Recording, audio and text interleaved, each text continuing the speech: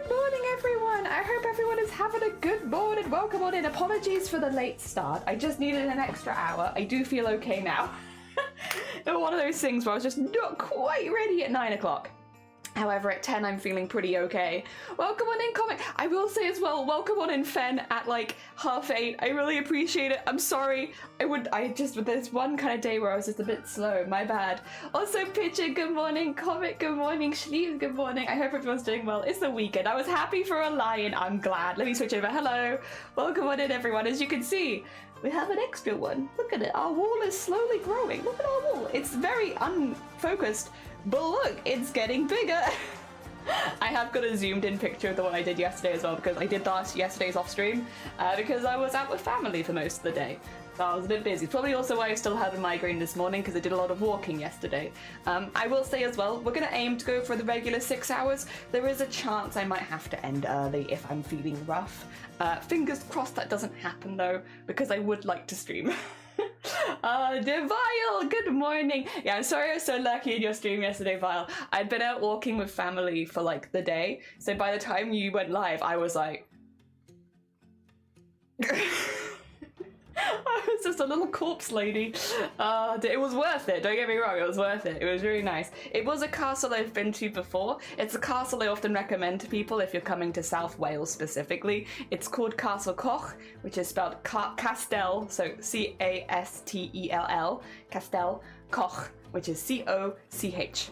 And I do recommend, I did put a link to it in the Discord and the general chat as well if people were interested, because it is one of my favorite castles. It's really small, so it doesn't take that long. You go around in a couple hours.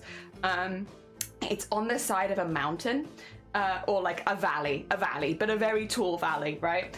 And you can see all the way to the ocean from it. So you can, because of how high up it is, you can see it from everywhere. I will say it's very Disney Castle-esque from the outside, but from the inside, you can see all the way into Cardiff Bay, which is really, really cool. It's got a really long vision. And yesterday we had such good weather, you could see all the way to the ocean. It was beautiful. Really, really nice. It's one of those castles. It's got like a weird bit of history, but basically the person who owned Cardiff Castle, they wanted a holiday home. This is hundreds of years ago, bear in mind. They wanted like a holiday house, so it wasn't really built for defense. It was built as a holiday house, which means it's absolutely luxurious inside. The outside is very pretty of Castle Coch. Again, it's very like very picturesque on the side of a valley, beautiful, right? But the inside is, I think, where it really shines, which is why all the photos I shared were from the inside specifically. Oh no, actually I did do one from the courtyard, but predominantly from the inside, because everything is decked out in gold, in like luxury. There is details on everything. In the bedroom, I took a picture of the ceiling. That's like the master bedroom. Interesting history stuff. A lot of the time the rooms were so tailored to the people that lived there. In that particular room in the castle, you have basically all these images on the wall, and they're like images of, I think there's squirrels because the family just happen to like squirrels, which is like fair enough, but the rest of them all have a lot more meaning. And in the language of flowers and animals, they're all related to fertility, because the wife of the person who owned the castle was having a lot of trouble conceiving. So when they made the master bedroom, they put lots of images of like different flowers and animals and stuff like that all have a link to fertility. And there's hundreds of panels in this room. You can see it from the roof alone, because every single one of those is an individual painting. But they're all down the walls as well, to try and increase the fertility for the bedroom, because they couldn't conceive. And in the end, after living there, they had 4 kids or something like that. It's been a minute since I saw this castle originally, and like had the whole history lesson like 5 years ago, but I think it's really interesting, and every single room is kind of done like that, where they have references to the family themselves in the castle everywhere, and it's all decked out in gold, it's all decked out in precious metals. Every piece of furniture is like custom made for this place. It's absolutely amazing. Again, I like Cardiff Castle, I like Caerphilly, I like a lot of the other big touristy ones, but I think for me, my favorite is this one. It's, again, a much smaller castle, but like I think it's all those details and stuff like that, like the details in the wallpapers, the details in all of the art that goes around. I will say there is this one very funny room. So bear in mind, this is all hundreds of years ago, but the owner of said castle, or one of them, I believe, because it was a family, the owner of said castle turns out was maybe not the best person, maybe not the best person in the world. There is a very funny room where they have a picture of him as a child, like a child's portrait of him, like done as a painting, right? And they have that picture, and then right next to him they have a little bit of information, and one of the first lines said, "We know they did at least 2 murders." It's like, why have you used a picture of him as like a 10-year-old? This looks very unhinged. But it's very funny. Hey, it was a really good time. I had a really nice time. Looked lovely. Me too. I need a few places to see while there, so it could be a fun one. If you're staying anywhere near Cardiff, it's really, really easy to get to because it's on the main Valley line, and the main Valley line, the trains go every like 20 minutes. If you're driving, it's even easier because it's like a 10-minute drive out of Cardiff. So you just go up the valley, and then it's up the side of a valley. You can see it from the motorway very clearly because it's a pink castle. It's meant to be red, but over hundreds of years it has faded in colour. So from the motorway you'll just see this pink castle in the side of a valley. Also, Gromit, good morning, welcome on in. I had a really nice time. And Arty, good morning, good luck, fingers crossed for you. I hope everything goes well. Our thoughts are with you. Good luck with the puzzling. I don't know if you've already done it because of time zones, but if you haven't, best of luck. And if you have, then I hope it went well. And Sean, good morning, welcome on in. I would believe a child did it. Yeah, it's like this child. Multiple murders, at least 2. Also, Castle Koch makes sense then. It's Koch. C-H. Koch, not cock. We know they did at least 2 murders, but here they are as a cute child, you know? Oh dear. Oh, it was this morning. I hope that it went well. Sorry, time zones. It's like, there's no way it could have happened already. It's only like 10 o'clock. No, I hope that it went well then. I hope you had a good time. I hope you enjoyed yourself. Yeah, for those who don't know, Arty was doing a puzzle competition, a speed puzzle, like jigsaw puzzle, speed puzzle competition this weekend. So yeah, I hope it went well. No, Castle Koch is a good one. I mean, of course the other big ones are really good. Like Caerphilly is fun. It's a really big castle. Cardiff Castle is very touristy, but I still recommend it if you haven't done Cardiff Castle and you're staying near Cardiff. It's right there and it is nice. And you can go on like a tour and stuff like that. Good castle. There's a lot of other outlying castles as well that are a bit smaller and be a bit quieter. So yeah, you got a lot of options if you're in Wales. There's a lot of castles here. Ah dear, it was this morning. Time zones be wild. It was a hard puzzle. We came 43rd out of 100. That's top 3rd. That's top 3rd. Well done, Arty. Oh my god. Hell yeah. They didn't stream it. I also asked if they were streaming it. They didn't stream it, so you didn't miss them, because I was also like, I'd love to watch that live, but no, it was at an event, so I don't believe it was streamed. Maybe in the future. Times I got me as well. I had to wish Arty well, but you did a great job. Yeah, congratulations, Arty. Oh my god, 43rd out of 100. Not bad, not bad at all. GG's, well done. It was an in-person competition, so not streamed. Yeah. It'd be cool if they did stream stuff like that, because I feel like before I met Arty, I didn't know that speed puzzling was a thing. Like, at all. That was a completely new world to me. It'd be cool if they could stream it, but I also understand the needing the consent of everybody taking part and stuff like that. Like, that would be quite difficult. But it would be interesting if they ever did. Like, you know, like you have like esports where they do like live streams of the esports and stuff like that. I'd love to see that for puzzles, honestly. That would be really, really cool. Basin! Good morning, welcome on in. I hope you're doing well. I will say, as a side, if I'm a bit spacey today or anything like that, I'm just a bit tired. I've just had a bit of a rough night. Apologies. I will try and be as upbeat throughout the stream as possible, but if I'm like, at any point, it's nothing you said, it's not you, I'm just a bit sleepy. Oh my god, it's a lot of damage though. They took the water. Oh, and you used some of theirs. Oh, sick. Hell yeah, spudzling. You doing better now? I'm doing better. I will see how the stream goes. Like, I am a lot better than I was when I woke up. I needed that extra hour, right?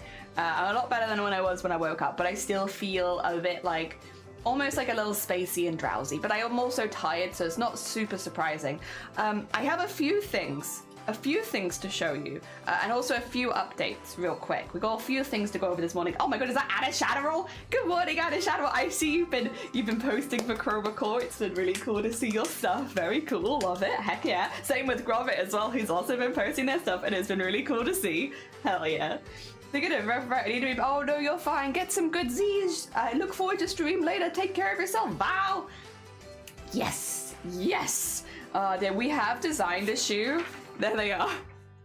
I was like, what do I want to do for waffles? And I was like, I want to do big heel. I want to do big teethy stompers. so I've done like a, basically I will say as well, when Cthulhu comes in, or if Cthulhu comes in, I'll tell it to them. Cthulhu was with me when I got my wedding shoes, and I may have based this off the shoes that I have for my wedding, so that if I ever want to alter my shoes in the future, I have a plan. Because I can't imagine wanting white shoes for any other day than my wedding day. So I was like, okay, well, I will use these for my wedding day, and then maybe I can repurpose them into toothy shoes. Who knows? So I tried to design them in a way that I could actually physically do this if I wanted to.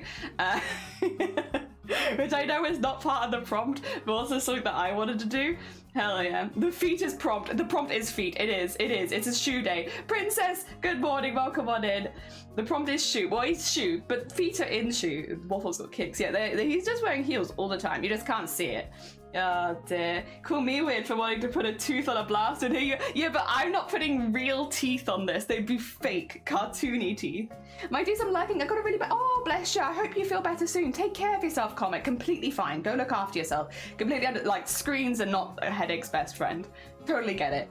It's part of the prompt. It is. Totally part of the prompt is to be able to wear them yourself. Still struggling, but I know I'm going to be busy for most of the day, so I'll probably be doing something simple. And there's nothing wrong with that. I mean, I think it's just being able to do a piece of art every single day for 30 days is incredibly difficult, even if you're just doing doodles or small things. So yeah, that's still very impressive. And that's a good idea halfway through the day. Speaking of... I had to do my stuff halfway through the day yesterday. Because I was out for most of the day, I started much later than usual. That being said, may I present to you evil Hatsune Miku lives in the water now. This is my art piece from yesterday. I'm very pleased with it, honestly. It wasn't meant to be Hatsune Miku, however... However, I can see the similarity.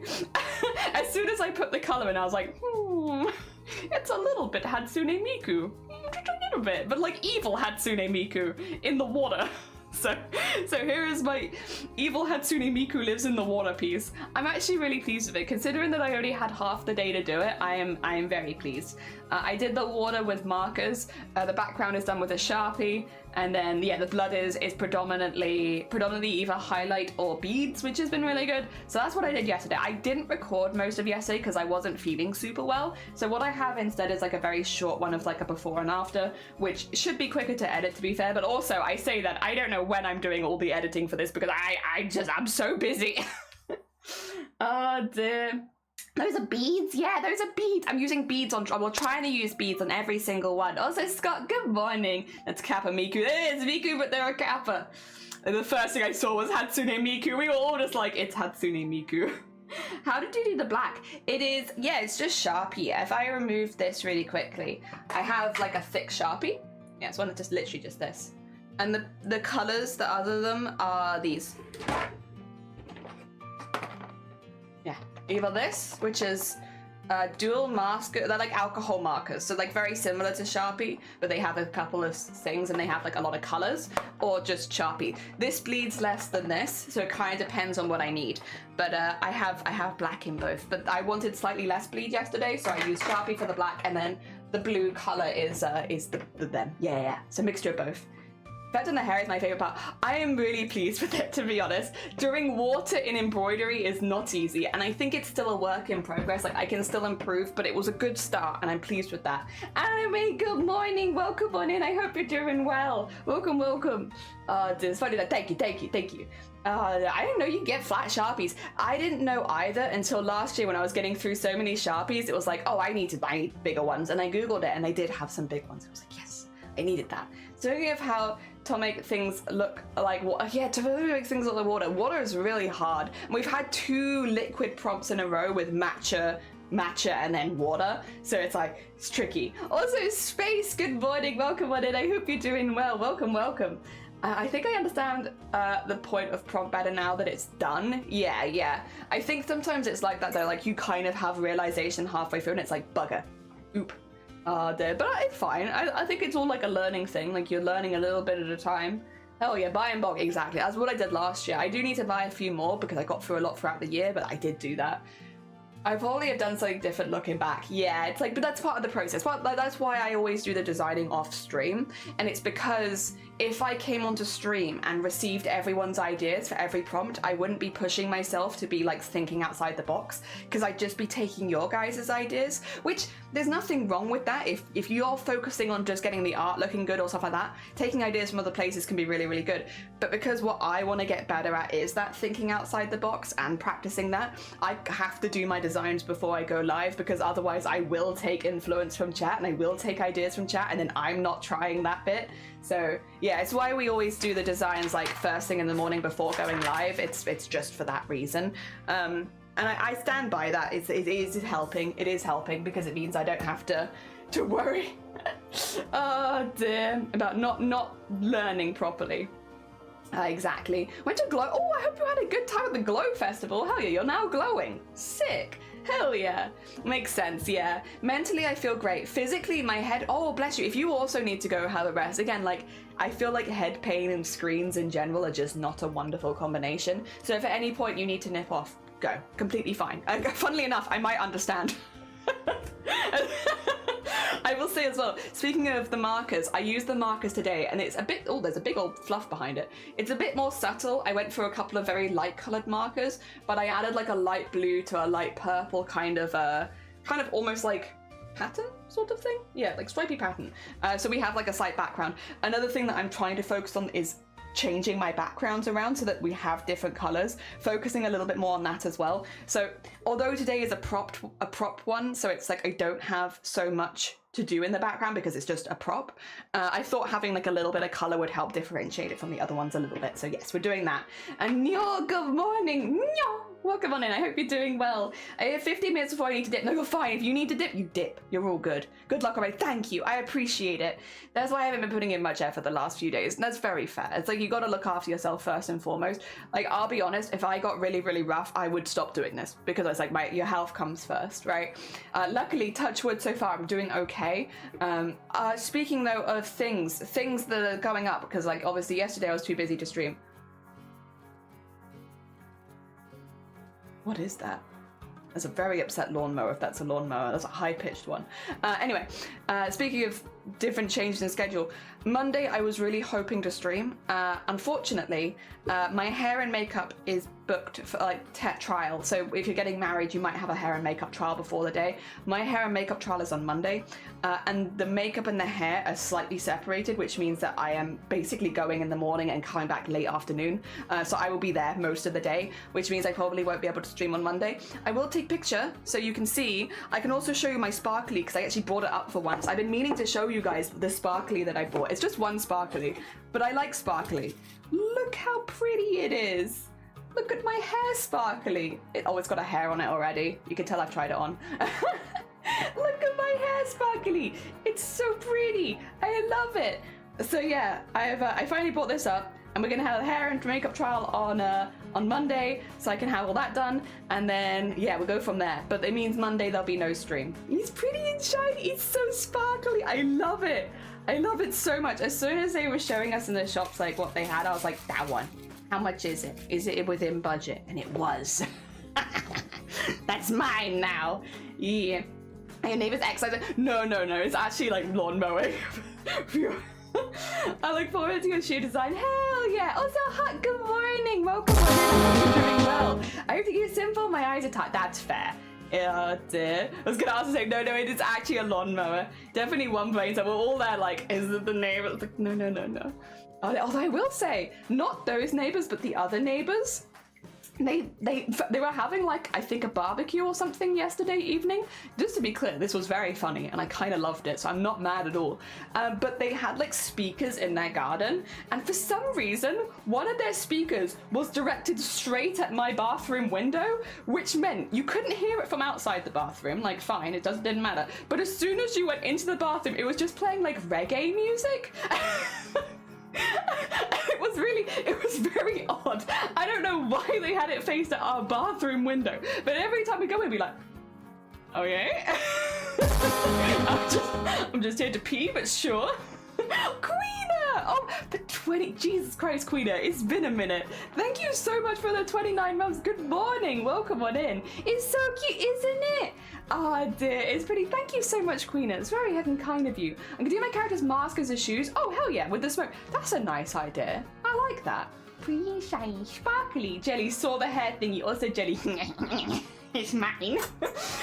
Is your hair gonna be something blue? It will be. It will be re-dyed so that it'll be like without roots and everything. But yeah, it will be blue on the wedding day. They know that as well, so we're all in the loop. We're gonna have blue hair for the wedding day. Dear. Also, yeah, good morning, welcome on in. Queena, good morning, welcome on in. Reggae shower time, setting the mood while you poop, yeah. Like really cheap jams to pee to. The thing is, I felt a bit awkward about it because I was like, can they hear me? Because like, obviously our window's open because I think we'd showered and so we were like airing it out and stuff. Like, can they hear me pee?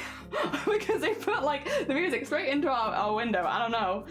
Oh dear, I put a bunch of stuff on the glow window. Oh nice, I look forward to seeing it. I will say it's going to be a few hours till the first Discord art share because we're in chroma core, so as you can see, 3 hours. So heads up, if you need to go and do stuff, like you've got 3 hours at least until we do our first Discord art share, because we space them out a lot during chroma because we're busy, we're on deadlines every single day. So yes, we'll do it a bit later, but we will see them.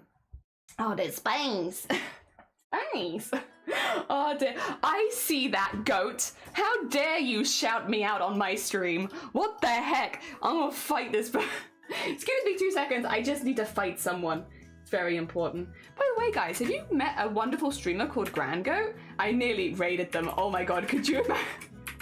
Can you imagine? Like, instead of like shouting them out, it's like, guys, we're just gonna go straight in. We're going in. How dare they shout me out? I'm gonna go raid them right now. Have you met Goat? A really sweet bean. A really, oh well, no, Grand Goat. Very sweet bean. Does really lovely streams. A lot of collabs, but also they do like horror games and stuff like that. If you haven't checked them out before, go send them some love. Hell yeah. Dear. Been trying to go along with the chroma core prompts. It's gonna be interesting to write about shoes. Feet poetry. Oh, the other guy. No. As far as I'm aware, they don't yet. Maybe they will in the future. I put a non-cursed imagine in live stream chat, but understand if it's too cursed. I'll have a little peep at it. I'll have a little peep. Oh my god, no, that's lovely, Arty. Oh my god, hell yeah. That's hecking lovely. Oh my god, well I've seen it now, so even if someone does spoil it, I can find it again. Hell yeah, we'll put a pin in that for later. There we go, thank you. Did you get it souls? Oh, you can always talk about soul work. True. Oh, they're GG, we love GG here. We love them. Oh yeah, here's a foot for you. Well, 1 foot. So yeah, I think that's everything I needed to say. The piece that I made yesterday was Hatsune Miku, but she's evil and lives in the water. I've put it on the wall, so it's with the other ones. Today's prompt is foot. Monday I won't be able to stream because I am going to be out, but I'll take a picture. And then I think that's it, pretty much. Was there anything else? Was there anything else I needed to announce? Is that everything? I think that's everything, right? I think I got everything. Stream today might go a little shorter than usual, depending on how well I am later on in the stream. That's the other one. How dare you! Goat! Thank you so much for the raid. That's very kind of you. I nearly raided you, Goat. When instead of shouting you out, because I'm so used to doing /raid, I nearly raided straight into you. How was your stream? I can't do the big shout out anymore because I just did it. But how was your stream? I hope you had a good one. Welcome on in, Go. And thank you for shouting out Go as well. How was Cult of the Lamb? How are you finding it? And Lanky, good morning. Speak of the devil, and they shall appear. There they are. No, we can't raid. They've just finished their stream. We can't raid into them just now. Nick, good morning as well. Welcome on in. Hi, Go. How was your stream? The raids would have collected. Yeah, I would have had to go live again, then we could come back. The revenge raid. It's like, how dare you shout me out? I'm gonna raid you. Call of the Lamb, it is. I love Call of the Lamb. It was such a good game. And Schlees, welcome on YouTube. I hope you're doing well. Welcome, welcome. Oh dear, had a great stream, having a lot of fun. I'm glad you're having fun with it. Hell yeah. For anyone who's coming with Go, if you've not been here before, hello, hi, my name is Jelly. I do embroidery at the moment, and we've been doing embroideries every single day. So we've gone day 1, day 2, and day 3. Day 3 I had to do off stream. So this is, it looked like evil Hatsune Miku. There she is, very evil, living in the water, doing Vocaloid things. And then today we have a foot prompt, but it's not very sexy. So we're making a shoe based on our cadet. Our cadet is Waffle, so this is my toothy shoe. So today we're gonna be embroidering that, and we're gonna be embroidering every single day for like the next 26 days? It's normally around 30 days. It might be slightly longer or slightly shorter depending on what happens, but around 30 days. Around 30 days of daily embroidery. Yeah. Dear. And if you haven't met Goat before, very sweet bean. They do a lot of cool games. They're currently playing Cult of the Lamb, but they've done horror games before, they do co-op games before. If you haven't checked them out before, go send them some love. A sweet bean. I've also already got your name on the list, so don't worry, you're already going to be in the Where's Wally. Ah, dear. Yeah! I love that you have a foot in the shoe. Well, I thought it'd be nice, because it's like, my character's a zombie character. I thought we could have, like, a cut-off foot. I'm not going to do anything too gory around that. We'll keep that kind of chill. If I switch screens to this one, I can show it easier. Although it is going to be a little out of focus, because normally I'm a bit higher up. But yeah, I thought having it not too gory, but just having like the bones sticking out was kind of a fun thing, and kind of counteracted the heel bones a little bit, which was nice. Ozzy Neatly, no, add a shadow, take care of yourself, and thank you, you too, good luck. I hope you have a good rest of your day.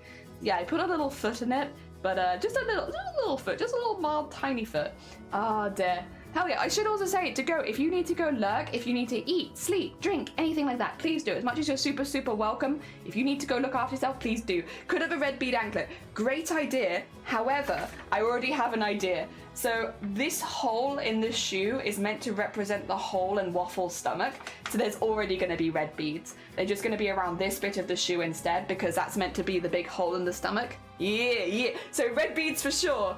But they're going to be around the hole instead. Yeah. I need them IRL. Me too. Listen, this is why I modeled them after my wedding shoes, because I'm not going to wear my wedding shoes for more than my wedding. I'm only going to wear it for that day because they're white shoes, and like, I never have any other reason to wear white shoes. They're just going to get dirty. I generally just wear boots or trainers, so that's like, it's not going to happen. So I figured they'd be a really good option, and they are in this shape with a stiletto, which means they're already in the shape of the shoe here, which means if I wanted to make this shoe, I have a perfect base. Yeah. Ah, dear. Oh yeah, what's up, Jenny Green Pumpkin? Good morning, welcome on in. Don't eat humans, don't eat any humans, that's not allowed. Very banned, get out of here. I would never, good to hear it, I'm glad. Spoilers, kind of. Oh, Cthulhu, there we go. I've got my sewing machine back from the Sabbath, she's all fixed and ready to go, and guess what I'm doing today? Ooh!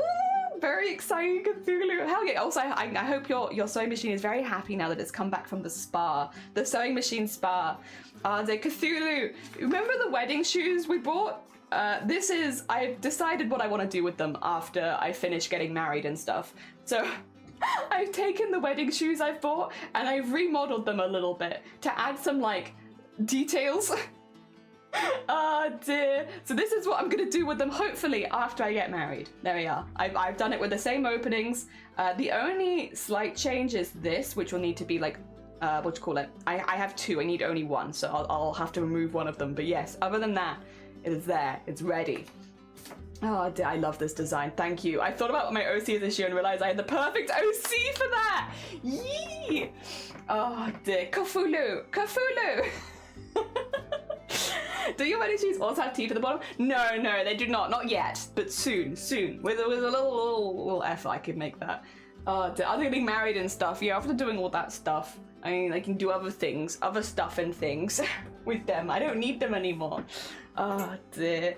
So yes, that'll be nice. All right, what I need to do is trace this onto fabric so that we can get started, because we have been chatting for like half an hour. And then once I start sewing, I'll start the timer. So after we've traced it, only because tracing can sometimes go a little bit wrong. And then yeah, we can start. Hell yeah, let me struggle. I enjoy struggling. True, that's not changed. Let me struggle. I think the wedding shoes would look great with a glow up for the day.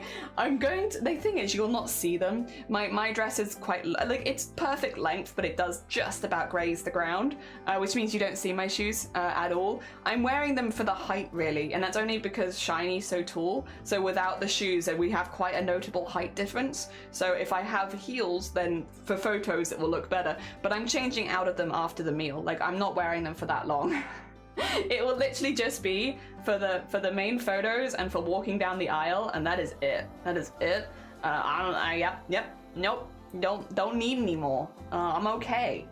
Oh dear, my height is 30. Oh boy, do those shoes give you height. They do, they do. I got to stand next to Cthulhu and be like, ha! Oh dear. I do kind of love that this has been a complete coincidence, but for... Oh, this has feet. Oh, I didn't even realize. Oh, wait, there's a screen protector on this? Oh my god. Oh, I've just been using it with the screen protector. Oops. Oopsie doopsie, let me just get that off quickly. It says remove before you use it. I've already been using this all week. Oh, that's a really good sound. Oh yeah, oh yeah. Alright, get that off. Yeah, the projectile vomit is what I'm really there for, to be honest. They all look for different things. Such an appropriate quote. I do like struggling. You're having to wear high heels instead of shiny, having to squat walk in the atmosphere. It's the sex of... You're damn right. Oh, I would love to see that. Just squatting down the aisle, I'd love that. So not being able to see, why not what? I mean, that is true. You do bring up a very fair and valid point. Oh my god, it's like Jason! Jason looks brand new now. Oops. Oopsie doopsie, don't worry about that. I'm also gonna put the aircon on already. It's warm. It is warm. Oh, that was the other thing I needed to ask. So back in the past, back in the past, in times got long gone, when I did an embroidery, I would upload the image to, like, I would a digital image of it ready for printing in the blah, blah, blah, blah, blah, sub channel in the Discord. Do people want that for Chroma or no? Because I can do it. Like, I have got all of the images, and I will probably continue to keep most of my sketches, which means I could digitize them if you want them. Would you want it or no? Because if you don't want it, I won't do it. But if you want lots of embroidery templates from Chroma, the only ones I won't include are ones of other people's cadets, because obviously that's for other people, that's not for that. But for, like, the ones like the rib cage, like, I can put it here actually, like the rib cage, like... Oh wait, I think this one's only got 2 on it. Yeah, like the ribcage, like Hatsune Miku, like this shoe. Ones which don't involve other people, I can upload them, but only if you want them. Only if you want them. Oh dear. I guess I should probably put that as a poll in the Discord, really. Miku, yeah, it's evil Miku. She lives in the water now. She's very evil. Crouch walking like the main character of a self-action game. Hell yeah. My what do you call it? My wedding is a survival horror from the mid-2000s. That would be a hell of a... Oh, sorry, also, welcome to the sunlight, everyone. I hope you're doing well. We're in sunlight again. Yeah, I themed my wedding after a mid-2000s survival horror is a hecking vibe. Okay, I think I want... A bit difficult, but I think I want... Let me just turn it off real quick, because I can get the background lined up. I think I want it about there. And then bring that back on again, and we can go. We can go. Miku, low polygon themed wedding. Your face cam looks terrible. The problem is it's highlighting all of, like, the undersides of things. I'm not smiling that much. If I take this off, I'll look normal, I think. Yeah. That's just a normal smile. Like when the lighting's like this, it just looks really manic. Tell us a ghost story. Okay, once upon a time. Oh, everyone, you know, careful, careful. Very spooky, very spooky. Once upon a time, in a land not so far from wherever you live in this world, because Twitch is international, there was a ghost. Ooh, or one ghost. And this one ghost was very, very, very angry and very unhappy and very lonely. They were very lonely. So they would try to talk to people to have some human connection. and they were trying, but nobody could see them, and everyone would look straight through them and walk straight through them. They were telling lots of amazing jokes, lots of all like dad jokes and stuff, and no one was reacting because no one could see them, and it made the ghost very, very sad and even lonelier. So so the ghost went onto a platform, you might have heard of it, called Twitch. and they were like, you know what, if people can't see me then in real life, maybe they can see me on camera. And so they went live with a face cam, and nobody could see the ghost still, they were still invisible, but you would see what the ghost was doing, and you would see them moving. So when the ghost went live and started doing like a Bob Ross paint along, people couldn't see the ghost, but they could see the paintbrush moving, and everyone was absolutely enamored. They were like, wow, this is so cool, like what are these special effects, oh my god. And the ghost could type in chat and respond, even if they couldn't respond with their voice. So they would be like, oh no, that's just me, lol, I'm just a ghost. And everyone would be like, yeah, sure, a ghost, very funny, I like the gimmick though, you gotta follow from me. And over time, the ghost became a massive Twitch streamer, and they were doing really, really well, and they had lots of internet friends, and they were very, very happy. But then someone came along and they were like, I don't know if this ghost is real. I think this is all AI generated content.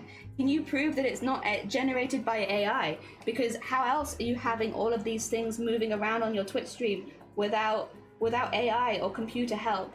And the ghost was like, oh no, how do I prove it? Oh god, I don't know, because you can't see me, so it's not like I can physically show you that I'm making it. And people started being like, oh, this is just AI, this isn't a real artist, we support real artists here.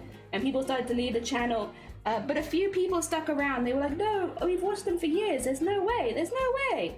And over time, the ghost would talk to them and be like, please help me, I don't want to lose my channel.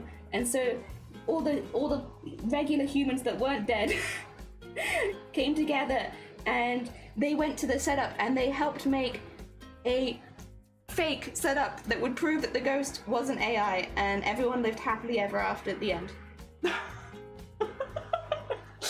you go. Maybe not super scary.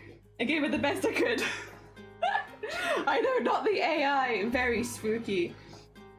Ah, dear, every ghost's worst nightmare is to be claimed that they are AI, because how do you prove that you're not if you're a ghost? It's impossible. Not without a little help. There you go. PP. Oh, thank you for the PP. I appreciate it. Oh dear, what do I mean? Oh no, it's like where I live. It could happen to me, it could! Put some marshmallow on the light box. Hell yeah, start toasting my marshmallows all over my light box. I'm sure that won't make it sticky or difficult to use. That's all cool. No, that's fine. Definitely do that. Oh dear. Ghost for partner. Moral of the story, AI is a threat to ghosts as well. Even when you die, AI art is still scary.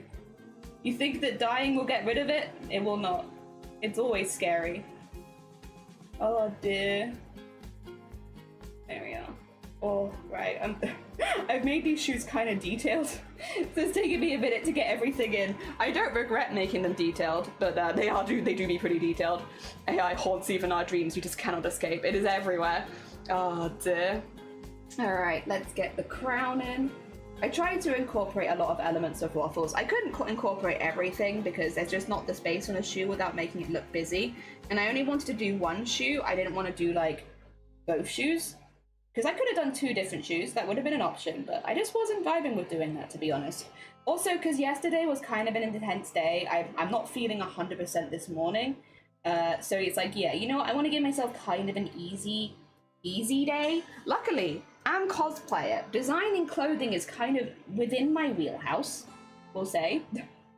I feel like that's not too much of an exaggeration. You know, this is stuff that I'm kind of used to doing.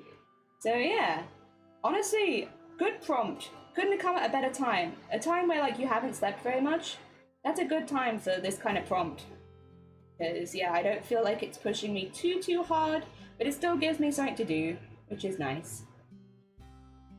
There you go, and then that there. Put this one there, and then this one there, and then make sure that matches that. think that's everything. Yep. That is Shoe. Shoe is on there. And also we're back to normal stuff looking now. Shadow, good morning. I hope you're doing well. To be fair, 2 shoes are a huge commitment, especially with her. Yeah, it's a lot. It's a lot. So I think for me this is fine. Jelly's a designer. Thank you. I appreciate it. I'm doing my best. Oh dear. There we go. Did you mean that? Yeah. I don't even wear one shoe when I don't have to. It's too much. Yeah, it's too much commitment. Oh my god. But yeah, we got that on there now. So shoe is on there. It looks a little weird in the hoop, but don't worry. It's because I needed to fit all this bottom stuff in, which I couldn't do near the top. So I kind of got it a little bit offset upwards, but don't worry, the color goes up higher. Also, technically, I think this is about the end of the shoe, or like the panel. I'm still putting them all on these things. I need to buy more of these actually. I had 20 of them, but because I've already used 4 and it's only day, this will be 5 and it's only day 4 and there's like 30 days so I'm going to run out. I know that I am. Do they have Crocs? Yeah, we got Crocs here. I don't wear them really, but then I also don't really wear shoes very often, so I don't know that that's necessarily a Croc thing as much as it is just a really wear shoes very often. Not really a shoe kind of gal. I don't know. Shoes are fine. Oh wait, you know what I do need to do? We need to clean. So before I get this out, I've traced this, but you know what I haven't done? I haven't cleaned.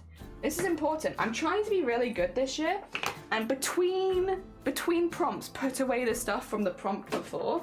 So I have like a 2 seconds. I realized I put my hay fever medication in there, and that's a bit embarrassing. We don't want to show that. But yeah, I have all of these, which I use for each prompt. However, I've been trying very hard to put them away between prompts so that I'm not getting overrun with threads and such. A few of these go in this box, which is why I'm just throwing them out right now, because they're the DMC that go in this box. Okay. And it doesn't take me very long to put things away afterwards. So yeah, we're trying to be really good and clean up after ourselves after each prompt so that we don't have like a massive cleanup at the end. There we go. And then if I get out the other case, ooh.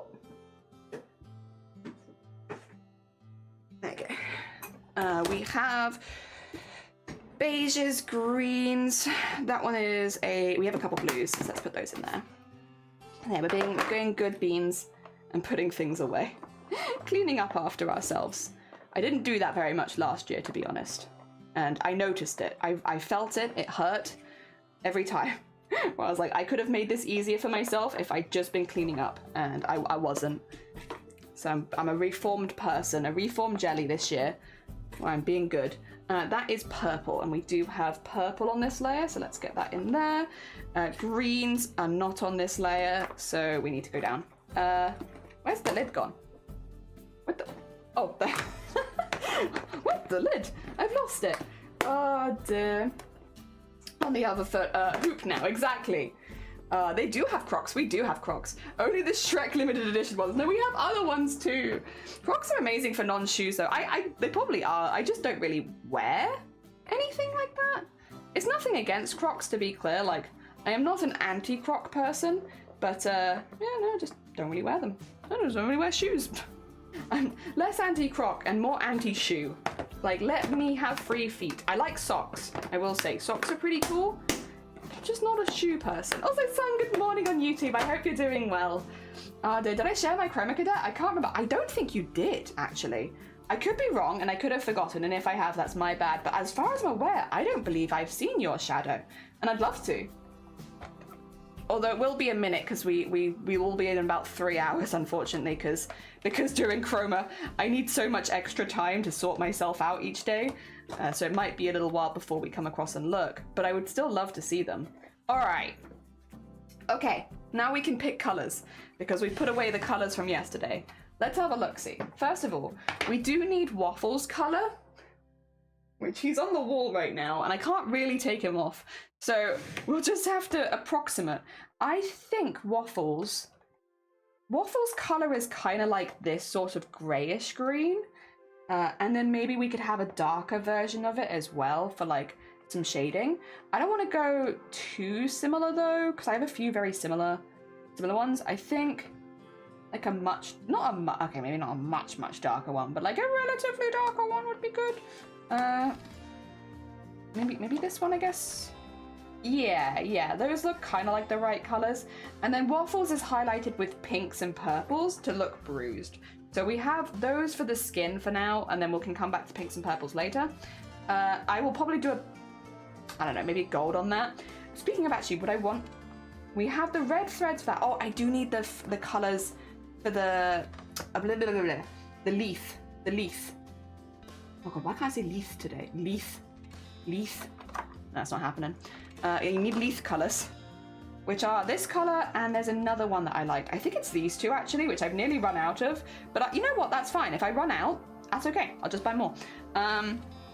Those two are my leaf colors, and then teeth colors were like on this side, which I think were like there was definitely one like this as a base, but then I think I went more like a darker version.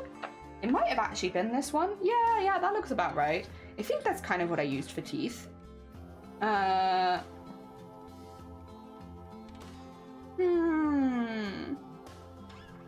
was a light pinky kind of color. Do I have that in the pinks? Oh, that's the wrong layer. Sorry. I'm opening the wrong place. Crocs are really cute if you're 6 or below. or 72 plus. I like Crocs because it's comfortable footwear. And when people are like, I don't know, I do value people that are like, you know what, I just want to be comfortable. I think that's very fair. That's very fair and very valid. Me too. I also just want to be comfortable. There we are. Okay, I think it's a very light pink kind of color. Along with the tooth color.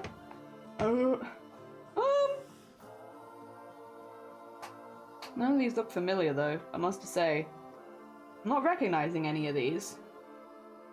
I'm sure that I had like, oh, wasn't it like this one? This is, I think, the darkest color that I used on the shirt, but there was definitely an in-between color. It definitely didn't go straight to that. Was it this one? Oh, yeah. These ones. There you go. That was the shirt color. So yeah, I remember the shirt had some overlap with the teeth, so I'm gonna do that for the sock. And then those were gonna be in a dark gray or something, weren't they?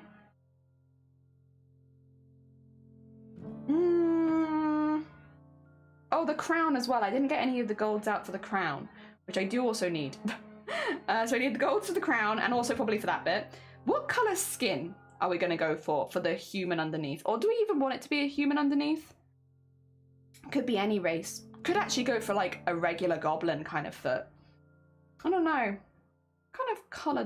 I might do that bit last because I don't really know what I want for that yet.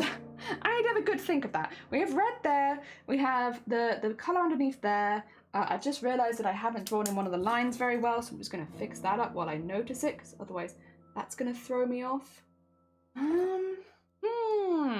Dump truck, good morning. Welcome on in. I hope you're doing well. We're trying to pick out some colors. I will say try and pick out some colors. We've actually done this before. I'm just trying to remember what colors I picked out last time.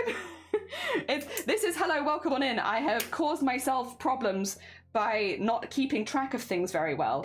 And I have nobody to blame but myself. Welcome on in. I think I'll go for this one, and then I do want shiny reds generally for blood if I'm not doing it in beads, because the blood on the floor is just going to be that, just blood on the floor. And I think those kind of colours would work well for it, for having the darker and the lighter.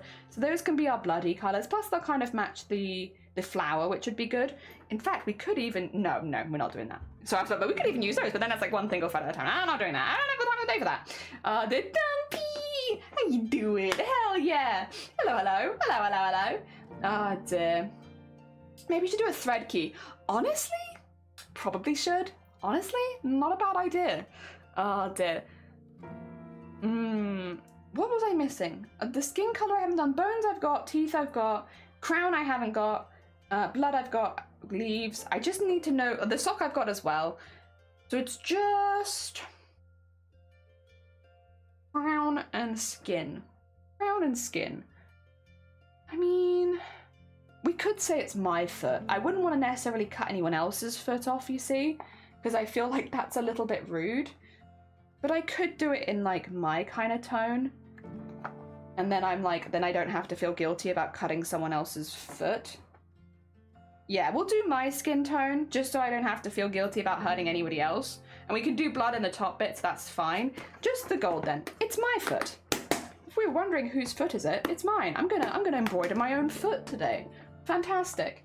What? How do my hairs get everywhere? I swear. Okay, then for the crown, we needed like the greeny gold, which I have a couple of, but I think these ones are like my favorite go-tos for greeny gold. Yeah, that's a good greeny gold. And then we've got the bits and bobs over here for the middly gold, because it goes into this. And then we have the light gold, which I believe was one like this. It was a bit of a weird one. I remember picking it and being like, this one's a bit weird, but that's fine. Yeah, something like that will do. No. Do I want that one or do I want the more pinky one? I do like the pinky one. We'll do the pinky one. There we go. Okay, so that should be, it's a lot of colours, I will say, but that's okay. They are all pretty consistent, I think. I think we're doing okay. We can probably get away with it. Oh wait, I needed a grey, didn't I? There's better greys in the other box though, so let me switch boxes for that one. I need a grey for just some of like the shoe bits and the hanging bits. Which was, I would probably want, yeah, like one with a little bit of shine to it, but that's quite dark. Maybe a highlight? Maybe a highlight one? Which I could do maybe a blue or something if I wanted. But I'm honestly not really super fussed. I could, if I find one that I really like, or I could have even a darker grey.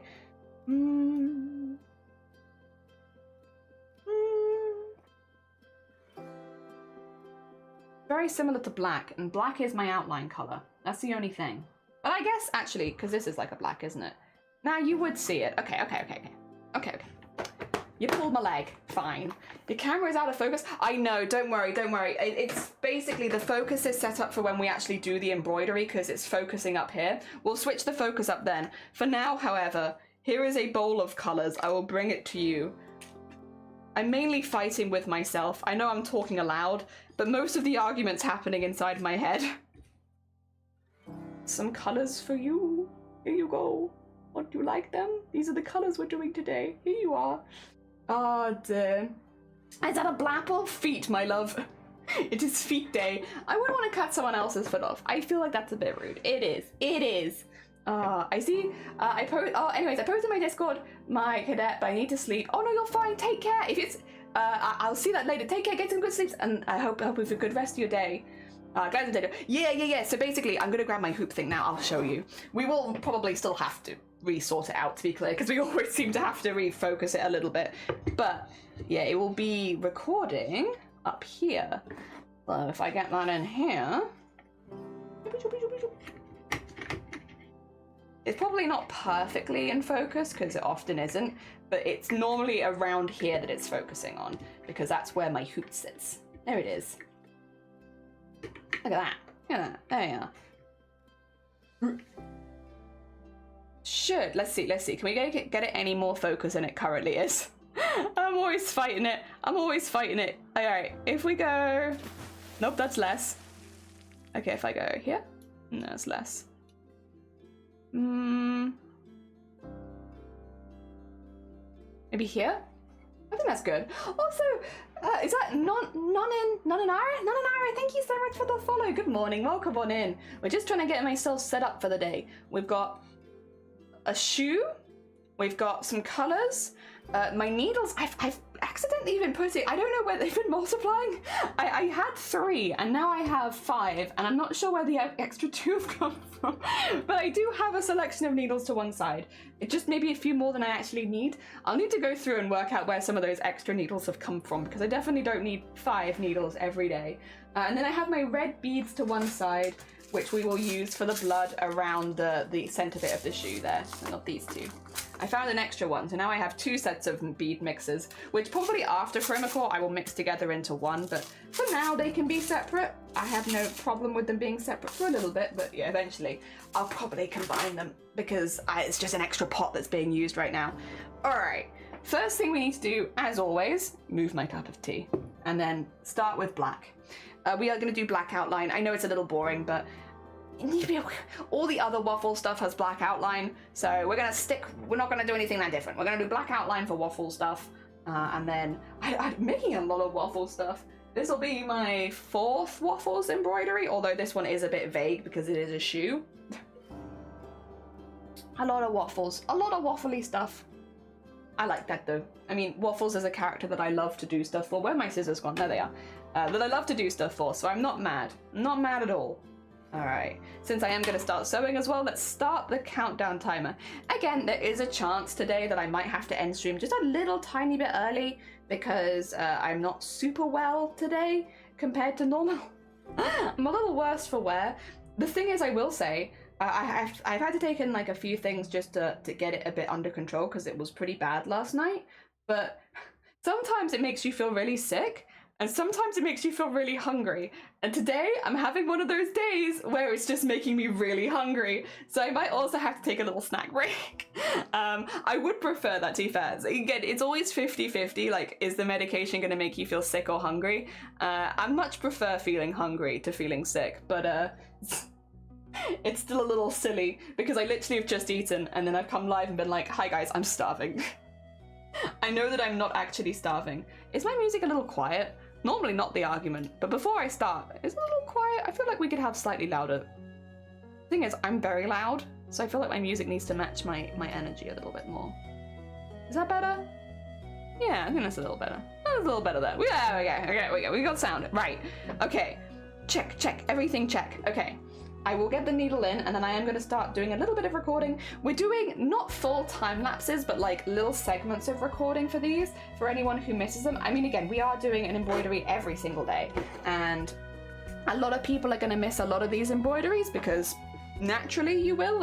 If I'm embroidering every single day, the likelihood of you being able to make the whole of every single stream is pretty low. So I'm trying to take little recordings when we are doing these. I'm not always able to get as much though. Scott, good morning. Did you find any socks at the same time as those needles? No, just needles actually. To be fair though, in this house, you do most often stumble across, I would say, pins and needles the most. They do disappear from places. You're like, that's weird. I don't remember ever sewing in this room. And then suddenly there's pins and needles there. Also, Blapple, yeah, good morning. I hope you're doing well. Welcome on in.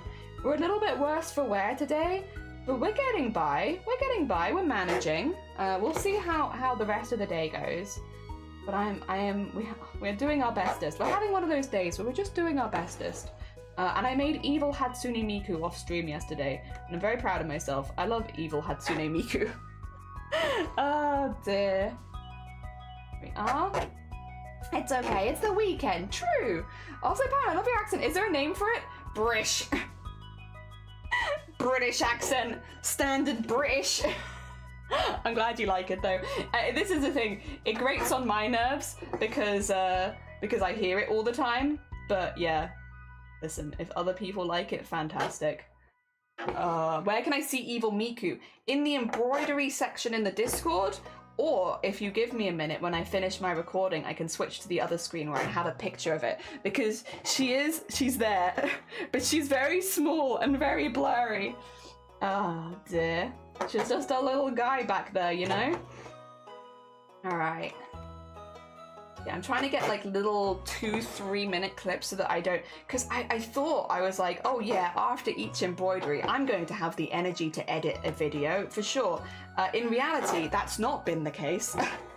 I think many people could have seen that coming, but I did not. So I'm just getting a lot of footage on my PC, which does take up a lot of space. So I'm trying to do just like 2-3 minute recordings where I can like do it in a bit quicker, but also I can speed it up sort of thing, but only have it as like a little 10-second clip or something. Because I think for YouTube shorts, if I want to do any of those, 1 minute is the limit. And I kind of just want them to be like little shorts. I might do a full video after Krober just going through everything. Because, to be honest, it would make it easier to explain what I do each year. Like, every year we have people being like, oh, why are you doing an embroidery every day? What's this? What's that? And, like, completely get it, to be clear. And I like talking about it anyway. But I'm not always the best at explaining things in the moment. So it would be nice to have, like, a little video of, like, yeah, this is why I'm doing it. This is how I'm doing it. This is what I'm doing. And there you go. Now you have all the information and also some examples from last year.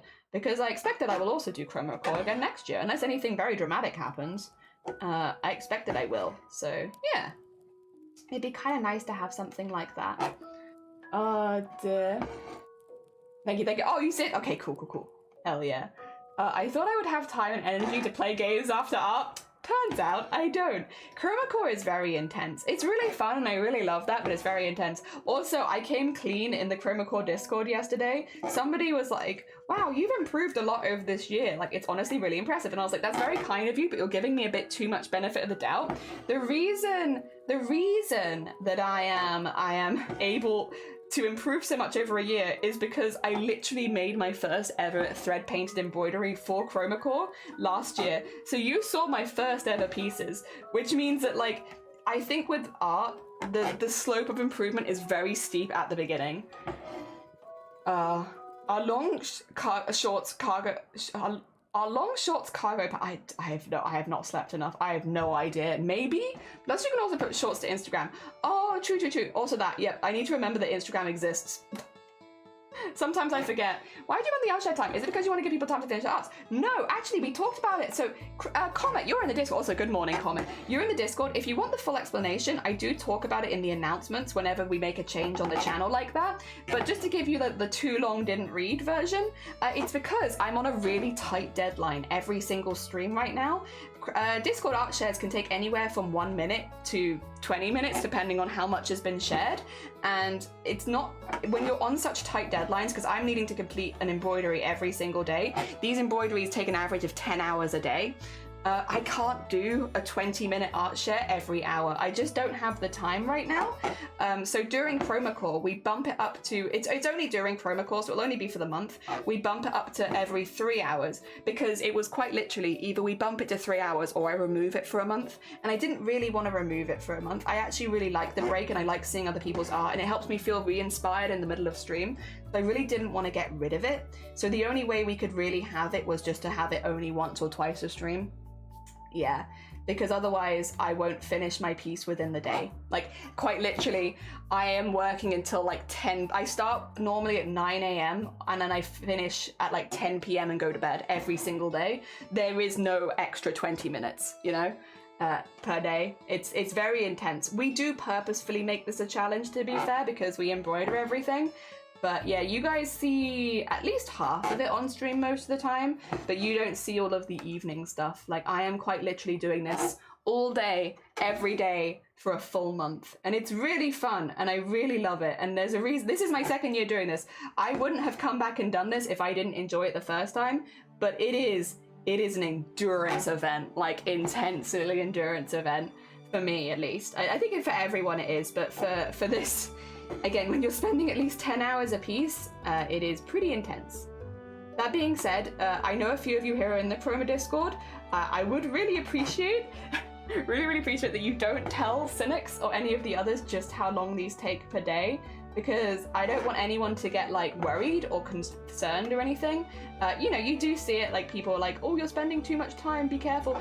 Whereas in my case, I very much have the time set aside for that, but I also don't necessarily want to explain why I have 10 hours every single day when I can craft, because that brings us, it's one of those things, it's one of those conversations. Oh, also Esmeralda, thank you for subbing to the YouTube. That's very kind of you. Good morning. It's one of those conversations that takes you into like a sad territory very quickly. And I'm like, yeah. So we're not telling people that they take like 10 hours each. I'm quite happy with people imagining that they take just a couple of hours each day, you know, and then not elaborating further. Oh dear. So that I don't have to go into the details of why I have 10 hours free every single day. Oh dear. Yeah, I don't want to take away any of the magic from people or anything like that. I want people to look at my art and smile and, you know, enjoy it and stuff like that. And I think sometimes the extra information can make it feel a bit sad. So I don't want it to feel sad. No sadness. Did you see someone is making me? I did! Very heckin' cool. Oh dear, yeah, I saw that the other day. I saw it and I was like, wow, what if they're gonna do that for the whole month? I hope they do. Having a ton of fun doing, oh, I'm gonna stop the recording there. There you go. We've got like a few minutes there. Trying to think of how to present mine. That is tricky. people often get frustrated because the slope of movement less obvious over time, 100%. So that's why when people are like, oh, you've really improved, it's like, yeah, just to be clear, I've only been doing this for a year. Like, the slope of improvement at the beginning is going to be much more intense than as time goes on. So I do appreciate it, like, it's very kind of you, but there is a reason, like, I've improved so much in this year compared to maybe other artists who have been doing art a lot longer, and it's because the initial slope of improvement is pretty steep. There might be cargo shorts, but cargo pants are full length. They don't need to be camo, but they could be going for the camo ones. Yeah, I'm having a ton of fun doing the prompts, but yeah, I'm realizing how much goes into it every day. It's a lot. It's a lot.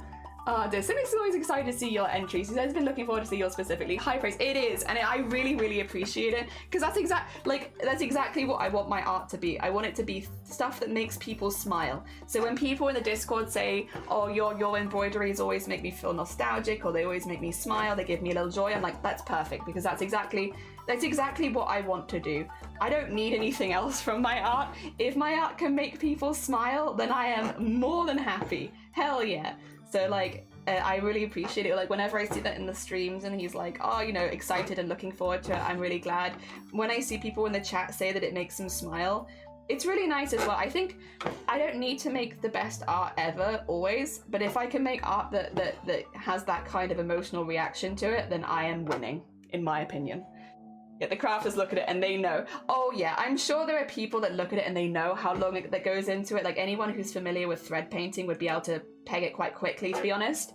But for most of them are digital artists. Most people have probably never done embroidery before in that Discord, so I just don't think most of them know, and that's perfect. That's exactly how I want it to be.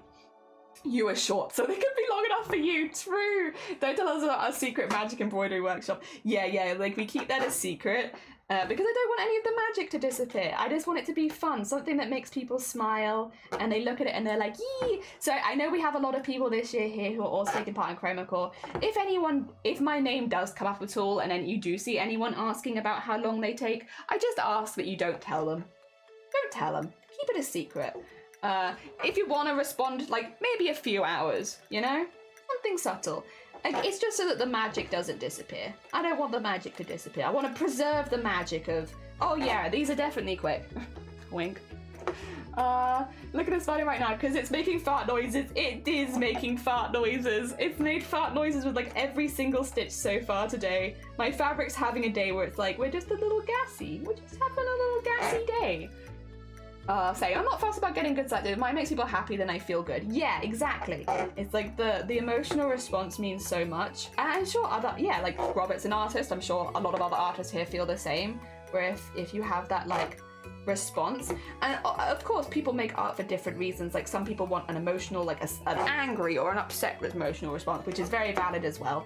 Personally, I make very simple art that I just want people to look at and be like, aw, yeah. It's like, perfect. That's good. That's all I wanted. Then, that makes me smile. I like that. I know we're doing a lot of horror themed stuff, but I'm glad that it's still making people smile. There we go.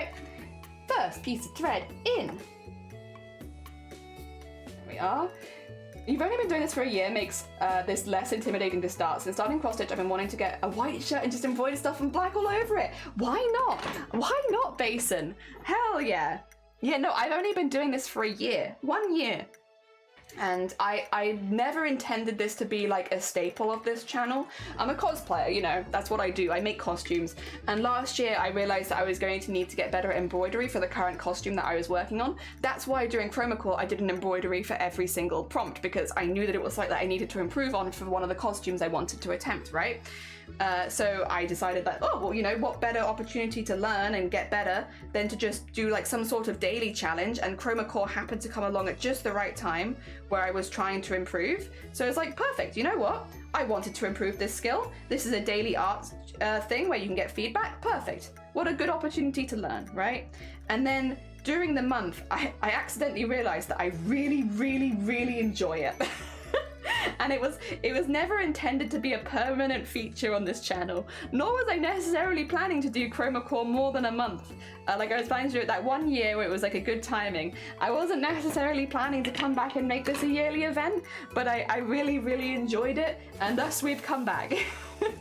Oh dear. But yeah, I've only been doing this for 1 year. And so if you've ever been interested in doing thread painting, it's not as difficult as it seems, I promise. It is just the same as any other art.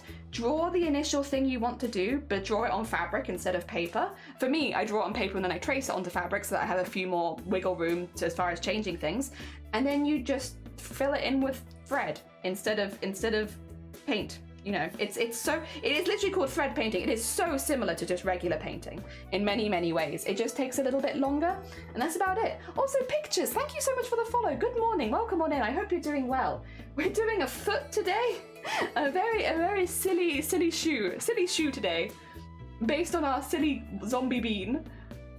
Not that they're getting selected. Yeah, we need a museum for your work and name it a happy crafty museum where people can. Yeah, you know, I would love to put my stuff in a good vibes gallery one day, because you do see those, like, art is just meant to make people happy. I like that.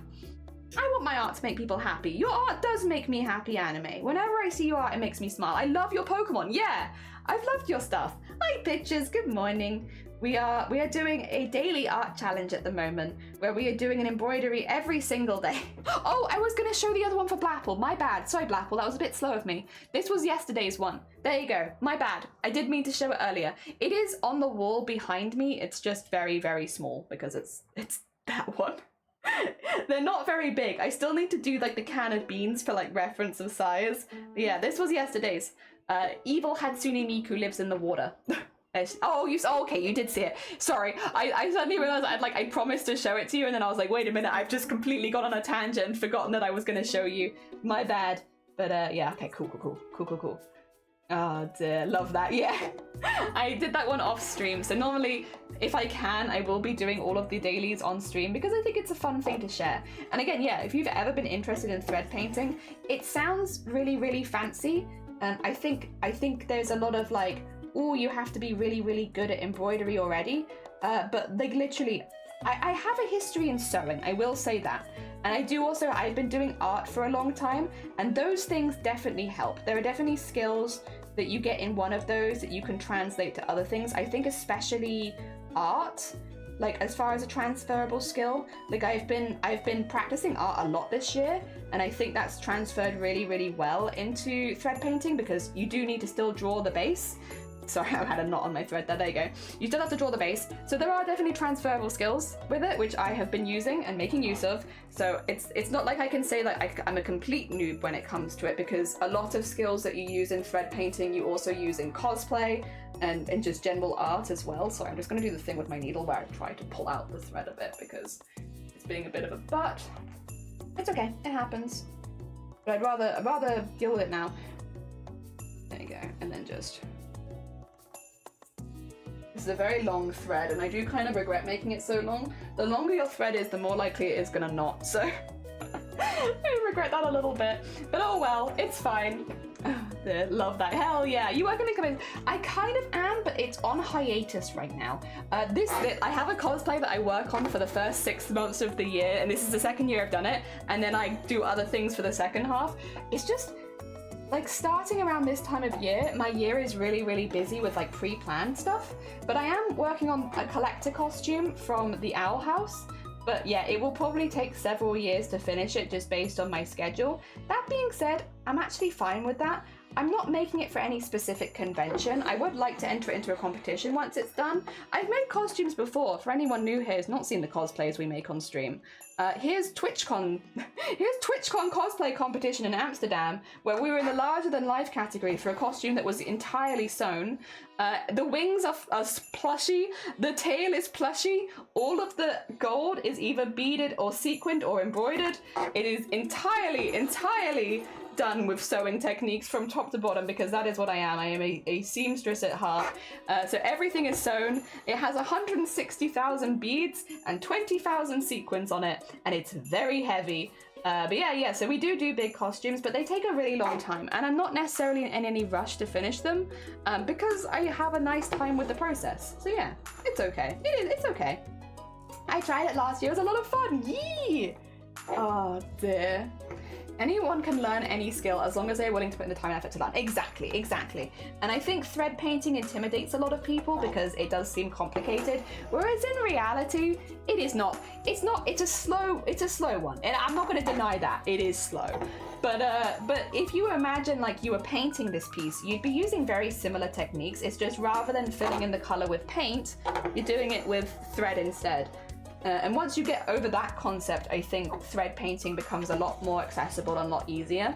One of the difficult things about thread painting, as far as like getting into it, in my opinion, is if you want a new color, you need to buy a new thread, which is great once you've been doing it for a year because you don't use that much thread per project. And so you will, you know, gather a lot of threads over time. But for someone who's just beginning, that could be a little intimidating. I do recommend if you live in the UK or other areas of Europe where you have charity shops, using secondhand and charity shops to help gather a bit of a collection can really help. Of course, be careful when purchasing any kind of fiber stuff secondhand to make sure that there's no bugs or anything like that. There are lots of things you can do. I would always recommend Googling about what's available in your area. But first of all, doing a rough check in the store, and then you can freeze it as well, all that kind of stuff. Making sure that you don't tarnish your collection by accidentally adding bed bugs or something. But secondhand is a really, really good way of getting a collection quickly. eBay's another option, which I guess is a bit more international, and people do sell thread collections on eBay. You can buy full collections relatively cheaply compared to buying it skein by skein. There are ways you can keep the price down. I do think one of the more intimidating aspects of it is that collection of thread, to be honest, because again, if you want a different color, you kind of have to buy it. It's not one where you can like paint where you can mix two colors together. You can do that, but a lot of the time it's easier just to buy the new thread. Yes. Holy moly, it's okay, it's okay. I said the exact same thing about drawing. That's why I want to write my book. I'm going to teach people how to draw. Do it! Hell yeah. I'd love to see that. I really love to see that, Cthulhu. I think that'd be really, really cool. Hell yeah. Yeah, and I think, yeah, the rest of it just comes down to general art skill in the same way as painting is. You know, you'll get better the more that you draw. If you're very, very new to art, it's going to be tricky at the beginning. Because you're going to have to practice, you know, drawing figures and perspective and all that kind of stuff. But the more you practice, the better you'll get. And same with me. That's kind of what I've been doing this last year, right? You know, we've been drawing goblins and all that kind of stuff, and I've just been practicing and practicing and practicing. And if you look at my goblins at the the end of last year compared to now, I'm doing much better because I've been practicing a lot. Unfortunately, my human drawings are probably not that much better because I have not been practicing drawing humans. But goblins I've gotten pretty good at. I still have a lot to learn. I'm still learning each time I draw them, but I'm getting better at it. Oh dear. There we go. Holy moly for the competition. Yeah, TwitchCon cosplay is fun. They stopped doing it last year for a year and we were worried they'd never bring it back. They haven't brought it back in Europe, but they have brought it back in America, which is really, really cool. So we're keeping an eye on what's going on over here with that long term. But yeah, it was really fun. And the nice thing about TwitchCon cosplay is you get because it's live streamed, right? So Twitch live streams it itself with its proper cameras, which means even if you're not thinking to win, after you enter it, it's like perfect. Now, whenever someone comes in and says what kind of costumes you can make, I have this really well edited video, which I have not had to do myself because you can see it's just from TwitchCon and it's perfect. It makes it really easy when people ask because it's just there and it looks great with a proper camera and different angles and stuff. Fantastic. What year was it? 2022? It wasn't last year. It was the year before. 2022, I think. Was that you modeling? Yeah, that's me. That's me in the costume. Yeah, one of the things with TwitchCon cosplay is it's an individual competition. You have to make everything yourself, and you're also the one wearing it, unless you have special permissions from the competition to not wear it yourself. Normally, that would only be like if you've sustained an injury and you can't wear it. But 99% of the time with those kind of competitions, because you have to have made it like 100%, you'll also wear it. Yeah, it's an 100% you kind of thing. There are some which allow assistance, and to be fair, a lot of them will be like you have to make it like 90% yourself or 80% yourself. I think Twitch is generally it's advised to make it 100% because other people will make it 100%, but it's not a strict rule. I don't know, that might have changed though because it has been a couple years, but when I entered it was like, you know, advise that you make 100% of it yourself because everybody else will, so that you have a, because you have to also compete to get into TwitchCon. It's not one where if you enter you're automatically on stage. They only have like 4 slots or something per category, and there's only 4 category, which means if 100 people enter, there'll still only be like 16 people getting in, right? So you have to enter to get into it. So yeah, they do recommend, I think, doing 100% self-made, because if other people are doing it 100% self-made and you don't, then you just won't get in. Yeah, but it's not like a solid rule. Oh, it's like, good job, thank you. I don't normally like the modeling bit as much as I like the making bit, to be honest. I like the making. I like having a nice chat in my pajamas and making crafts and stuff. I'm not so into being on stage anymore, but to do those like high level or international cosplay competitions, it normally has to be you. But you can see in this video, I am shaking the whole time. Like, I'm completely fine when it comes to talking to a camera and stuff. Sorry, you keep seeing the intro bit, but I want to show the bit where they zoom in and you can see me shaking. Because I was so scared. Wait, like, can you see me, like, when I put my hand up, how much I'm shaking? It's not because the costume's, like, super uncomfortable or anything. I am just so nervous.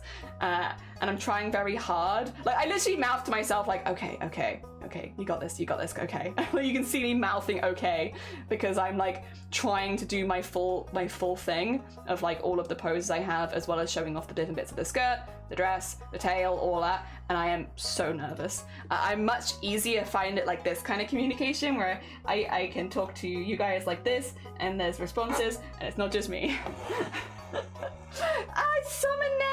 Summonet, good morning! Welcome on in, I hope you're doing well. Oh dear, I love the modeling bit, such a shame you can't get a model. You can in some competitions. So there are other like high scale crafting competitions where you can get a model for it, or you do it as a team, so multiple crafters can work on the same thing. That definitely does exist. There's also, like, you know, if you're looking at Cosplay Summit and stuff like that, there's duos, so you're not on stage on your own. So there are other options, but because I tend to enter specifically craftsmanship competitions, because that's what I'm trying to get feedback on. I'm trying to get feedback on my craftsmanship, not too much else. I tend to avoid costume competitions that have skits or other people and stuff like that, because I'm entering craftsmanship specifically, which is basically I want my judging on my craftsmanship, you know? And that about it. Oh my god, Summonet, are you okay? Summonet! What's happened? Are you alright? Do we need a group hug? The song was so good, isn't it? That they made a whole song for you. Oh my god, we heard it on stream, to be honest, so we've all heard it, and it's so good. It's like such a lovely bouncy track, like very retro, but I can imagine them being in like a video game or something. It's such a lovely bouncy track for like a very high energy character. Works really well, really well. Yeah, we love it. For anyone who hasn't heard it, by the way, it's in the music channel in the Discord. So yeah, but we did play it on stream as well, so we did also see it there. But yeah, if you didn't hear it on stream, it is in the music channel in the Discord. Very hecking cool. Very hecking cool. Very impressive, honestly, as well, to make that in just a couple days. But yeah, I will say though, there are exceptions to the modeling thing as well, just to be clear, like, because obviously, say if you like broke both your legs right before you were meant to like submit your costume, you could probably let them know, hey, I broke both of my legs, this is a costume I made to be able to walk in, are you okay with somebody else wearing it for me? There probably would be exceptions as long as you communicate with them. There'd probably also be exceptions for people if, like, for instance, one of the things I always build into my costumes, I can't do flashing lights. So flashing lights, flashing cameras are really dangerous for me. I will collapse. And yeah, so I always plan my costumes when I'm wearing them on stage with my eyes covered. But another thing you could do is say, hey, if there's going to be any strobe lights or flashing lights in chat or in the crowd or whatever, can somebody else wear the costume for me? Because safety is a priority, you know, if you're concerned. Generally at those kind of events, flashing lights in the crowd are banned. So like flash cameras and stuff like that, you're not allowed to use them. However, there are always people who forget to turn the flash on, or that flash is automatic so you don't even realize that it's turned on. There are going to be people that don't realize it's against the rules, and so I always cover my eyes with costumes because I don't want to collapse on stage, you know? I don't want to go down, and I don't want that to affect my performance at all, so I cover my eyes completely, which does mean I am normally pretty blind on stage, which is kind of the plan. Yeah. I also made my entire costume with my feet. Yeah, it's really sexy. Cosplay streams are super sexy because you just get to see my feet all day. Pretty cool. There. Yeah, with accessibility, you could probably have somebody else model for you, but most of the time, you'll model yourself. There we are. There we are. We're getting there, we're getting there. Oh, there's some long toes. It's a kind of a community joke because after TwitchCon, one of the other judges went. So the judges all live stream because it's a Twitch event, right? It's a Twitch cosplay event. So even though they are cosplayers, they're people that stream themselves. And the judges, one of them went live after the event, and they brought me up. So I'm disabled. I don't normally talk about being disabled when it comes to judging because I don't like. It's in my head, to be clear. This is in my head and this has never happened. But on the off chance that I won a competition, I wouldn't want it to be through the lens of pity, of them being like, oh, you know, her costume isn't the best, but considering what she's going through, we'll give her the win. Now, I don't think that any professional judges would ever do that. But if I was to tell them I was disabled and then I also won, it would always be in the back of my mind. Did I win because I was the best, or did I win because of pity, right? So I don't bring up that I'm disabled. However, when people ask me about, because for instance, that has like a full visory thingy underneath as well so that you can't bring any light in. And the judges did notice and they asked, hey, why have you done that? Because that's made you entirely blind. Like, that's a weird design choice. When they're going through it, we had like 20 minutes where they were just asking me questions about my costume, and it did come up. And I said, oh, I have a condition which just means that I need this as part of my accessibility. And they also asked why I sewed certain elements rather than using like larger machinery, and I said it's for the same reason. It's to do with that accessibility for me. I actually can't use those, and that's as far as I went. I kept it really as vague as I could, to be honest, because again, I feel really uncomfortable bringing up that I'm disabled in that kind of situation. So I didn't tell them what was wrong with me, and one of the judges was like, oh, I'll make an assumption. They've said that they can't do this, that, and the other, but I think I know why. And they said on their stream, they were, by the way, this is really funny, and I love this. I love this. It was really sweet of them to say it. They were like, yeah, we actually had someone come in who couldn't use her hands. And I also want to say that their first language isn't English, so there could have also been some kind of communication issue then. But they were like, we had a competitor come in who couldn't use their hands, and it really does show that cosplay is for everyone. And I was like, it was really sweet, and the sentiment was really, really nice. And again, their first language isn't English. Also, because I never explained, I was very, very vague. They really had no way of knowing exactly what was wrong. But it's not that I can't use my hands. I will say. But yeah, it was really, really sweet, but it was also very, very funny, and it has become like an in-joke of this community now that I make all of my cosplays with my feet. Oh dear. Again, no shade or disrespect to this judge. I was very, very, again, I don't necessarily want to, I don't know how I feel about being like a pillar in the disabled cosplay community, because my disability isn't visual. You can't see that I'm disabled by looking at me, and I think a lot of the stuff when it comes to like discrimination against cosplayers within the disabled community, a lot of it is to do with visual disabilities, and I'm not there. Mine is completely hidden. For anyone who is new here who's like, what's wrong with her? I have brain damage. I got smacked across the face with a metal pipe, and I fractured my skull, and I now have migraines nearly every single day. My vision's pretty heavily affected, stuff like that. And also, I have been known to have seizures. So seizures, bad vision and generally having migraines every single day, which is why I don't do flashing lights, which is why although I will say the flashing lights are more on the migraine side of things than the seizure side of things, but just to be clear, why I don't do flashing lights, why I always have my eyes covered in big costumes, and why I often have to stop. If it gets to a point where my vision is getting so bad that I can't see, then I have to stop, you know? Because I have an aura most of my life, which often means I can't see out of one eye. Yeah.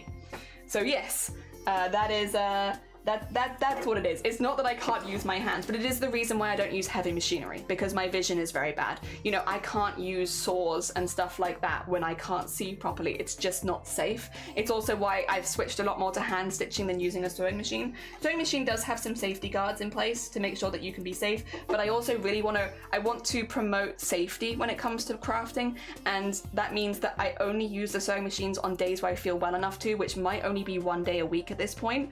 And that's just basing a whole costume around using a sewing machine these days just doesn't make sense to me, because it's like, if I can only safely do that on stream one day a week, whereas I can do hand stitching every single day, it makes a lot more sense to go to that. And also embroidery, hand stitching, smocking, those are all skills I can bring to cosplay competitions. So it's not even like it's necessarily a detriment to me to be focusing on those sort of things, but that is why a lot of the time I do have that accessibility. It is more to do with how I build the costume rather than what the costume looks like most of the time.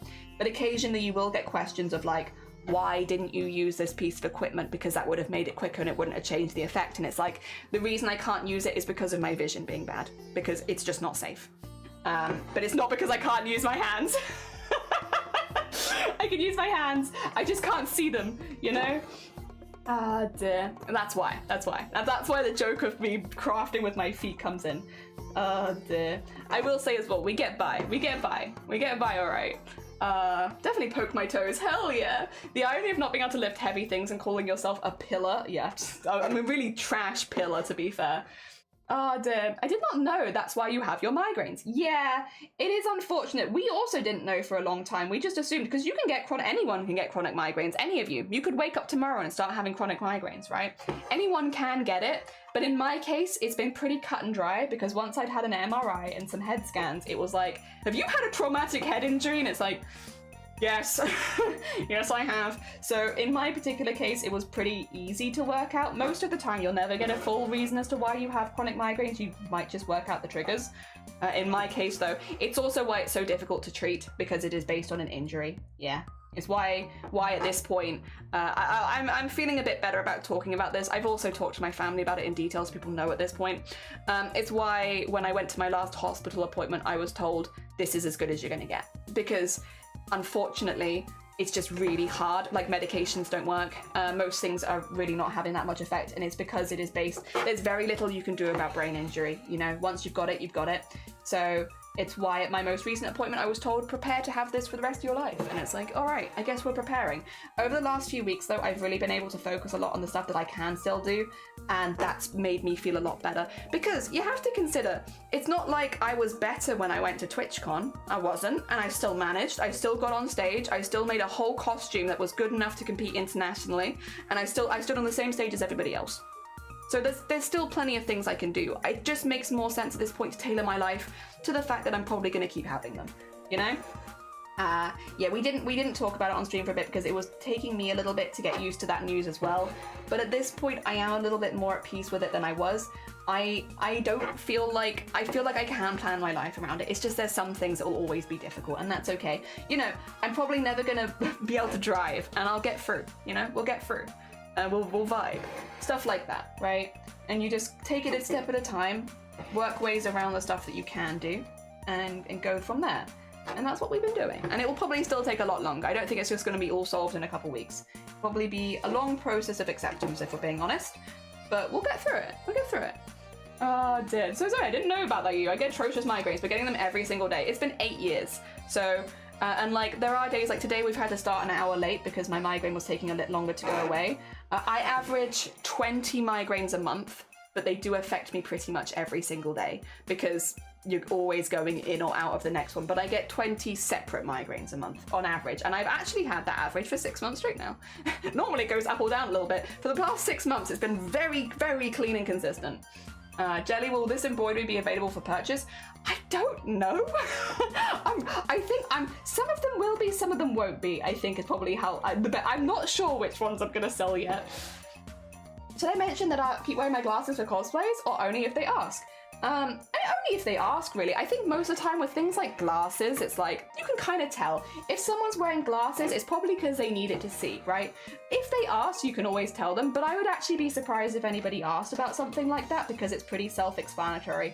For me, I'm building like visors inside of my costumes, and it's like a bit of a weird design feature, and that's why they ask. But I think glasses is pretty self-explanatory. But if they ask, you just tell them, I need them to see. Oh dear. Pillars can't lift things, so it does be checking out. Hell yeah. Hell yeah.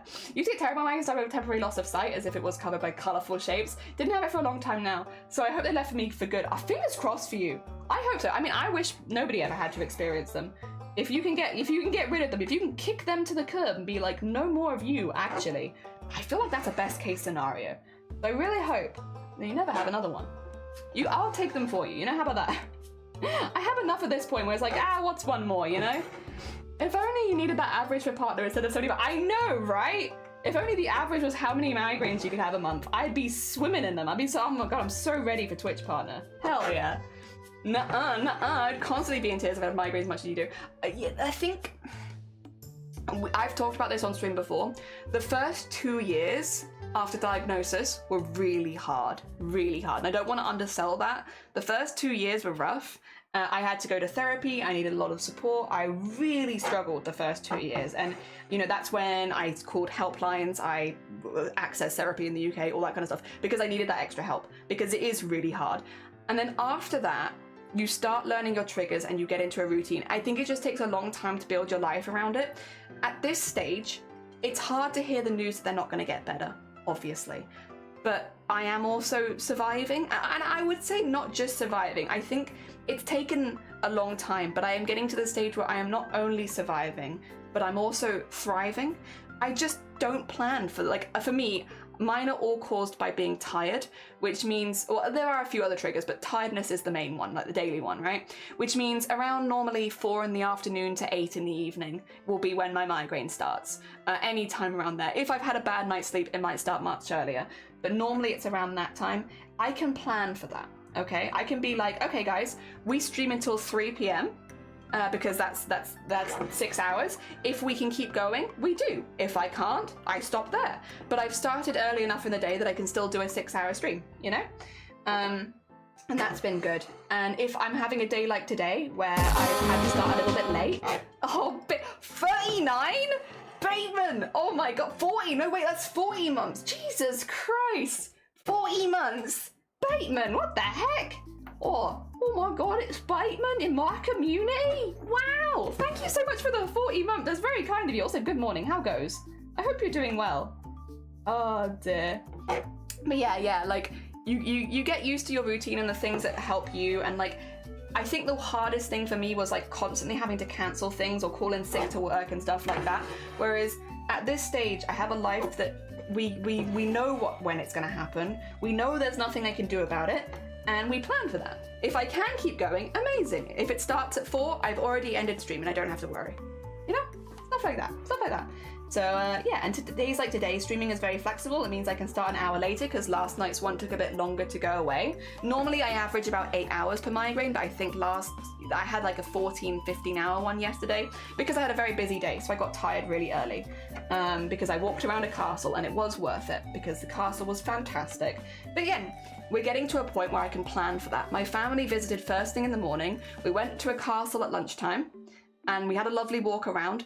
After that, I started to get a bit under the weather because I was tired because we've been walking for a while, and as soon as that happens, my migraine starts, and once it starts, there's nothing I can really do about it. So I was having a migraine earlier in the day, and I went and rested when I got home, which meant that the severity wasn't quite so bad. It did get worse in the evening, and I went to sleep, and in the morning it was still there, but it was on its way out, so I took an extra hour before I started stream. And it's stuff like that where it's like, because it sucks, and when you're in the middle of it, it sucks. It's not fun. I don't like being sick. I don't like the pain. I don't like not being able to see. A lot of stuff that I don't like. But I still got to do the thing that I wanted to do yesterday with a little bit of assistance. So it's not like, again, at this point, I think a lot of things we're very ready to deal with it, and that makes it a little easier. The thing is, it takes a long time to get to that stage. The first couple years are really hard, and it also can take a while for your family and friends to accept it as well, because it's a big change. But at this point, 8 years in, everyone knows, and there's no, oh, you know, Jelly's skiving or doing this because of a migrant. People get it, right? So yeah, it becomes, what is it? Time heals it a little bit. It's not that I've gotten better at all with far as the condition goes, and I probably won't, but I've gotten a lot better at handling it, and I've gotten a lot better at planning my life around it, and I've gotten a lot more acceptance and patience for myself. Yeah. So that's changed rather than me getting better. And I think a lot of people with chronic pain, not specifically chronic migraine, but just chronic pain in general, have very, very similar journey, where from what I've heard at least. Yeah. Also, Swole, good morning! Pain and migraines, I couldn't do it. I've been getting them for 13 years. I'm glad you found your triggers and are thriving. Yeah, we just prep that I only have 6 hours a day. I would love to have more, but we get through it, you know? Maybe a silly question now that I think about it. No, you're fine, you're fine. Shifty, hello, welcome on in. Oh my god, Fakeman in this community. Oh my god, it's Bateman and Fakeman. I hope you're doing well, good morning. Gives me hope, Jelly, that I've been trying to learn how to combat disabilities, but it's still a struggle, but I will get there. It's the first few years, especially the first few years after diagnosis, it's really hard. Like, it really is hard. You know, it's why we do the mental health streams and stuff like that, because even though I'm someone who struggles talking about mental health in general, I know that it's important. I know that it's important to have access to those sort of services. You know, people will need different things at different times, but having the access is the most important bit. And yeah, it's tough, but you get there. And a lot of things can help you get there quicker, like having supportive friends and family, like having doctors that listen to you. In many ways, with my particular case of chronic migraines, I have been very lucky. Now, take that with a big grain of salt, because it's difficult, right? It's lucky, unlucky. But because I have brain damage, something you can find on a scan, I've always been taken seriously at a doctor level. Every single time, from day one. There has never been any question of whether I've been over-exaggerating my symptoms. There has never been anyone questioning if they're as bad as I say they are, because I have MRIs and brain scans where you can see that I have brain damage, and it has always been taken exceptionally seriously. My health has always been taken exceptionally seriously, which is not the case for a lot of people with chronic migraine. The most common demographic of people that get chronic migraine are women going through menopause, and that's when they get it, during menopause. And then once you've got it, it's not curable. You have it, it's manageable and treatable, but not curable, right? And just to be clear, for anyone who doesn't know what chronic migraine is, intermittent migraines means you have migraines less than 16 days a month. Chronic migraines means you have migraines more than 16 days a month. That's the only difference. When I say chronic migraines, it doesn't actually just mean that I'm regularly having migraines. It very specifically means you're having migraines more than 16 days a month. That being said, most people that have chronic migraines will be affected by it every single day. Yeah, that's most common. And again, the biggest demographic of people that get chronic migraines are people who go through menopause, and the likelihood of them being taken seriously at doctor level doesn't happen. They often get brushed off, told that they'll get better with time, just deal with it, because menopause is one of those things that is just incredibly not well treated in the medical system. So in many ways, because mine was caused by brain damage, I've been very lucky. I've always been taken seriously. There's never been any up in the air about whether I'm lying or making it up or over exaggerating or being hysterical or anything like that. No. I've been taken incredibly seriously because of the cause. The downside of it being brain damage is it is very difficult to manage and treat. Medications don't do anything. You know, it is a physical damage thing, and when it comes to the brain, there's very little you can do. Once it is damaged, it is done, which means that there has been basically no treatments for me. So it's an up and a down, right? Positive is I've always been taken seriously. I haven't had to fight my case ever to get help. I've always been offered help from the get-go. The negative is none of the help actually helps. So it is like taken with a grain of salt when I say that I'm lucky, but in many ways it has been a much easier acceptance process for me than a lot of people, because I've never been made to feel like I'm making it up, and I've never been made to feel like I'm hysterical or like anything like that, like a lot of people with chronic migraine do get. So it's a tricky one, right? ups and downs. Chronic migraines pain. I joke that body decided to trade in cramps from migraines when I turned 30, the same year was diagnosed with HD. About to reveal my age. Oh yeah, be careful. A decade later, I finally diagnosed heads to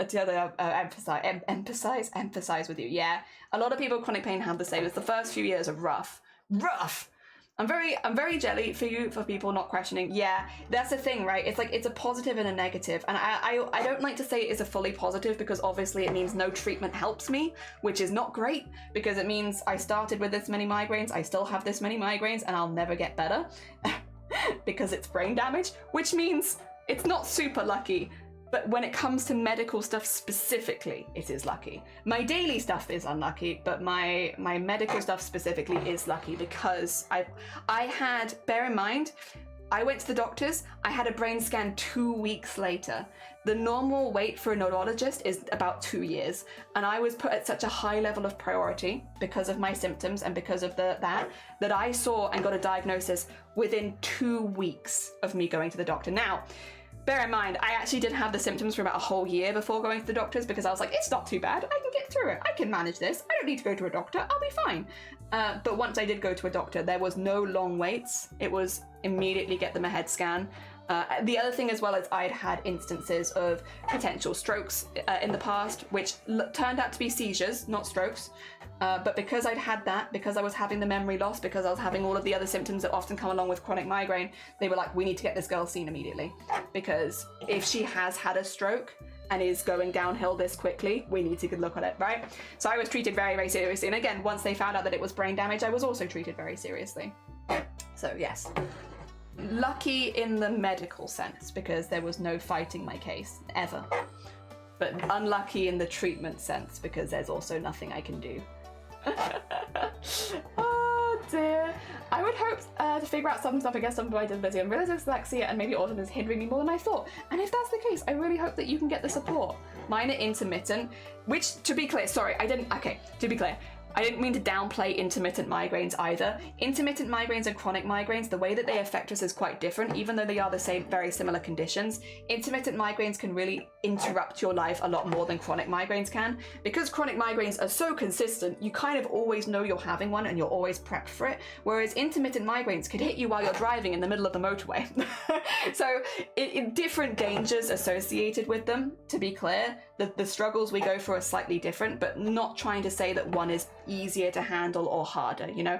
I never want to be that person who's like, oh, my migraines are worse than yours, because the way that migraines affect us all are very, very different, and somebody could have the same level of migraines as me and struggle more or less, depending on what their support system is and how well they respond to treatment. So, yes, just to be clear, I was clarifying what I meant when I said chronic migraines, but I didn't mean it to come across as like, your migraines aren't as valid as my migraines. No, anyone who struggles with migraines is valid, and it sucks, and I wish that nobody ever had to suffer with them, whether you have one a day or one a year. Doesn't matter. It sucks, and I empathize with you. Yeah, I don't ever want to be one of those people who's like, my one is worse than yours.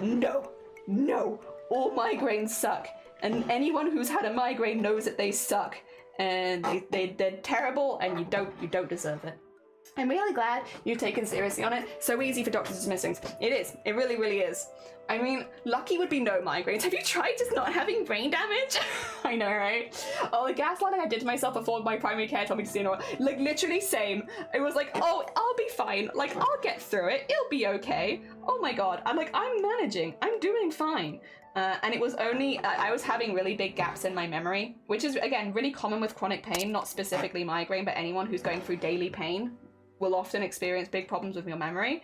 And I was having all these massive problems, and I went in and they looked at my records and they were like, we gotta get this girl to the hospital. There's something going on here. And I'm like, whoop.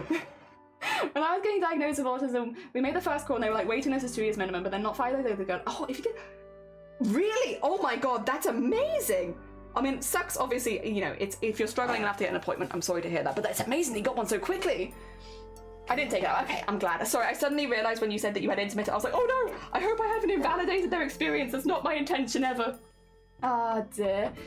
Memory loss from seizures can be really difficult. Mine wasn't from seizures. Actually, mine was from the pain. Again, it was a concern because I don't remember when I'm having those things. But it was actually daily memory loss. And it's because It's a defense mechanism that a lot of people will have built in, whether you know it or not. If you're in a certain level of pain regularly, your body will forget because it's hard for you to remember. So as a defense mechanism, you'll start forgetting how bad the pain is and stuff like that is. The problem is you also forget the time that you're in pain along with it. And when you're having migraines every single day, it's why I ended up being put on my disabled register, for instance, in my local town. Against my will, a lot of the time was, because I wasn't happy about it at the time and I wasn't happy with calling myself disabled. But if I'm having daily memory loss, I can't handle finances.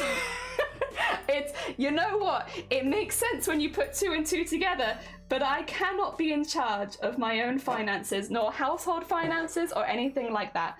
Because I could be taken advantage of so easily because I don't have any memory. If someone calls me and says you haven't paid so-and-so bill, I won't remember if that's true or not, you know, and so, yeah.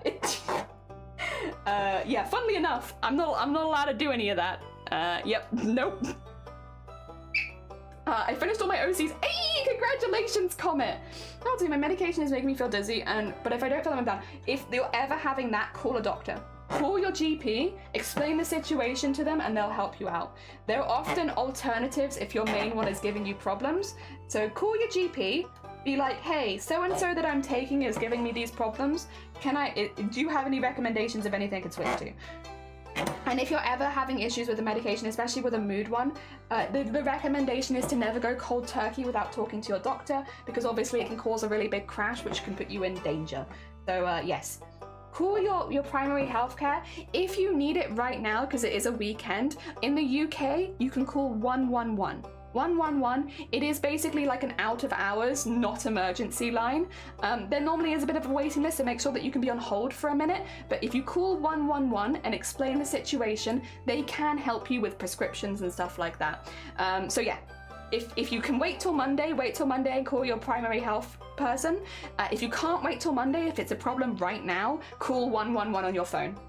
Yes. There you go. Oh dear. Yeah, and receive assistance. Receive help.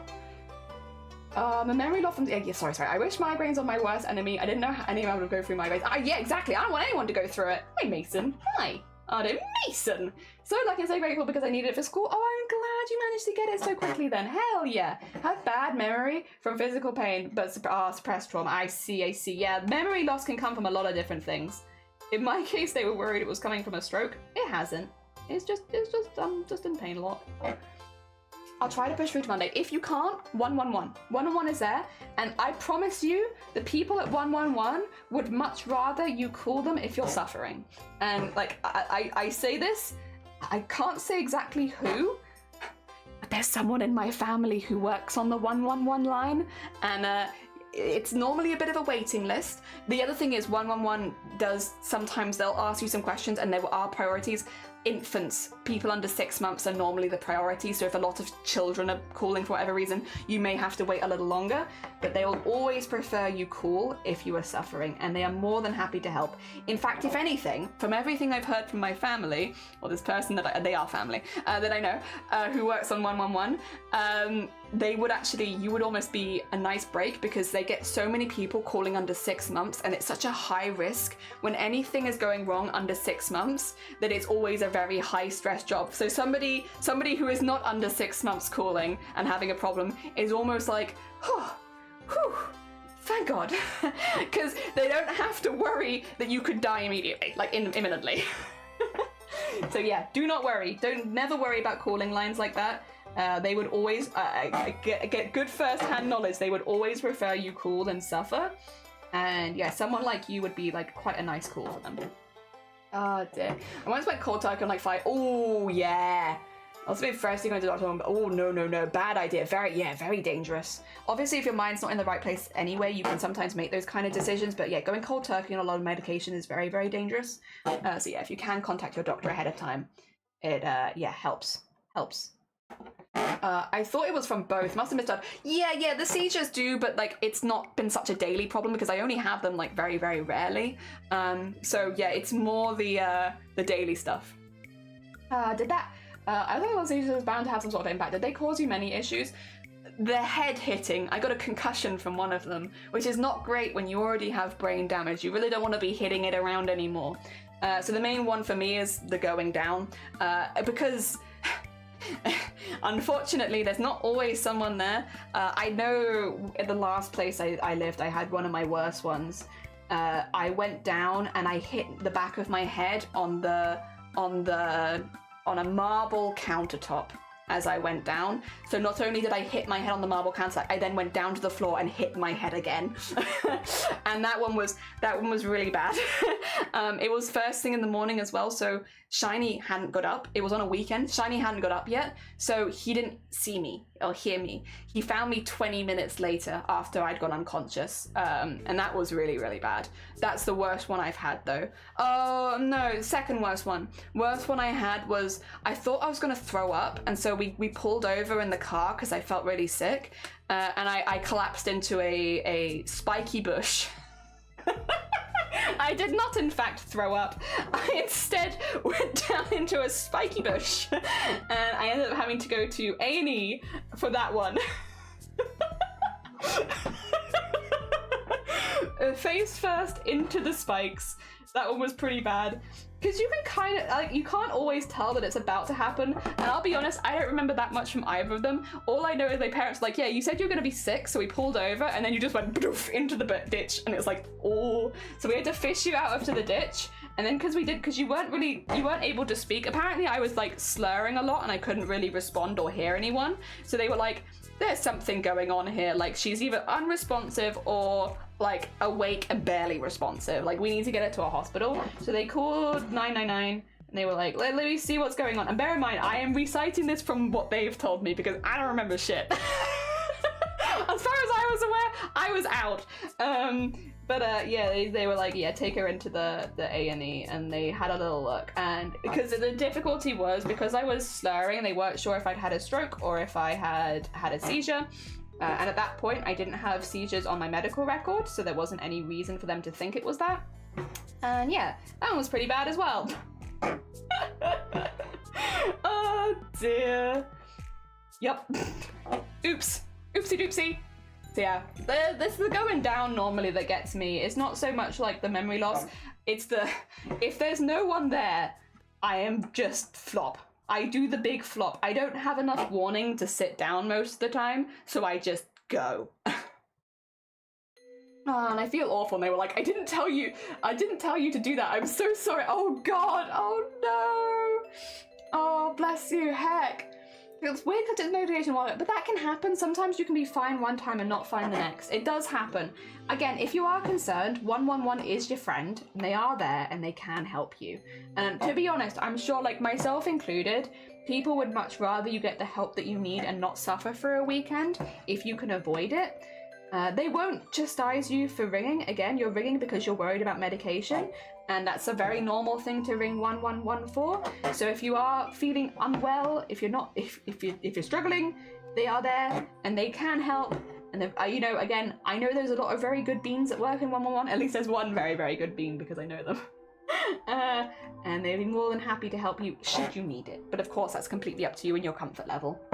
It's not a height heel, but the teeth are there. Yes, it is. Yeah, it's a fleshy heel. Hell yeah. Oh, I never pinned the thing in the Twitch. 2 seconds. I'll do that now. Sorry, I am a couple of hours behind, but I will do it. Sorry, random pin in the middle of this. I meant to pin the prompt. Today's exclamation mark chroma prompt is shoe base based on my cadet waffles. There you go. Feet. I meant to do that earlier. Sorry, my bad. My bad. It reminds me of biggie time and someone's birthday and I was feeling to go outside quickly and I see the day dropped. See, I get the warnings a lot of the time because I don't lose my consciousness and the type of seizures I have, so I can try and fight my body on it a lot of the time while not feeling as bad. I'm always out, unfortunately. I also have very violent seizures, so like I will knock my limbs around. So I'm one of those people that if I go down, put something on my head, but stay back. Like, don't try and restrain me. Don't touch me if you can, because I don't have any control over my limbs. closed, and I can whack my arm out and it will be full force, like as hard as it could possibly be, which I am a small person, but that could still very, very much hurt someone.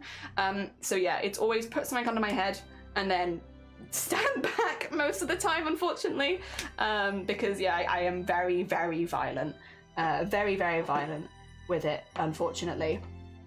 And it can last a while as well, so it's just like, it is best just to stand back and not get too close.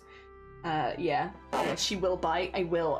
In the middle of my seizure. I'm curious, what is 111? What, 999? Okay, yeah. So you're right. 999 is the emergency in the UK. 111 is the non-emergency line. So for instance, if you don't think you're having an emergency, say for instance, you're having a negative reaction to your medication, but it's one that you've been told not to get off without a doctor, and it's the weekend, so the GPs are closed on the weekend, that's when you call 111, because you need information, you need to know if you should keep taking it or if you should stop taking it, and you don't want to go against doctors' recommendations. You call 111 and they'll give you the information, or they might give you like the doses you need to come off it in a safe way. Yeah, so 111 is the non-emergency line, where you need help, like something's going on and you need assistance, and you can't call a GP. So like, for instance, again, say if it's like 10 o'clock at night, the GP is closed, you can't call your general practitioner, you have 111 and they'll help you out. So, you know, if you're concerned, like I have known people who have had a wound and they've gone to the doctors about it, but it seems to be like, and they get to the night and they're like, oh, something's going on here. Like I think I might have an infection and I'm worried about it. They'll call 111 and get antibiotics, you know? So it's that. There is normally a bit of a hold time because it is a busy line, but it's better to do 111 than to go to A&E. A&E is always so busy and so understaffed and stuff like that. So A&E is the 999 accident and emergency. Yeah, if you can avoid going to accident and emergency, obviously for most people that's better for them, better for the hospital, and it's better for you as well because it's not a fun place to be. So yes, 111 is the alternative. Feet, height. Good morning, So. Welcome on in. I hope you're doing well. Welcome on in. We're doing a shoe today. I will bite. Yeah, I don't have control either. I've kicked a friend across the room. Because they were trying to keep me. Yeah, it's like, do not restrain. Absolutely not. No, it's not safe. So like having a little non-medical nurse. Yeah, exactly. Obviously the people that you call are doctors and nurses, depending on what you're asking about. So they are fully trained people. Like for instance, the person I know who does 111, they do the 111 lines like 2 days a week, and then the rest of the week they work at a GP's. So it's like a second job. They work 2 jobs. And so, yeah, and 111 generally is like, it's quite intense, but it's better paid. So yeah, they do 111 and they do GP work. So they are all fully trained. You're not talking to like a receptionist or anything like that. You're talking to someone who is a doctor or a nurse. Oh dear. I like that it can delay it, but once I'm fully in it, that's it. Yeah, I have like no warning whatsoever as far as I'm aware. If I do have warning, I've forgotten it. That's the problem, because yeah, you do lose your memory normally around seizures, and like for me, it never really comes back. So if I do have a first warning, I have no idea what it is because I've always forgotten it. Oh dear. Isn't fun enough for the weekends, but yeah, that's fair, that's fair. I'm glad you laughed at that. I laughed once I found out they were okay too. Oh yeah, like we've had it before. We learned the hard way also that you do not restrain me. I may have given Shiny a very, very solid punch to the lower half at one point. Like, apparently, I can't remember it, but I got a very angry look where I did come to, and we learnt the hard way that you do not try to restrain someone having a seizure. Because I don't have any control over my strength or where I'm flailing. And yeah. We learn, and we don't do that again. Also, it's not good for me, because if I'm punching anything really hard, I can also do myself injury. So it's bad for both of us. Just leave me be with a pillow under my head and I'll be fine. I'll come back eventually. Oh, and maybe a glass of water when I come to, because I always feel very straight afterwards. I don't know how other people feel, but I always feel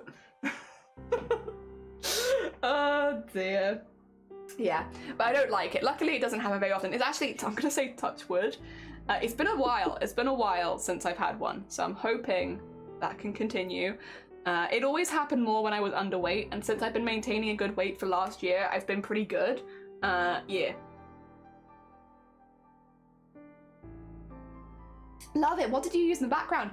The background is just like some some acrylic markers, but in very light colors. So a very light blue and a very light purple. Yeah, yeah. Oh dear. Oof. F's for Chinese. Chinese Willy. He's fine. He lived. But yeah, you do learn the hard way. You do not. You just stay away. Stay back. I think it's the go-to is when people are flailing, is people want to try and be like, stop flailing, you'll be fine, like stop. But then, and if you don't realize what's happening, it's like people will get close to you and try and make sure that you're cushioned and such. The problem is, yeah, then they're in danger as well. So it's the one thing about like why, for instance, we'd never get a small dog. Like we've talked about getting dogs before, but I will always get at least a medium-sized dog. And the reason is, if I go down, a dog's first reaction is to go check on you, and you can train dogs and stuff like that, of course, but their first reaction is normally to check on you. And yeah, I don't want to have a tiny chihuahua come up to me and then me just go boop. It wouldn't be safe. It wouldn't be safe, which is why we start at a medium to large dog. I still would never ever want to hit my pets, even by accident, but like a small animal, if you're having a seizure, is dangerous. So yeah, always go for a bigger one for me, because I can't boot them. Looks like what is it? It's just a very light one. Oh dear, yeah, glad you've not had any for a good amount of time now. Yeah, we've been good for the last year. I obviously touch wood because it can happen anytime. I should probably stop hitting my head, all things considered. But yeah, fingers crossed. We've been pretty good. We've been pretty good. Is that a fish? Is that a talented musician entering our chat? Oh my god. Somne was here earlier, Fish, and they were like, I'm still crying. I'm so happy. They made such beautiful art for me. They were so happy. Oh dear. Service dog. Yeah, yeah. Sniff, sniff, whack. Yeah, you have to be careful. Real careful with that sort of thing. That being said, I like small dogs, medium dogs, large dogs. I like all dogs. But we would probably only get a medium to large dog. You don't want to eat them. Yeah, exactly. Being in college, my mates surrounding me to make sure I didn't fall off the bench I was on, they kind of just lay me down. Everyone had their backs to me so they couldn't do what you did to Shiny. I would say, again, just based on how violent I can get, I wouldn't even get that close. The other thing is, my arms, they're getting stronger, but they're generally quite weak, so it's okay. My legs are very strong. I used to walk for like 12 to 13 hours a day, like getting like 40,000 steps in. I have strong thighs. If I kick you, it's not a light kick. I also did sprinting and rowing and all of these things that give you big thighs. My legs are strong. It's part of the reason why, like, when I'm doing my workouts, I've not incorporated any kind of leg workout, because my legs, strong. If I was to boot you, you are, whoo, whoo. Oh my god. Oh dear. So yeah, we don't get near me. Stay away from me. I'm a danger. Oh dear. Some people in India still think it's a good idea to put their hands on the person's mouth when having seizures to stop them from biting. Yeah, you do have to be careful. I get that, and choking and stuff like that. But it's best just to have like something under their head. Yeah, putting something in the mouth is woohoo, woohoo. Oh dear. Chihuahua jelly, this is Spartan. No, I love them. They were actually going to be so happy. Yeah, they were so pleased. Peesh. Ah. My favorite dog is husky. I would never get a husky. They're loud dogs, but they're sweet beans. I love huskies. Probably not for us either, but I do like them. Yeah, I just had to leave me alone. Yeah, I was like, leave me alone. I'm doing my own thing over here. Stop bothering me. I'm busy. It's interpretive dance, actually.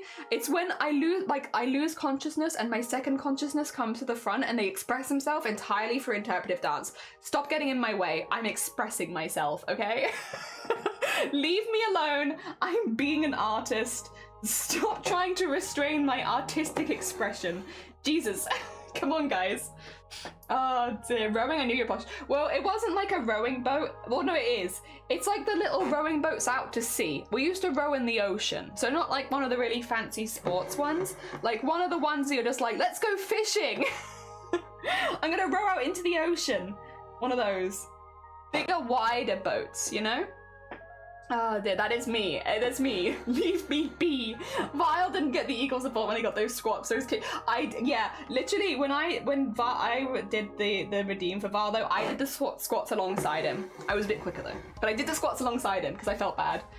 My favorite TikTok is reasons my husky got mad at me today, and the reason like it rained and the floor is slippery. Oh dear. I like that. It is fun though. It is fun. They say like cats are sassy and dogs aren't sassy, but like no, there are some sassy dogs out there.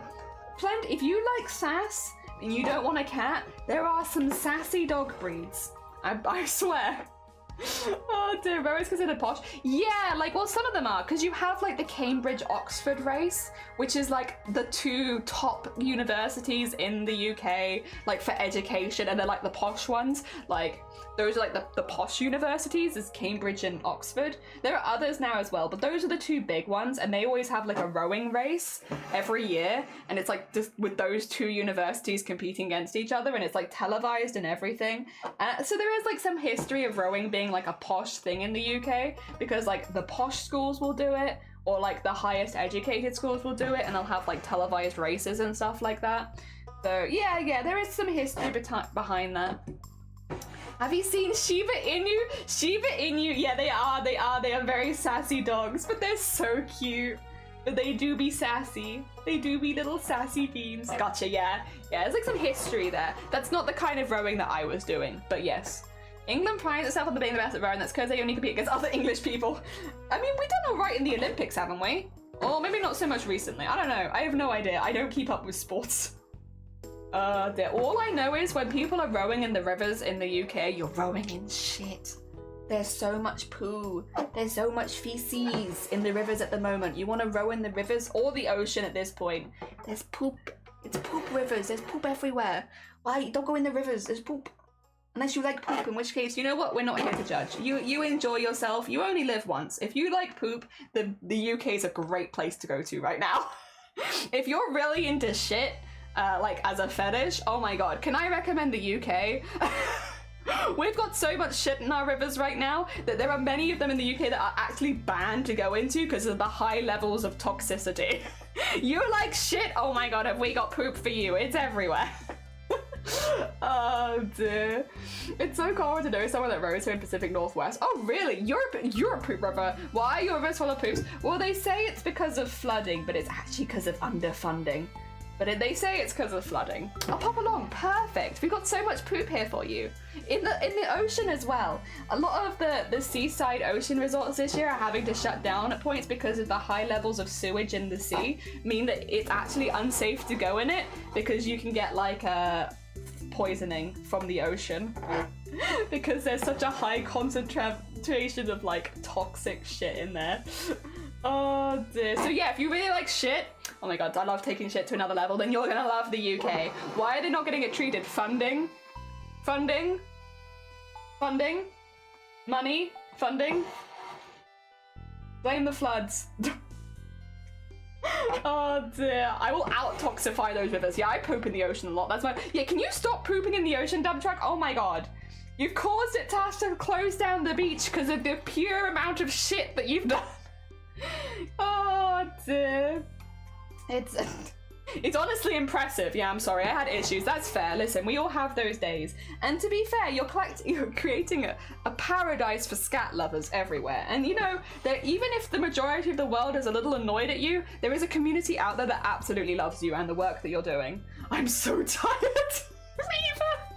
Oh, come on in. We're talking about scat. Good morning. I hope you're doing well. Was it funding or mismanagement of funds? Probably both, but I'm not going to get deep into that right now because that's like listen, I'm having a migraine. My brain ain't working well enough for those kind of conversations. Music or no, not the music. I appreciate your optimism, but we're talking about shit. We're talking about filling the ocean with shit for scat lovers everywhere, you know? Sorry, my bad. I appreciate your confidence in us, but unfortunately, no. We're talking about shitting everywhere. La la la! A fair and measured response, I don't blame you. I was looking in my partner's eyes and they said you make a paradise for scat lovers. Thank you. Thank you for the paradise you have created. A paradise for scat lovers.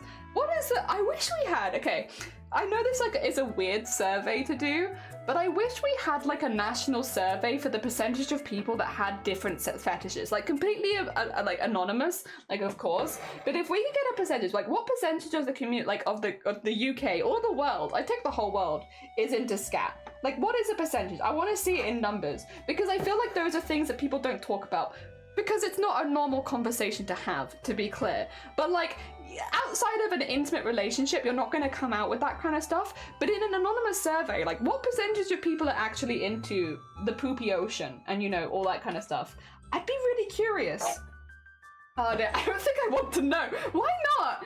Oh dear, what percentage of people poo in the ocean? I can't say that I ever have, unless I did when I was like a baby. I don't remember, but you know, needs to be the next sentence. I'm genuinely curious. I would choose ignorance for this topic. I'm okay not knowing. That's very fair, very valid if it's not for you. I'm just curious. I'm a curious lady and I just want to know, you know?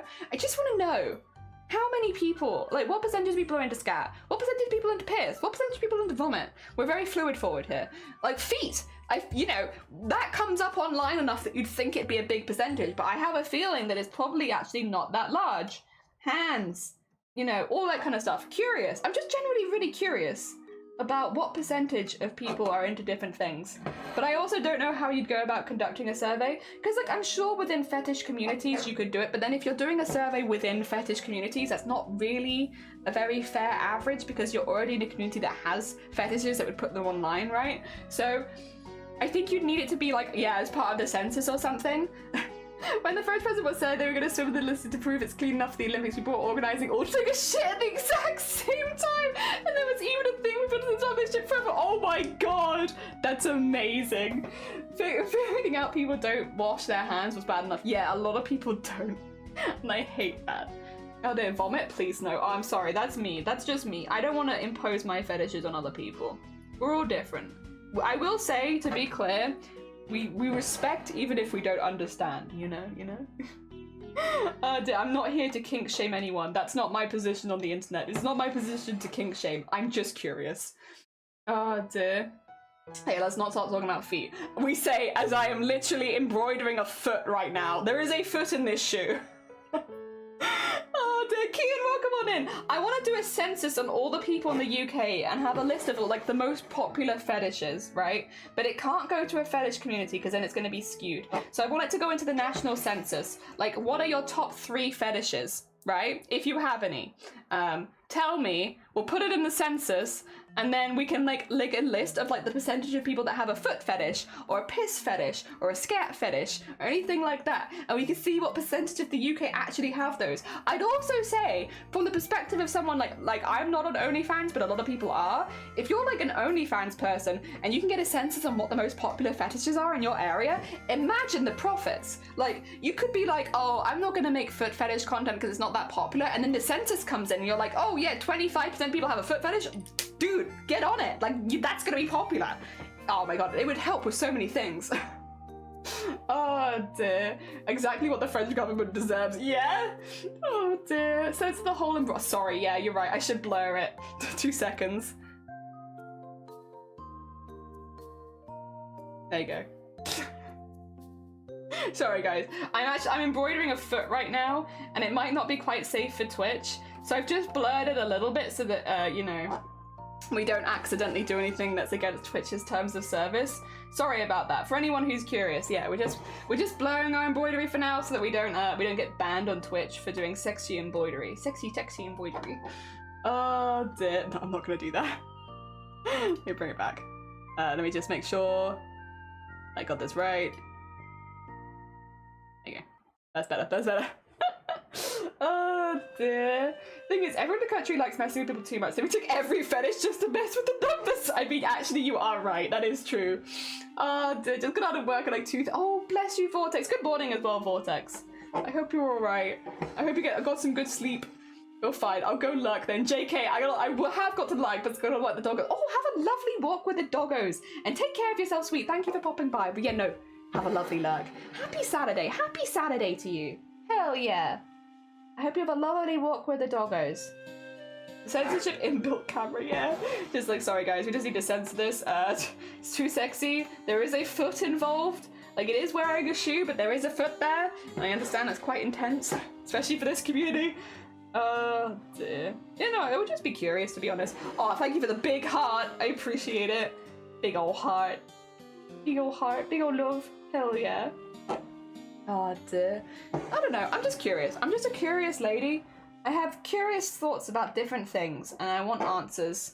I don't mean any harm by them. I'm just curious. Oh dear. I'm slowing at the moment. My hair is braided. Oh, nice. Oh, good luck. Oh, sleepy at the moment. My hair is braided. Hope you're enjoying your hair braids. I hope you're having a good time with them. Try some chai. Ooh, you want to know a tea that I tried recently, Vortex? So you know how I like the Yorkshire biscuit tea, and we talk about it a lot on stream? Also, Scott, good morning. Thank you for the egg. I appreciate it. Yeah, we talk about biscuit tea a lot on stream because I like that one. Well, Yorkshire recently released a caramel biscuit tea, and Amazonia mentioned it, and that's how I found out about it. And so we got a box of it too, because they're selling it in Wales too for once, which is great. So I tried it this morning, and I thought it was okay. I think I still prefer the regular biscuit tea. I will say though, it's only £1.50 at the moment, so it is a little bit cheaper than regular. Normally it's like £2.50, so it was a good time to try it, but it tasted like a little bit like carrot cake and tea. So if you like carrot cake and if you like tea, maybe you'd like it. But for me, I think I just like the biscuit one. I'm a simple lady. Give me the biscuit one, and that's pretty good. Oh dear. Did you get the show? It's still in the post. Sorry, yeah. It is. Yes, we will have it. Unfortunately, Sean, it takes like 5 weeks for anything to get to us because we live in the middle of nowhere. So I've ordered it, but I have not received it yet. It will take a while probably before I receive it as well. Always does. Always does. It's just a problem of where we live, I suppose. Yeah. It isn't for everyone. That's fair. Oh dear. This conversation is like dead in the center of the Venn diagram of my interest. Interesting surveys and data collection, and B, learning about different kinks. I'm just curious. Yeah, I'm just a curious person. Oh dear. A surprisingly accurate description of chai. Oh no, what I'm talking about is not chai. What I'm talking about is it's a breakfast tea, so it's still like an English breakfast tea, but it's flavored with caramel biscuits, and it's done by Yorkshire Tea. But I guess to be fair, if you do like chai, you probably would actually like that one because it is like a slightly more spiced breakfast tea, but it is still based in like black breakfast tea kind of thing. Oh, I guess actually, isn't it red tea that's breakfast tea? I don't remember. Hopefully get them before the expiry date. Honestly, this has been a problem before. The amount of things that arrived on the expiry date because of like annoying post things where I live is like, come on. But hopefully. Oh, cool. Yeah. So I do like chai though, to be fair. I like chai, I like chai with like condensed milk though and stuff. I'm like, if I'm having a chai, I'm having the most intense, luxurious chai, thick. I like my chai thick, with condensed milk, sweet. Oh dear, hell yeah. As like a delicious treat. I've had Yorkshire brown tea, Yorkshire Gold is good. That's like, you have guests over, you whack out the Yorkshire Gold. Delicious. Ah dear. It is chai. Chai with me too. Masala chai is when what's used in chai lattes in cafes here. Okay. Got you. Oh yeah, because chai tea is just tea. Naan bread, tea. Oh, dig a fish and chip. Oh, delicious. Also, I need to put my aircon back on. Actually, before I put it on, how hot are we? What is our current heat? 28.6. It gets so warm in here, I swear. It does feel like it, I will say. It feels like 28.6. It's too warm. It's too warm, holy crap. Yeah, this is a tiny room, so it gets stuffy real quick. Oh, that's so much better. Oh dear. Giga nut tea. Oh, not giga nut, ginger nut. Because I got this giga nut tea. Just really nutty tea. Giga nut. No. Ginger nut. Ginger nut sounds pretty good. Oh dear, Booktober is Chai Tea Awareness Month. Hell yeah. I'll take that. Oh my god, giga nut tea. Yeah, just really nutty. Completely misread that, I'm so sorry. Oh dear. You just renamed ginger nut biscuits. Yeah, I'm sorry. As soon as I said it, I was like, there's no way they said giga nut tea. Ginger nut. That makes a lot more sense. Oh dear, not kicking up. There we go. I have got the Chroma Core logo on here for funsies. Do you have a fan? A fan doesn't really work in this kind of room. So what we have instead is I have a portable air conditioner unit. I'm very lucky. For my birthday last year, everyone was like, what do you want for your birthday, Jelly? And I was like, can I have money towards a portable air conditioning unit? Because right now, working through the summer absolutely sucks, right? I really don't enjoy it. It's not fun. And this is a tiny 2 meter by 2 meter room. It heats up so quickly when my PC is on. Like, it's not 28 degrees outside, but it is in here because of, like, the small room British house effect, you know? So yeah, I asked for money towards an aircon unit. So for my birthday last year, everyone gave me money towards an air conditioning unit. And then I bought one. And this is just a portable aircon unit that I can take with me to wherever my craft room goes, so that I can always regulate the temperature a little bit. Because, you know, aircon is not super common in the UK, but yeah, it's been probably one of the best birthday gifts I've ever gotten. Like, right up there with my sewing machine. It was one where it's like, I didn't get it for my birthday, I asked for money towards it for my birthday because it is expensive, right? You know, we wanted a good one, and so it is expensive, but it has been really, really good. And it just means that, like, when I'm streaming, if it's getting, like, again, like, towards 30 degrees, I can just whack the aircon on for a few minutes and it cools it down, which is really, really nice. Really, really nice. See you enjoying that. Similar here, 17 outside, 24 in my lounge. It's just the goddamn house effect. Small rooms, thick insulation, all that kind of stuff. The heat just stays. Technically, naan is not bread, it's a type of bread. It's like saying baguette bread. Oh, I see, okay. Naan bread is accurate then. Damn it, I wanted it to be bread. Recommend one of those, but it's a little funny. Yeah, so I think for context, this one was about 250 quid. I did put about 100 of my own money towards it, and then I got like 150 through gifts from various people. And then we got this one. It is Honeywell. I like it very much. And it actually doesn't cost very much for our electricity bill either. So we did get one that's pretty efficient. It cools the room down pretty quickly because this is only a small room. I only need it on for like a few minutes at a time and it cools it down very quickly. It doesn't use very much power, so we've not actually noticed any difference to our electricity bill, which was another big one of it, because if you buy a cheaper aircon unit, it can be more expensive in the long run because of your electricity bill going up. But yeah, no, this one is very efficient, and yeah, it's been great. It means that I can still stream on warm days. It just means every now and again we have to turn the aircon on and off. But I will say I don't have it on for very long because it does cool the room down quite quickly. The malt biscuits. Malt biscuits are good for dunking. Used to be peanut butter Oreos before they were stopped. Understandable, honestly. And malt biscuits are great. Yeah, it's also like the nice biscuits, which I think are just not malt biscuits with a little sugar on them. Those are good too. I like a chocolate digestive because I like that the chocolate gets melty, but that's just me. Giga nut tea. It's delicious giga nut tea. Insulation exists. There's so much insulation in the UK, so much. I love how they have massive aircons portable. Like, sure, I can slide it to the next room, but I can chuck it in the car to take with me. No! Yeah, he is a big boy. He's a big boy, but I love him. Honeywell gets some good products. They do. Bourbon cream is my... Bourbon's a good one as well. Yeah, my brain's just like, you're doing great. No. Don't let anyone tell you differently. You're doing fantastic. Dear, it's a weekend. Your brain's not meant to work as well on the weekend. That's just how it goes. I have plaited enough that I can put glasses on. Nice. Hell yeah. Yeah, no, I love it and it helps. It is a little loud. Like, I think it does pick up on the mic a little bit. That's the only downside about this one. If you spend more money, you can get quieter ones, but I think that was about my limit for what I could afford, even with the gifts and such. So, and I'm very happy with it. Again, it does the job. It cools it down. It means that I don't have to, because like, it would always be, I'd get so hot on stream that I'd end up having to end my streams and stuff, which would suck because like I would be having a really good time, but I'd just be overheating, and that's not good. That's not good for anything. It tires you out quicker, which means more migraines. Generally, I just shouldn't be sweating that much anyway, so it's just generally bad for me. So yeah, no, it's been a really lovely quality of life. I wish aircon was a bit more standard in the UK, especially with how warm it's been getting. But for now, this is good. This is good. Oh dear. Oh, I'm itchy. Itchy eye. There we are. It's a specific type of bread. The bread in general can be called naan too. It's like how baguette is, but the breads can be called any bread baguette. Yeah, true. True. Any long bread is a baguette here. Oh dear, it's not going on in a while. Oh dear, I stay out of the NAM debate though, that's fair. I'm lucky that my flat's laid out. Gonna have one fan in the hallway with 2 windows on either side, and that's enough. But I know definitely not the usual. I've lived in houses that we just could not cool down. Yeah. We've also though, no yeet. Fair enough, Rain, good morning. We've also been changing the insulation in this house. Speaking of, you are feeling a bit better now, so you can turn off for a bit.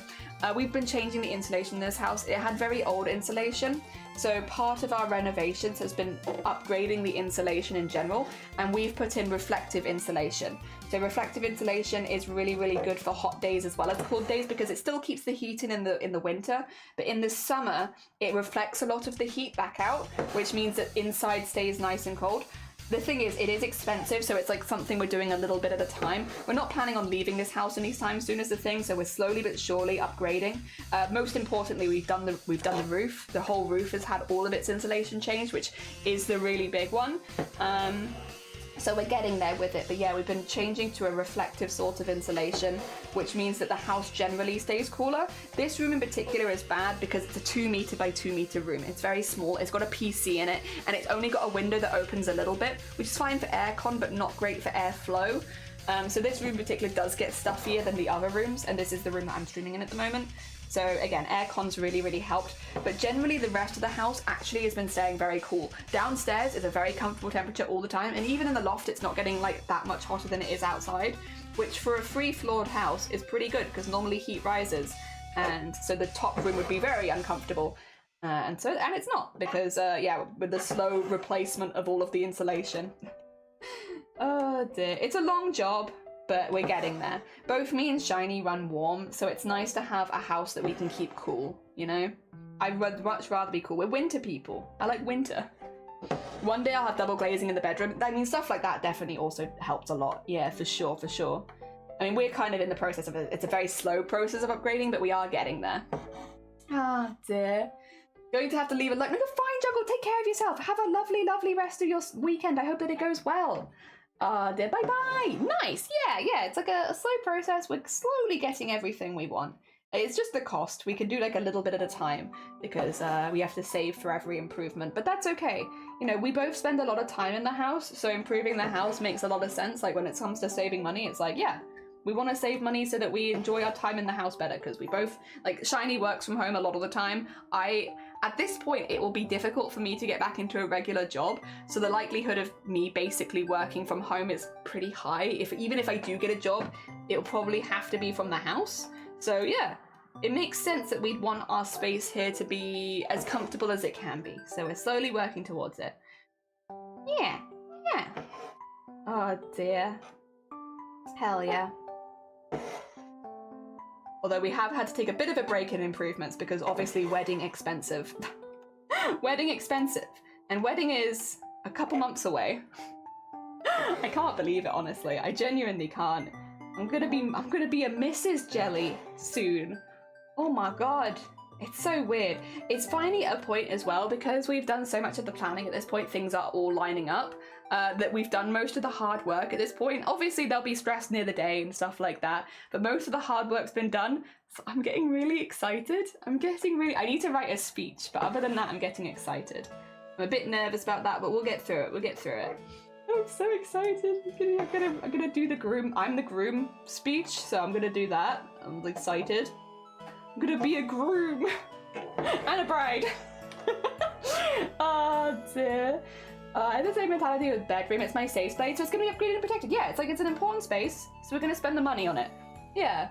Congrats, thank you. I'm so excited. I mean, next month we're gonna be doing my wedding dress alterations on stream. So if you're curious, we're gonna be I can show off my sparkly. I showed it off earlier, but you weren't here, so I'll show it off again. You wanna see my sparkly? This is my hair sparkly that we got for the wedding day. Look how pretty it is. It's so pretty. I love it. It's one of the ones that's on a bendy wire, so they can basically bend it into your hairstyle. And I'm gonna have my hair up on my wedding day, so yeah, they'll bend this around the back of my head, and it's so sparkly. I love it. It's so pretty.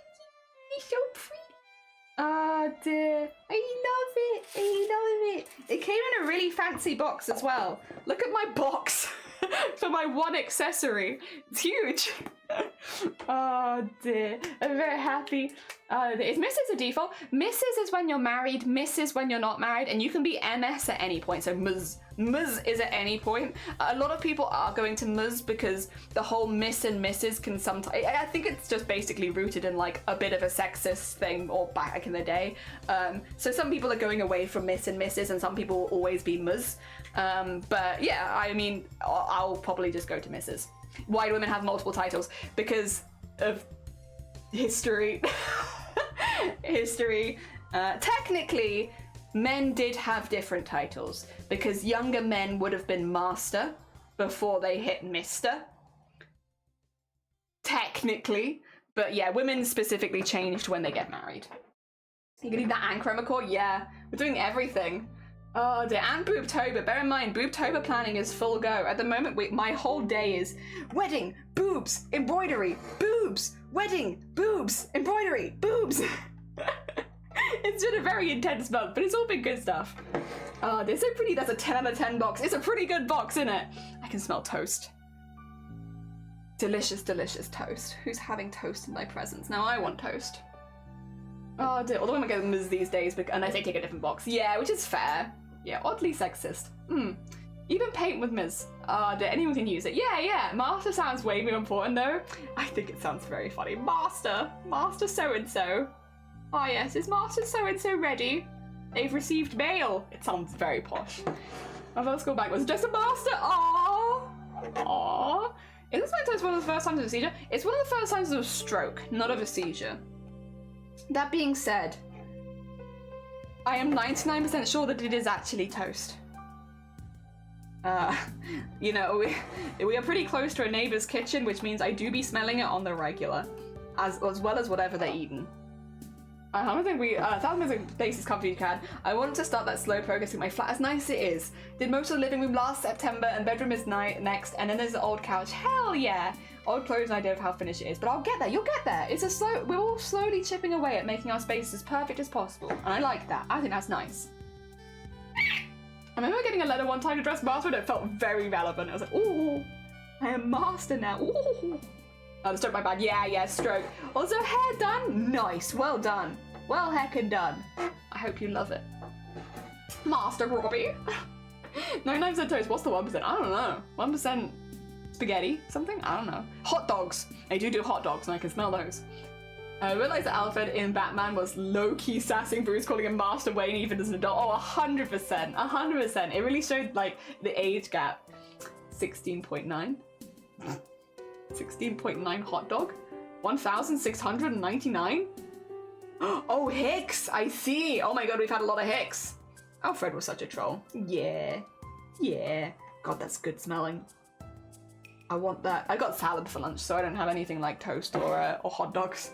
Now that I've thought of I remembered that hot dogs exist, and hot dogs are pretty cool. I know a lot of people don't like hot dogs. Or they're like, I like hot dogs, but only if it's a proper sausage.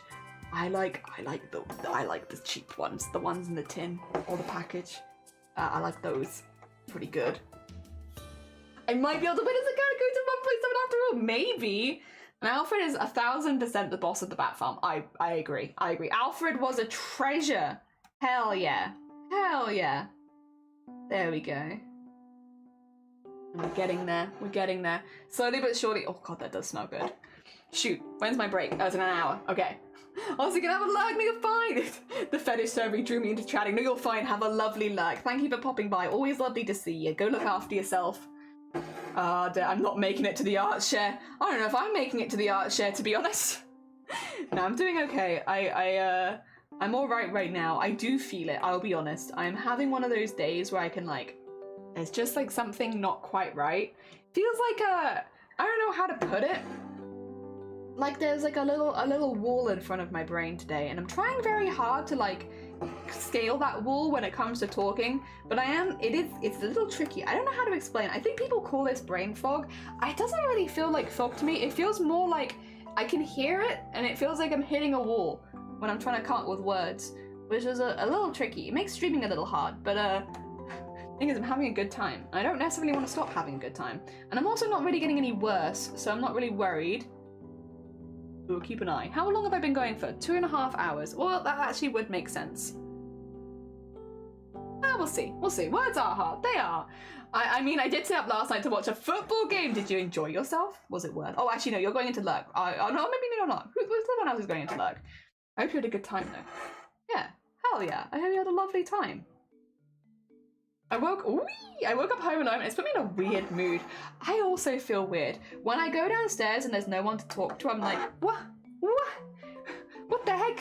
With no one to talk to? I always say good morning. Like, I think that's the thing is when I wake up and there's no one to say good morning to, I like streaming those days because then I can come live and be like, good morning, welcome on in everyone, because I like saying good morning. I think honestly, good morning might be one of my favorite phrases, you know? Just generally, I love good morning. Good morning's a nice one. I mean, in any language, I feel like it's really nice. So when I wake up in the morning and there's no one there and I can't good morning, it's like, I can't good morning anyone. What the heck? It's weird. My brain's doing weird. It's like words keep away playing with me. It's like, what the heck? Oh, look at the design of his shoes. So fancy schmancy. Good morning, Zomboti. Welcome on in. Oh, they're right. I need human interaction. Yeah, it's like I need someone to say good morning to. I was like, what do I do when I wake up and there's no one to say good morning? I go live on stream and I say good morning to everyone. It's part of the reason probably I always say good morning, even if it's not morning for me. I just really like the phrase good morning. Good morning is a good one. I like it a lot. I vibe with that phrase. Gonna go have a lurk. Have a lovely, lovely lurk. Take care of yourself. I hope the rest of your Saturday also treats you really well. Oh dear. Also, Cresso, good morning. Welcome on in. I hope you're doing well. Just kind of talking about phrases that I like. We are embroidering a foot today, Cresso, so if that's too sexy for you, just as a heads up, we are embroidering feet today. I understand. We have got the content warning on, although I haven't changed it from gore to sexual content. Maybe I should. But yeah, we have got a content warning on today. Just a heads up, we are going to be embroidering feet all day. If that is too stimulating, I completely understand. You know, I am almost considering ending stream myself because it is just, woof, too sexy for Twitch. I gotta change my pants, exactly. Woof, it's just too sexy. I thought my cat is smothered. Oh, smothered him. Oh, I got a Zombosi for us. The what now? Imagine David Jellygo's live says good morning and go, I just wanted to say good morning. I just wanted to say hi, goodbye. Oh dear, so my med's making me loopy. How are you? How are you doing? I hope you're well. I hope you're well, Zomboti. Oh dear, too much nut. Too much nut. Giga nut. It comes full circle. Giga nut. Oh, omega nut. We had someone earlier say they had ginger nut tea and we read it as giga nut. I say we. I accidentally read it as Giga Nut tea. And so we come back to Giga Nut. Oh, I didn't do any work. I'm now gonna catch. Oh, fair. Oh, yes, we, all of us. It needs to be thrown into the cage for their own safety. Too much Giga Nut tea. My friends are gonna say mood gorning. Mood gorning instead of good morning. I like that too. Same vibes. Still good vibes there in good in mood gorning. Oh dear. Get in the cage. The grubby cage. Alright, I need a sip. There we go. A little sippy of the drink. Ooh. What quote number are we up to? I actually don't know. I'm actually not sure, Arty. Oh. Do we still have the quote list command? I can find out. Bear in mind that quotes will have a cooldown, so if anyone does do a quote, you can't do another one for a minute. But let me see. I can never remember the command. Nope, not that one. Oh, is it turned off? Nope, no, there it is. There you go. So, if we click this one, we can go all the way down. We are at 709 right now. 709. Yep.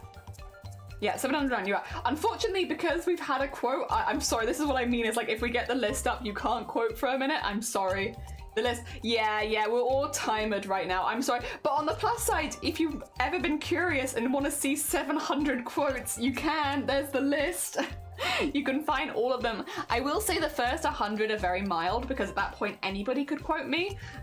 So yeah, the first 100 are not that bad. And it was only when I changed it that only VIPs and mods could add quotes that they started to get a bit more dramatic because we used to get them less often. So yes, but we do still have 709 quotes. Okay. God, yeah. Oh my god, yeah. I just got, you scroll and you randomly look at one and I just got 634, which funnily enough does come back into our kink conversation where we talk about America getting kinky with its chocolate. And I know exactly why I said that. Even though that was like a year ago, I know why I said America was getting kinky with its chocolate. And it's because America uses something in its chocolate that tastes like vomit to people that live outside of the UK, which means that I'm accusing all Americans of having a vomit fetish. I remember why I said that. It's because I wanted to accuse every American ever of having a vomit fetish.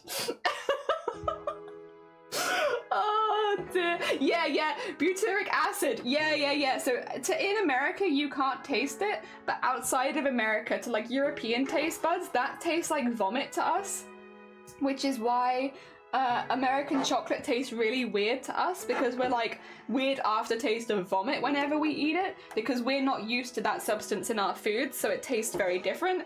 And yeah, I used it to accuse all of America of having a vomit fetish. I'm so sorry. I mean, you're not wrong. I mean, if you like chocolate and you are in America, I'm just gonna put it out there. Maybe a new avenue in the bedroom for you. You know, you like chocolate? You like American chocolate? Well, have I got news for you? I promise I don't have a vomit fetish. That's fair. That's listen, even if you did, we would never judge you here. Don't worry. I swear I don't. Why would they put something in there that they can't taste? Oh no, they can taste it, but for them it doesn't taste like vomit because they're used to it as a part of their diet. Whereas for us and anywhere else in the world, we'll taste it as vomit because we're not used to it. So yeah. If you eat a lot of American chocolate, even as a European, you will get used to the taste.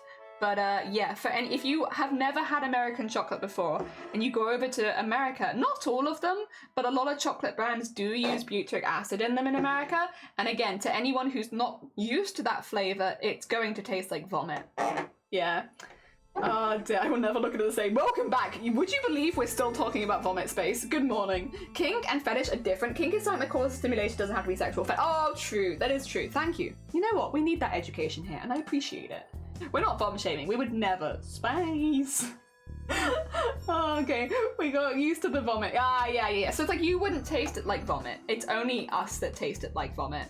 But it also means when Americans taste European chocolate, there is also like not the same reaction, but our chocolate is quite rich compared to yours because we use different ingredients to get that same flavor. So a lot of Americans, once they have European chocolate for the first time, will be like, whoa, that's intense. But mostly it's like a good intense. It's not like quite the same reaction. And it's because we don't use butyric acid. So the flavor of the chocolate is different. And again, to like an American palate, it can be quite rich and very, very creamy. Oh dear. I would generally say if you have the opportunity, like Europeans should try American chocolate and Americans should try European chocolate. If you can eat chocolate, that is. Because like, why not? Like, it's just a very different experience. And isn't life all about having experiences? You should try it. I will say as well, the vomit flavor, it's not like you're eating vomit. It's just there's a slight tinge of something in there. So like, again, it's not like if I ate American chocolate right now, it's not going to be like I'm putting vomit in my mouth. It's not like that. It's just there's like that slight twang or something that is like, ooh, and it can give you kind of a kind of effect, like ooh, kind of effect. Like it's not really intense. It just gives you a slight reaction. Yeah, because you're not used to it. They're used to it. Yeah, they're used to it. Also, Mira, good morning. Welcome on in. We're talking about chocolate and vomit. I don't know how to explain it any better than that. I hope we're doing well. Did you see it? No, we haven't had the timer's there. You have to wait an hour. Oh dear. BRB, and all your fish and chips. Enjoy your fish and chips. I'm happy not trying vom chocolate, thanks. That's fair. I have tried it and I didn't think it was too bad. But again, there is just, but then I would say I get that with Galaxy chocolate as well, right? Galaxy chocolate has the aftertaste of blood to me, and I don't know why. So it's not like it's just American chocolate. There are definitely chocolates here that also give me a weird aftertaste. American chocolate did give me the weird aftertaste, I will admit, but it's not like it's the only one. You tried that by hand? What color? What color are you? I've had Hershey's. I'm also not super keen on Hershey's, to be honest. Hershey's isn't that good. I don't like it that much. I've tried it, it's all right. I wouldn't have it over dairy milk, which is like, dairy milk Cadbury's is kind of the standard in the UK for like standard chocolate. If you're looking at like the most basic of the basic, I would say a plain dairy milk bar is probably one of the most basic chocolates we have here. And so that's kind of like my bar of quality. Do I like it more or less than a dairy milk? And I like dairy milk, so yeah, it's not I didn't like it as much as that. Chocolate, chocolate, chocolate. That's the SpongeBob, right? I didn't underlay it, tried to pick, but the dye was too light. Can you see it at all, or not this time? I remember eating American, also Becky, welcome on in. I remember eating imported Cadbury's chocolate while living in Korea, and I was absolutely vile. Oh my god, I was so happy as a Brit thinking, yay, Cadbury's, and oh, I was so wrong. Oh god. So wait, do they have Cadbury's in America? I didn't even know that. Okay, well maybe our Cadbury's is different. That's knowledge. To be fair, I don't live in America, so I guess it makes sense. I wouldn't know. But yeah, no, I didn't know they had Cadbury's over there. I thought Cadbury's was like, yeah, like specific. If I had ordered Cadbury's from Korea, I would have assumed it would have come from Britain as well. Hershey's is the main Vomi one, yeah. I'm a Galaxy bitch, that's fair. You little vampire, fair enough. Can't blame you. I've had Hershey's with caramel crystal bits. Oh, my favorite, Milka. I love Milka. No, full agree with you. Milka's delicious. SpongeBob, yeah. Each chocolate dessert doesn't have easy acid, and I will say it tastes much more rich, but oh my god, it's so good. Hell yeah. The dye is not there. Oh, I bleached my hair and it looks, oh, sick. Hell yeah, Zomboti. Very nice. Milka, I barely even know her. Cadbury's was bought out by Kraft ages ago. I'm assuming so. It tasted nothing like the British one. That's wild. Yeah, I would have just assumed if I'd seen Cadbury's from another country, I'd be like, oh yeah, that's from Britain. I know what that tastes like. Do your heels have teeth? Yeah, do yours not? Do your shoes not have mouths? How do they eat if they don't have a mouth? How are you eating with your feet?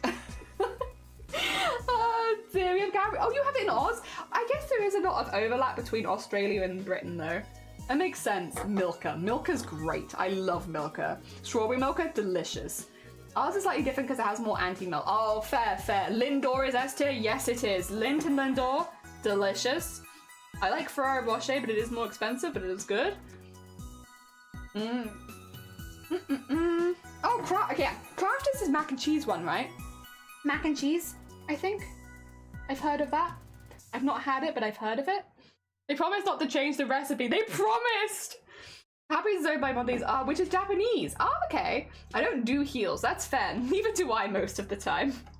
to be fair, not so much me either. Galaxy is Dove in the US. They put the American stuff in it, but so it's not the same. Ah, see. See. Ah, dear. Mondelez International owned Cadbury. Oh, okay. Oh dear. I worked at Cadbury. Fair.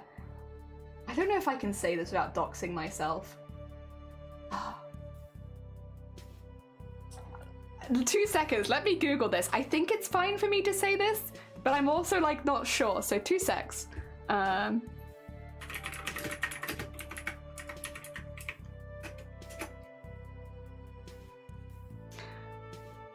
Okay, I can say this, I think. I used to, as part of my paper round, luckily they've moved around a bit, so it's fine. You shouldn't be able to work out where I did this.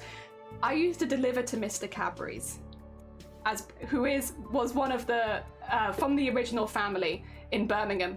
Not that I lived in Birmingham, but the original family in Birmingham who actually started Cadbury's. Cadbury's was originated in the UK, and I used to deliver a paper to Mr. Cadbury. Who was not the original owner of Mr. Cadbury, to be clear, because that was like a couple hundred years ago or something, but like one of the long descendants of Mr. Cadbury. One of the many, yeah. Yeah. I just had to make sure that they didn't, like, you know, only ever live in one place, because if that was the case, I was like, then I'm not gonna say it. Let me make sure they've moved around a little bit. And they have. Everything's fine. I can say that. They were on my paper round. Oh dear. I don't use Kraft a lot since it's not the best back box mac and cheese. I want to try Kraft because I've heard it online, but I've never had it. Oh, but it's not Kraft anymore. Oh, okay.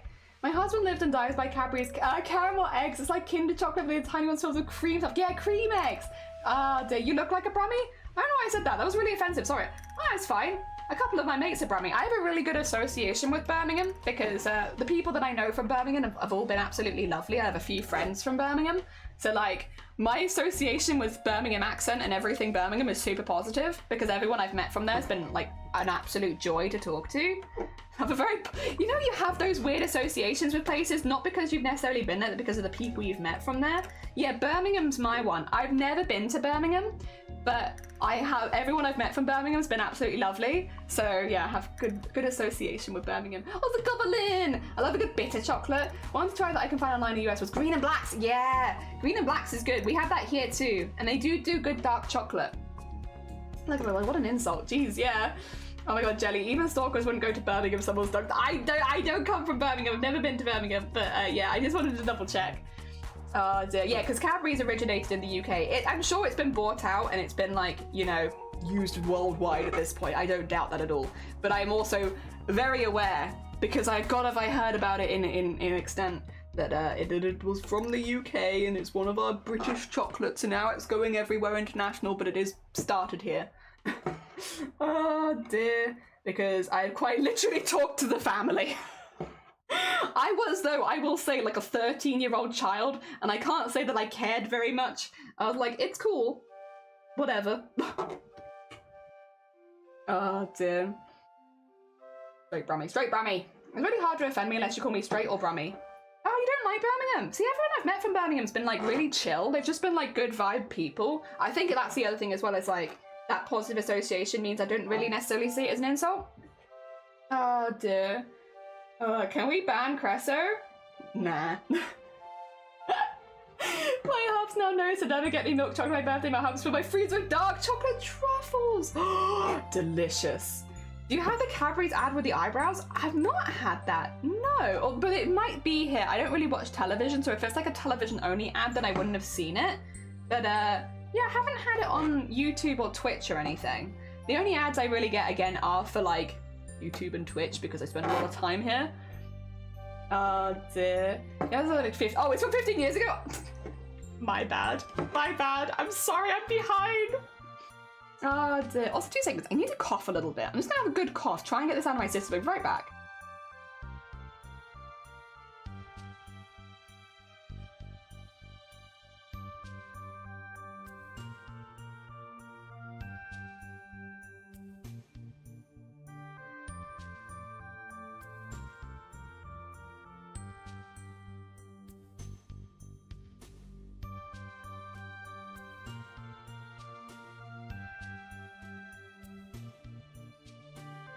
Sorry, there was a little something just like tickling the back. Just a little bit. It feels alright, but I wanted to get rid of it because I was like, this is gonna annoy me if I keep dealing with it. Oh dear.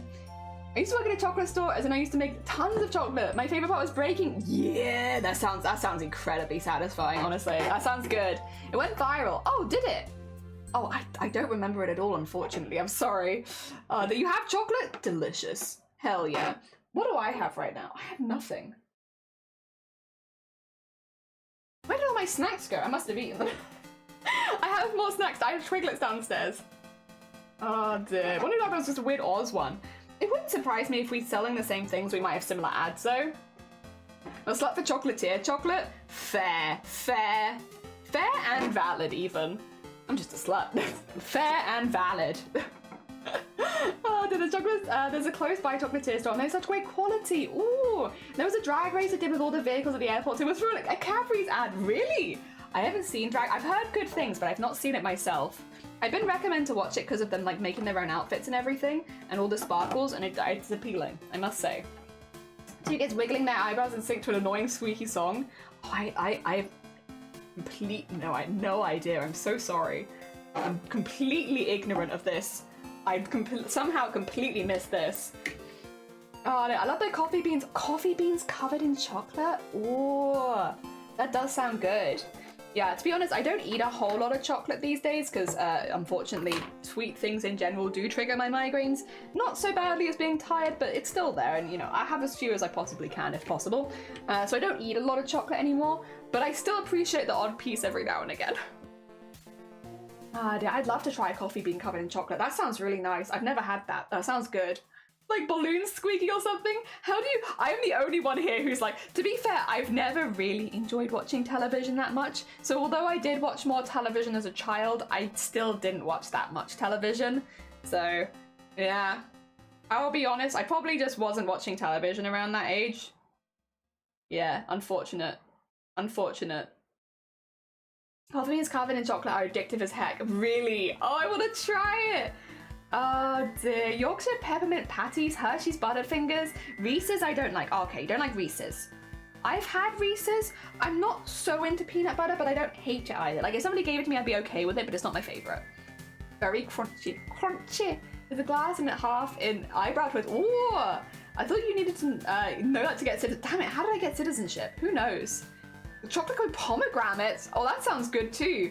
Wait, okay, we worked this out the other day, Mirrors. Yes. Technically, there isn't a right or a wrong way. In fact, a lot of it's regional. Like, funnily enough, if you look in the world history of embroidery, some countries and cultures will do it one way and some will do the other. So there is a bit of variation anyway, depending on where you live in the world. So there isn't technically a wrong way because it's like, depends on where you grew up, really.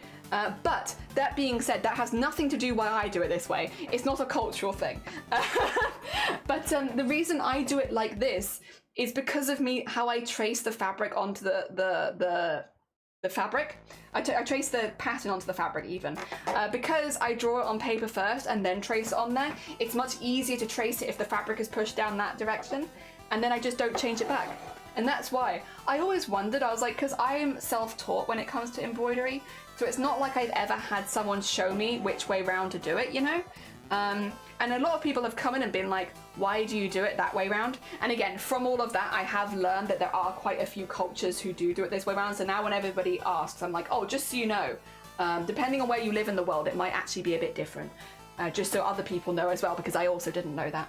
But that's not why I do it. The reason I do it like this is to do with the tracing process. Yeah. Yep. Because I'm completely self-taught, so I've never been told one way or the other, and this just made the most sense to me logically. Yeah. There you go.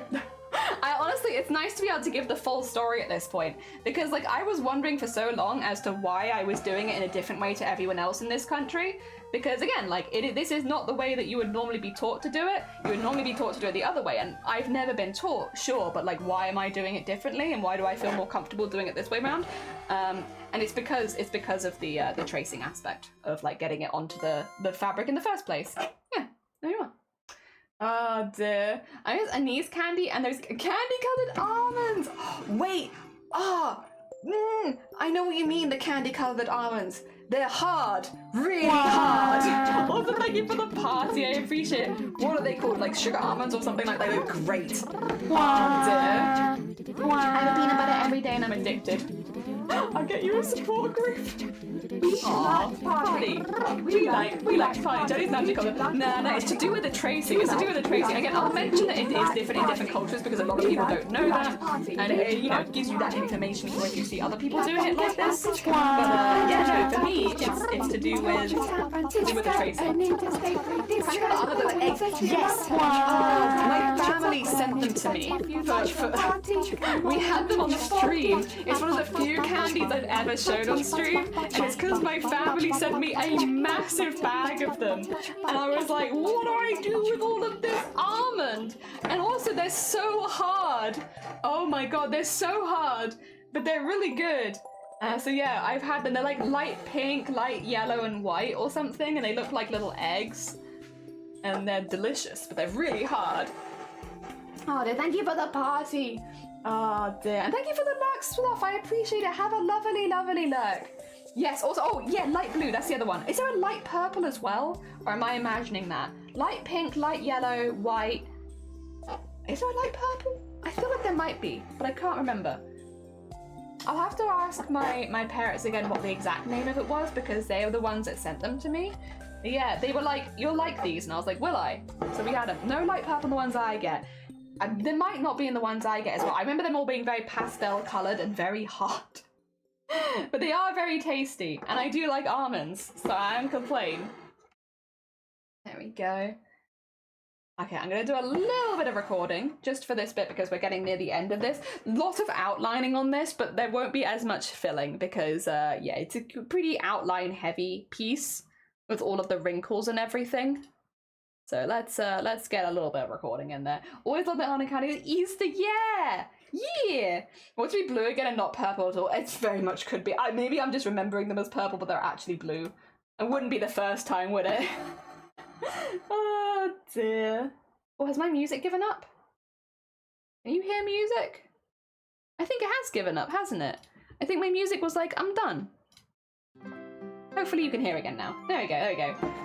Oh dear. I have a stitch that's a little messed up in my knitting, but I'm too new to knitting to know how to frog it.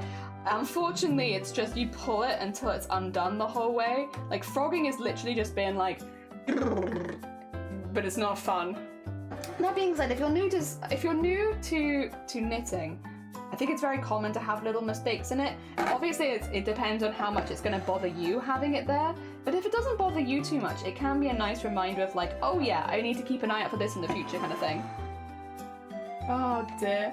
Almond candies, chocolates, gummies, and the last are candy beans, not jelly beans. Oh, candy beans, yeah, like sugar beans. Or something like that. I remember having something like that. I just remember you sorting your colours out and almost being like, that's not pink. I literally struggle so much with purple, it's so annoying. Oh, thank you for the like. You've eaten time, so I was thinking, oh, good luck with the sketching. What are you going to do? What, have you decided what you're going to do for your shoes? Ah, dear. Go. Put a stitch marker around the stitch after the error and pull your frog too much. That's also really good advice. That's nice advice from Sleeves there, honestly. Good hacking advice. Oh, big pop, big pop.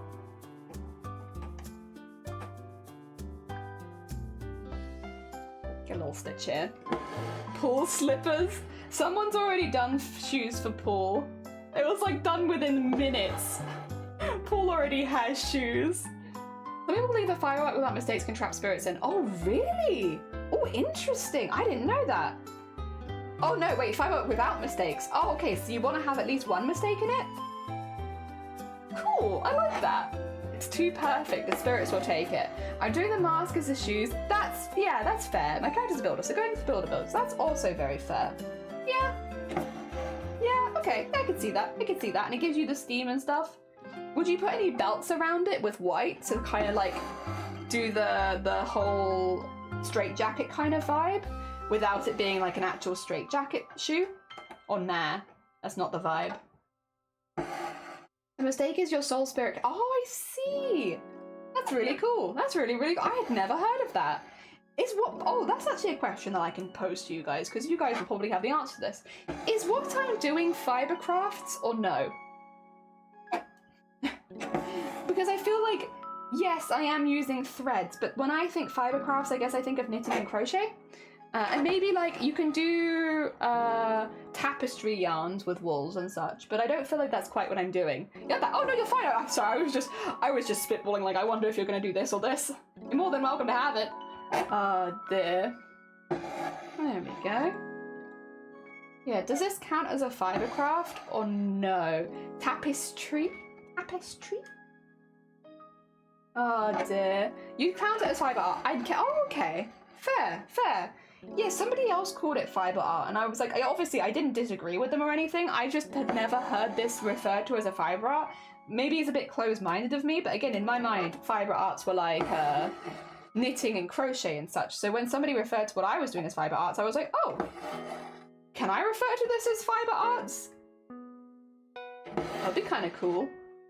Not normally referred to as a fiber artist, but I take it. I mean, anything with fabrics and fibers would be, I guess. At first I thought it was art with Weetabix. Yeah, fiber arts, where you have like a high fiber breakfast as a part of your arts. I'm also gonna need to go pee in a minute. Awkward timing, but I need the loo. I don't know why I need the loo. I think I've been laughing too hard.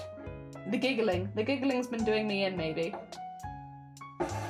Oh dear. But I also really want to finish getting this outlined because I'm so close to finishing this getting outlined. Look how close it is. It's only been fully done. Yeah.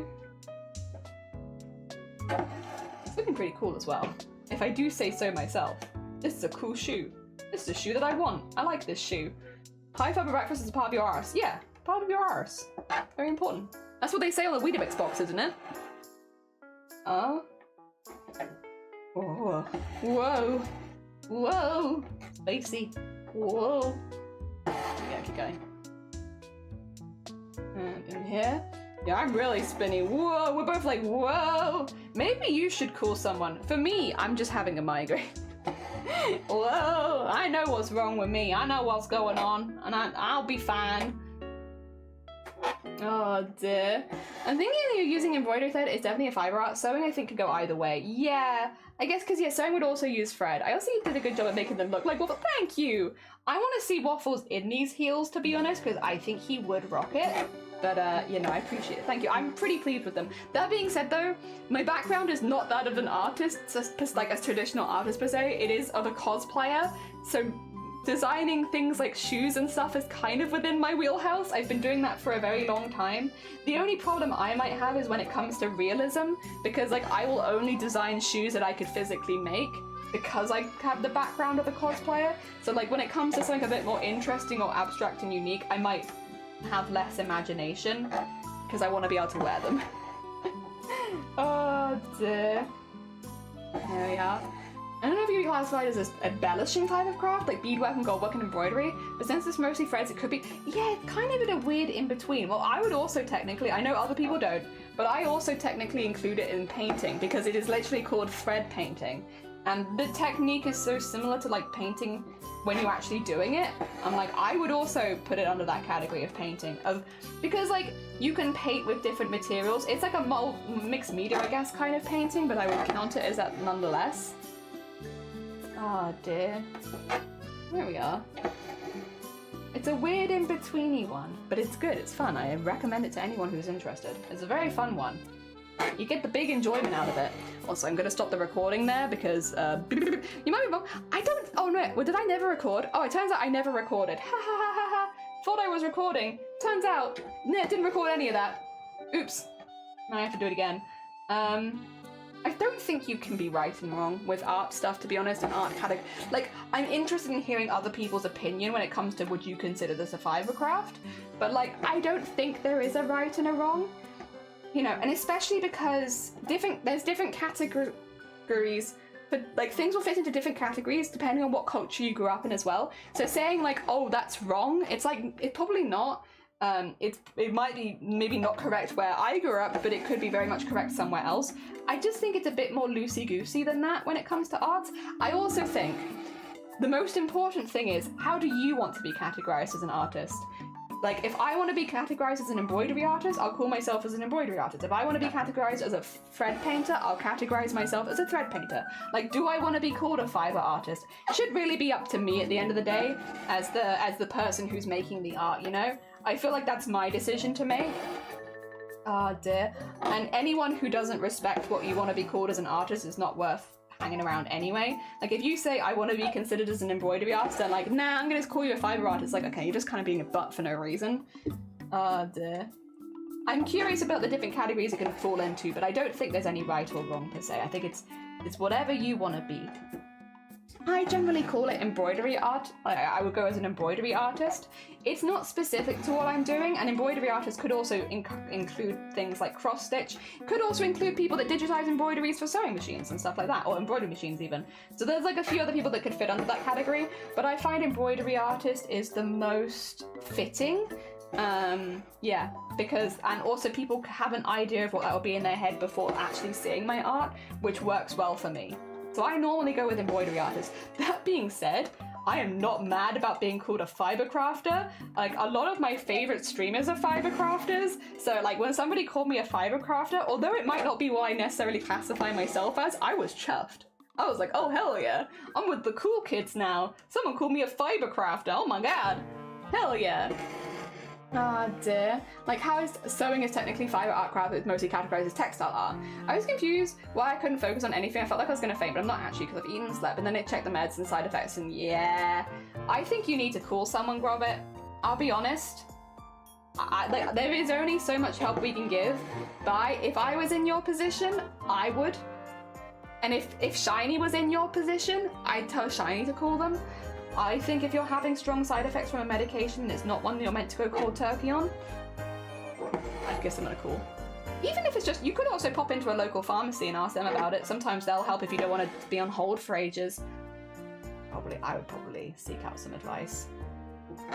Oh dear. Like, do you want to be a fiber artist? Doesn't bother me. If anything, I'm very flattered. Well, I probably wouldn't refer to the stuff that I do as fiber crafting. I'd just say I'm an embroidery artist. I'm not mad. I'm not upset by it. I like it. A lot of the people I like are fiber artists, so I kind of gel with it. But yeah, there's someone in Chroma Core. I won't say who because I don't mean to call anyone out, and I don't want to correct them. I don't want to correct them. I like that they call it this. But there is someone who I talked to last year in Chroma Core and has also said it again this year in Chroma Core, who calls this knitting. And I like that, you know? It gives me joy. I always label my stuff as embroideries, but they still call it knitting, and it makes me smile so big. I will say as well, this person, their first language I don't believe is English, which is probably why they refer to it as knitting. But every time they refer to my work as knitting, I'm like, I like that. I don't know. Again, a lot of my favorite artists are people that knit. So when they refer to it as knitting art, I get good vibes. Even though it's technically not right, it does make me smile. Every time. Good and not good news, my horrible headache has gone away, but now I have horrible knee pain. Oh my god, we need to give your body a good speaking to. How dare. Lucy Goosey is my stripper name. It's a good name. Fair enough. Can't blame me for that one. That's a good name. Strong name. Take it. Now thinking about an oil painting calling themselves a fiber artist and they use fibers in their paintbrushes? Like, technically, could you? Might it give people the slightly wrong idea about your work? Maybe, but you could. Also, Ward, good morning. I hope you're doing well, Goat. Welcome on in. We are slowly getting our shoes done. How are your shoes going? Sounds like you're selling fiber optics. Who says that I'm not? Who says that I'm not? Ah, dear. Flat knitting. Yeah, flat knitting. Also in the USA, also find pharmacists awesome. Yeah! The issue with anxiety makes it hard to make even a basic phone call approach people. I know, no. Phone phobia is a very, very common one. A lot of my friends really struggle with it. Do you have anybody who could make the call with you? Because I'd say, if you're someone who struggles with phone anxiety, do you have like a friend you can call? And to be fair, if you're feeling faint anyway, it might be worth letting a couple people that live close to you know. Because if you do faint and hit your head, you need someone you can call. Ah, dear. It might be worth being like, hey, I'm a bit worried. Are you nearby? Would you mind popping over? Keeping me company just in case anything happens? Ah, dear. And if you don't get better, maybe helping me make a phone call. I'll be honest, if I heard any of my friends were going through it like that, I'd want to be there. I'd be like, Shiny, can you drive me? Drive me. Friend is unwell. Need to go keep friend company. Very important. Ah, dear. I had to draw goat shoes. I love goat shoes. Like, you can do like the hoofs and everything. You could go full devilish. Oh my god. Although I guess it doesn't really suit the character being a baby as well. But, oh my god, so cool though. I mean, in Spanish, tejido, or tejido, maybe? Tejido? Tejido? Do? There. I don't know how to, no, fine, it could be fabric, knitting, crochet, and I guess bordado is a different thing, but I think I've heard at least one person call it tejido de borado. Oh, okay. Sick! Jelly with the SO advice. I've been sick for a long time. I'm so used to it. I'm so used to it. We do a lot of sickness stuff in this household. Oh dear. Thank you. Thank you. Well, I can't help people, but I can tell people to look after this. That's all I can really do. And I doesn't believe in mental health problems, so I don't really want to get her involved. That's why. What about a friend, though? If not family? Because, yeah, I do get that, and that's not fun. Having someone who doesn't really get it is not fun. Do you have a friend? A friend you can call? Even if it's someone like I don't know, Vortex is around? You can be like, hey, I'm doing a bit rough right now. I'm having a rough day, and I just, you know, need someone. Doesn't suit the character because the soles of the shoe would be goat hoofs as kid already. Ah, I see. Damn it. I guess who could have foresaw that we would have a shoe prompt of all things, to be fair, when designing our characters. Oh dear. Yeah, that's difficult. That's difficult. Also, I'm going to stop the recording there. Stop. Stop. Stop. Stop. No more. Done. Finito. Finish. Don't do it. Why are you not stopping?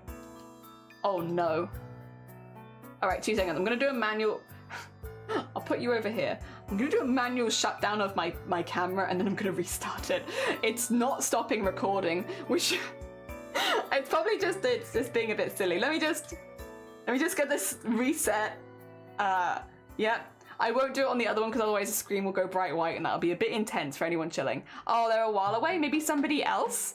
Could you make a shoe inspired by the character, or is a shoe supposed to be used? No, it's inspired by the character, not used by the character. Very expressively. Actually, while this is reloading, I'll read the original prompt and you can hear it from Cynix's, because they were very, very specific.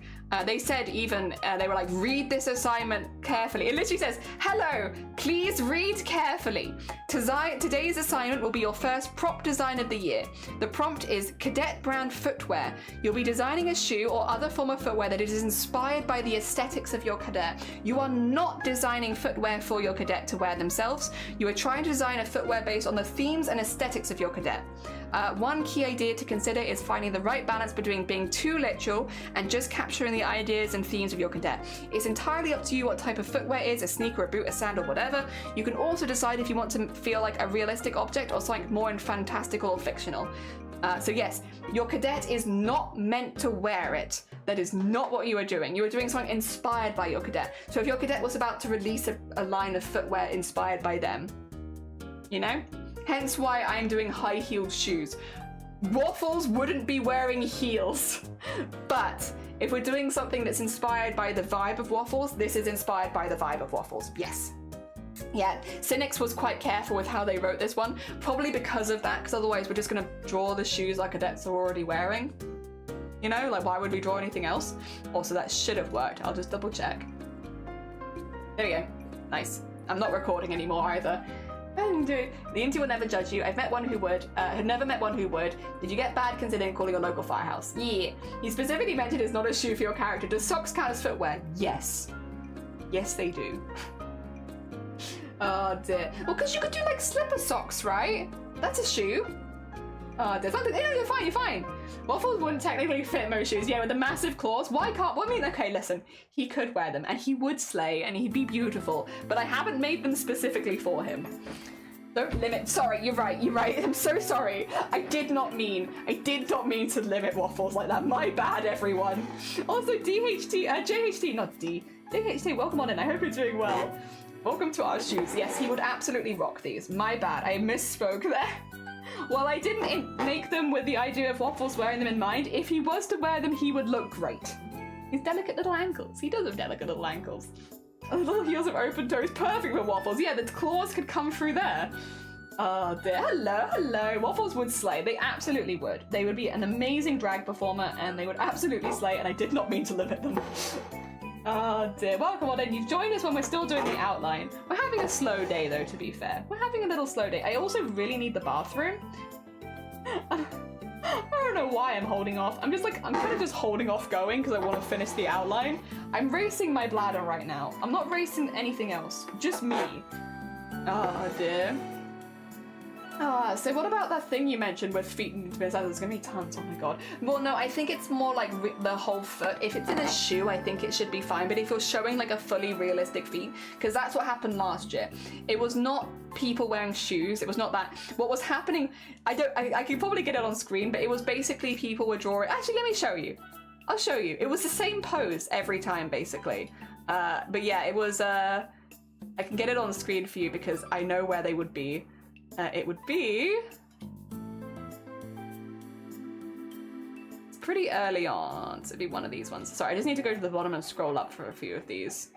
Nope, these will save. Was it this one? It's one of these. I know it was one. It was one of yours. Not this one? Okay. We'll find it. I'll find it. You shan't escape. Okay, the feet were already happening at this point, right? It was an earlier foot. I'm trying to find the trigger foot. I found like the feet after the back, but I'm looking for the initial foot. The very first foot. The start of the feet. Okay, well, I can show you this one by Fashines. This will spoil it though, I will say. Like, once again, good bean Fashines. If I bring this on screen real quick. Get ready, guys. If you don't like feet... Wait, what? There you go, okay, sorry. If you don't like feet, this might be quite intense. Alright. This is what they were saying to censor. This. Where you can see, and this was not the first one. This is not the first. This is what they were saying, can you please censor them because they are a bit too intense. This is not the only one. There would have been, I think it maybe would have been the day before then was the original. Yeah, here it is. This is the one that started the trend. They're all in the same, the same pose. After this, it's this pose, and it's the feet being right next to the camera as a major focal point, as well as all the detail on the toes. This is what they were asking people to be like, can you please start censoring these? Because it is very foot forward, if we're being honest, and like every time somebody dropped out of the competition post that, I think I saw one, was it on this one? No, I don't think it was this one. I've seen other people doing the same thing. Sorry, we're going through chroma core from last year here. Don't worry about it. Was it this one that somebody did? Feet 4? Oh, I don't remember. Basically, it just got to a point. Nope, that's Eladin, that's fine. That's not gonna be feet. Oh yeah, here's another one. Yeah, basically, when people were dropping out, they draw feet. So if it was anything realistic, they were asked to censor it because, yeah, it was just a bit too much for certain people. So yeah, there was a lot of feet last year, but I don't think that's necessarily what's about to happen this year because you're drawing it in shoes and stuff. So you're not just drawing feet, you are drawing shoed feet, you know. So lewd. It was very lewd. There were a lot of very high realistic feet last year. But yeah, there are some people that really struggle to look at feet. They really don't like it. It sets their stomach off. It makes them feel really unwell. So people were asked to, like, if you were drawing realistic feet, could you just censor them kind of thing? So that people that don't want to see it don't have to see it. And I imagine if anyone's going for any really intense feet, they'll probably be asked to censor it again this year. But I doubt it. I think it will mainly be the shoes themselves. From what I've seen so far, it's all been shoes. Open-toed shoes though? Yeah, but like you see the top of one toe maybe in an open-toed shoe if you're drawing it realistic. Maybe like you might see the top of a few, but I doubt it. I don't think you'll see that much of it, to be honest. Again, this were bare feet right up into the camera. Like, it was just a little different. You might see one or two, and again, if they don't censor it, they'll probably be asked to censor it. Or you might have your post deleted. But yeah, I don't think that will be a big issue. Oh dear. Unless they're bad shoes, they don't cover the feet. Yeah, I think as well, a lot of people, like obviously there's a few new people from our community, but a lot of the people that do chroma core do it every single year, right? They kind of know. They saw what happened last year. They saw how uncomfortable it made people. If somebody does post feet really like blatantly, other members of the community might come forward and be like, hey, can you just sense that? Can you just censor that one? Yeah, we had this discussion last year. There are some people that are very uncomfortable around that. Could you just censor it, you know? So if anybody did post really obvious feet, I think you'd have a lot of other community members be like, hey, can you censor that? Like, chill, just delete it and repost it with censors, you know? So I would say if anyone from this community is planning to do detail feet, like my character's wearing a sock for starters, but like, yeah, they are planning to do detail feet, maybe censor it. I say maybe. I would say if you're ever on the, oh, should I censor it or should I not? Just censor it. Literally, I hate, okay, can I put a little bugbear out there really quickly? Can I put a little thing that grinds my gears? And I saw people doing it yesterday. The whole thing where people are like, oh, let's say use censorship as an example, but it's definitely not just censorship. It'll be like, oh, I've drawn this, should I censor it or should I not? And people get back to them and say, you know, if you're unsure, censoring it is the smartest thing to do. You know, maybe just censor it. And people will say, okay, you're not sure, censor it. And then the person who's asked will be like, but I don't really think that it's bad enough to censor. Why did you ask? If you only wanted one answer, why did you ask? Don't do that. It makes you look stupid.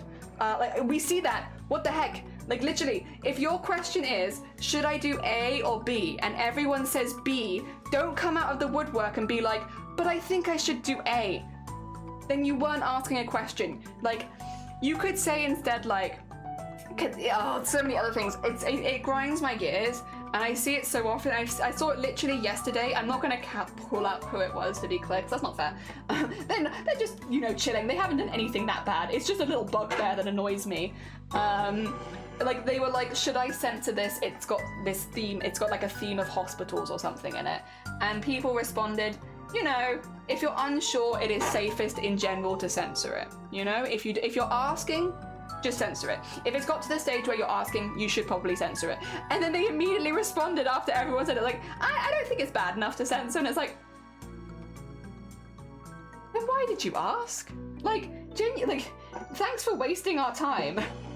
But I would say, I do mimic what everyone else said in the chat to that person, which is, if at any point you are unsure about whether you should censor something or not, censor it. It's much better than making people uncomfortable, in my opinion. Because maybe someone will say you didn't need to censor that, and you know what's been lost? Absolutely nothing. Absolutely nothing. You've not lost a single thing. If you're ever unsure about whether you should censor something or not, just censor it. It's so much easier for everyone, and again, you don't accidentally make anyone uncomfortable. Win, win, win, win, win. Ah, dear. In my defense, I was thinking of silicone hobbit feet. Yeah, that's some jelly devil shit right there. Some, not tons. Nothing involving feet. Yeah. Have you seen 5 Minute Crafts? I've seen some. So this is when they dropped out. Is there a reason they stopped following prompts? No. So dropping out meant basically, there were a few reasons people drop out of Critical. One, and a really important one, is burnout. You are meant to make a piece every single day if you're competing, and a high level piece. And a lot of people burn out. It's very, very normal that artists will burn out during Critical. So a lot of people will drop out because of burnout.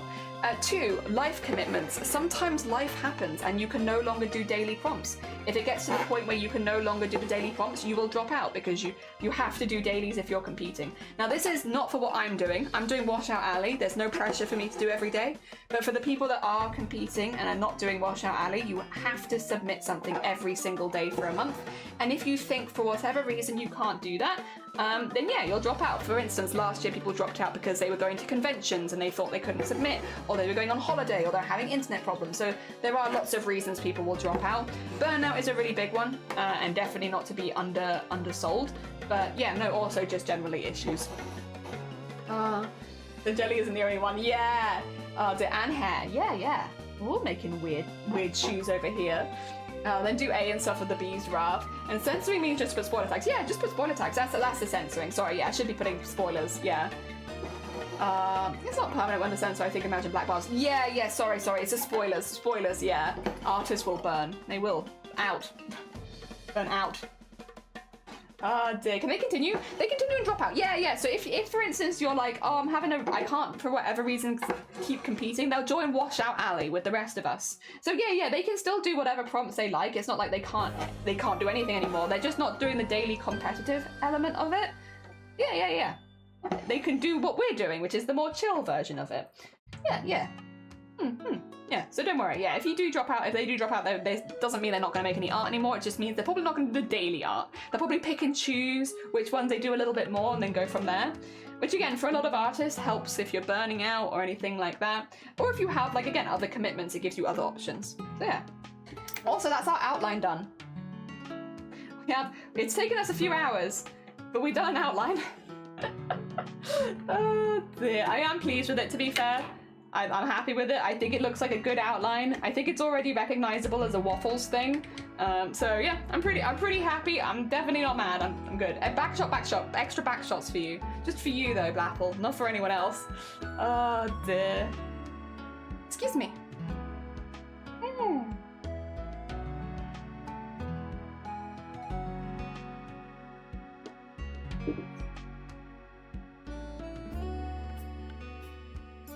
Yeah, sorry, I've just seen it on screen actually. Dear, there are a couple people, yeah, talking about dropping out here and there. It does happen. It's relatively common. Definitely not like when I say that they drop out of the competition, I don't mean it in any kind of offensive way. Like, there's normally very, very good reasons people will be dropping out of the competition, and like, yeah, it's valid. Even if it's just they don't want to compete anymore, valid and fair. So yeah, no. Oh, dear. I don't mean it in any kind of like derogatory way. Oh, dear. Close. Good. Phew. I'm glad you didn't see it. All right. So we have the bones is the heel, the teeth and the bones up there. We have the skin here. This is all sock. This is the extra skin of Waffles. These are going to be grey and they're just going to be like a frayed edge, which is just kind of representative of the clothing in general. Blood around there. Pansy, leaves, logo, crown. Oh dear. There you are. So this becomes happy when they drop out because then it won't last a month. Well, last year that didn't make a difference. Dropping out wasn't like it just meant he didn't have to make a decision that day. Because last year for the first few weeks, somebody dropped out every single day, or like somebody was eliminated every single day, right? So if somebody dropped out that day, he would be happy, but not because the month was shorter, but because he didn't have to make a decision that day. Which, very fair. But yeah, he'd always be like, oh no, we lost so-and-so, but you know what that means? I don't have to choose who leaves today. Which, fair. He's showing ankle? Yeah, just a little bit. It's not his ankle though, this is my foot. I'm doing my foot, Blapple. So it's not Waffles' foot, that's my ankle. Because I didn't want to chop anybody else's foot off, I would have felt bad. So this is my ankle, right here. That's me. Sexy, sexy ankle. And I thought my first day back to work, 9 to 5, good luck, anime. You've got this, you've got this. I think I'm wondering, if they know there's an event they need to go to instead, why enter Washout Alley? So, it's tricky, right? Some of them don't know that there's an event happening, but I think as well, a lot of people enter Chrome. So bear in mind, there's 1,246 people enter. A lot of people, you don't expect to get in, right? Because if only like a few people are getting in, like there's 18 this year, 18 people got in from 1,200 on something. So it's like, you don't necessarily expect to be the person that gets in, even if you do enter. And yeah, also, yeah, some of them think they're gonna get striked early. Even if you do get in, since they were eliminating people every single day, like you don't necessarily expect that you're gonna make it 2 weeks, right? And suddenly you haven't been eliminated yet. I was like, oh God, I thought I'd be out by now. Yeah. So there's a couple of reasons. One, a lot of people don't expect to get in the first place. And two, even if you do get in, yeah, it's like you don't necessarily expect to stay in. Oh, then Jenny, please stop teasing. I know, 2 centimeters ankle is it's a lot, yeah. Not a been for dropping out. No, there's reasons. There's definitely reasons. There are many more washouts than last year. There are a lot of washouts this year. It's very cool. Oh, we had it! We did! I forgot. Yeah, I was gonna say, oh yeah, we did have a hiccup, but I didn't think it was anything that special. It is! That's our like 1,700th hiccup. Very well done. Very well done. I was here. I witnessed it. Oh dear. Nice witness. Hell yeah. Do we want to go with the skin first since it's a big area, or do we want to start with like bones? What do we want to start with? I don't know. I don't know what I want to start with. Maybe the skin? Maybe the skin. Skin, yeah. Even cynics can't keep up. Yeah, did they manage to get through everyone last night? Because I wasn't feeling very well. So I was lurking, but I kept like popping in and out of sleep, to be honest. Did they get through all the washouts? Because I know Cynic said he wanted to get through everyone in an hour, and I was like, I don't think. Unless you're really going fast, I think it'll be difficult. Yeah, I was too tired. Yeah, me too. We're both too sleepy. It's like, I have no idea if he managed to get through everyone last night, because I was popping in and out of sleep, to be honest, since I was not very well. The future historians will ask, what were you doing when Jelly had her 1,700th hiccup on stream? Oh dear. Shoot, even I don't remember what I was doing.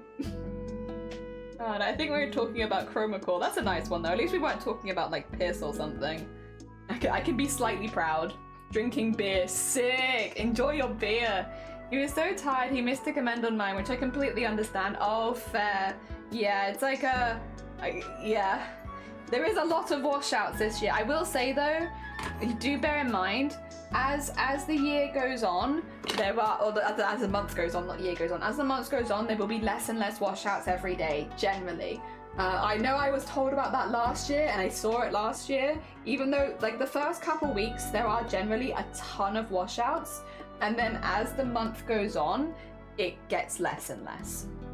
A lot of people fall behind and then feel that they can't catch up, and so they stop. A lot of people just have other commitments. Some people make like 10 pieces of art and then they're like, I'm happy with that. That's all I wanted to make, and they stop there. So it's like it's super common that yeah, like there'll be a lot of washouts at the beginning, and then as the month goes on, there'll be less and less. Which, to be clear, again, I don't want this to come across as like a derogatory statement or anything against people that don't do the whole month. It's more common that people don't do the whole month, and that they'll do the first few, and then they'll start to like pick the prompts that they like and just work on those for a few days. So yeah. Definitely, it's not common to do the whole month. And as the month goes on, you'll see less and less people doing the prompts, because people will get to a point where they're satisfied. They'll be like, you know, I've done a few, I'm proud of myself, and now I'm going to move on and do something else. And it's like, yeah, that's very valid. Not everyone wants to do all 30 prompts. In fact, I would argue most people don't. So yeah, it's all very valid. It's not necessarily how I approach it, but it doesn't make it any less valid. Trash Bandit, good morning, welcome in. How goes? We're making a foot. That's my foot. We're embroidering my own foot inside of a shoe. Oh dear, hell yeah. Weird day, weird Saturday. Welcome to my foot. Oh dear, I hope you're doing well. Good morning. He said mine was cute and nice. Hell yeah, it was. I actually really liked your photo bashing yesterday. I thought it was really cool. Really cool. I was looking at the emails and then I heard Hick feel like a soggy biscuit. You're a soggy biscuit. Oh my god. Robert and I had like this event follow allows for that. I think I think artists already have enough stresses for their creative ambition. Yeah. It's like, you know, it's very common that not everyone does everything, and that's normal. And no one's gonna judge you for that because that's so normal, right? Oh dear. Ooh, seems ouchy. More out. Yeah, I've lost some of the rest of my leg, but don't worry about it. I barely use them anyway, so like, it's fine. We're getting by. The more arts created, the more the better. Yeah, it's very fun to make as well. It might be very simple, but that's okay. Are you planning to do more of that? Because honestly, I thought it looked really cool. Oh dear. Like, what kind of stuff are you looking to improve this year? Or like practice at, I guess. Practice at better, maybe more than improve. Oh dear, Georgia! Good morning. Welcome on in. How goes it? Welcome to my foot. We should be playing like sexier music. What's a sexy OST? Oh, I have some jazz. You want some sexy jazz? For the foot embroidery? Welcome to my foot stream. This is much better. Oh, did Jenny stream all the Saturday? Yeah! How you doing, Andy? Good morning. Welcome on in. I hope you're doing well. Welcome on in. Welcome to my foot. Oh dear. Practicing doing chroma core is hard. I want to practice as the progress on finishing art as well. That's very fair. Yeah, practicing was maybe not the best way of putting it in my to be honest. Oh dear. Welcome to my foot. Yeah, this is my foot in a shoe. I hope you're doing well. I hear somebody else want to go about the finishing part. Yeah. Oh dear. Foot stream. Been lurking. You got your flight. Oh, exciting, George. Very exciting. Very exciting. Nice planning. Nice heckin' planning. Oh dear. There we are. And he's doing well. I'm all here for foot action. Hell yeah. We have a very foot forward day, which is much better than a foot backwards day. Taking a step in the right direction with our art and doing my feet. Oh dear, Jordan! I'm really happy so far I've done it for Chroma. You should be! Trying out different ways to do digital art's been fun. I mean, yeah, you made a whole comic. Like literally, and done Pokemon. Like, you should be proud. You should definitely be proud. You've been doing really cool stuff. Hell yeah.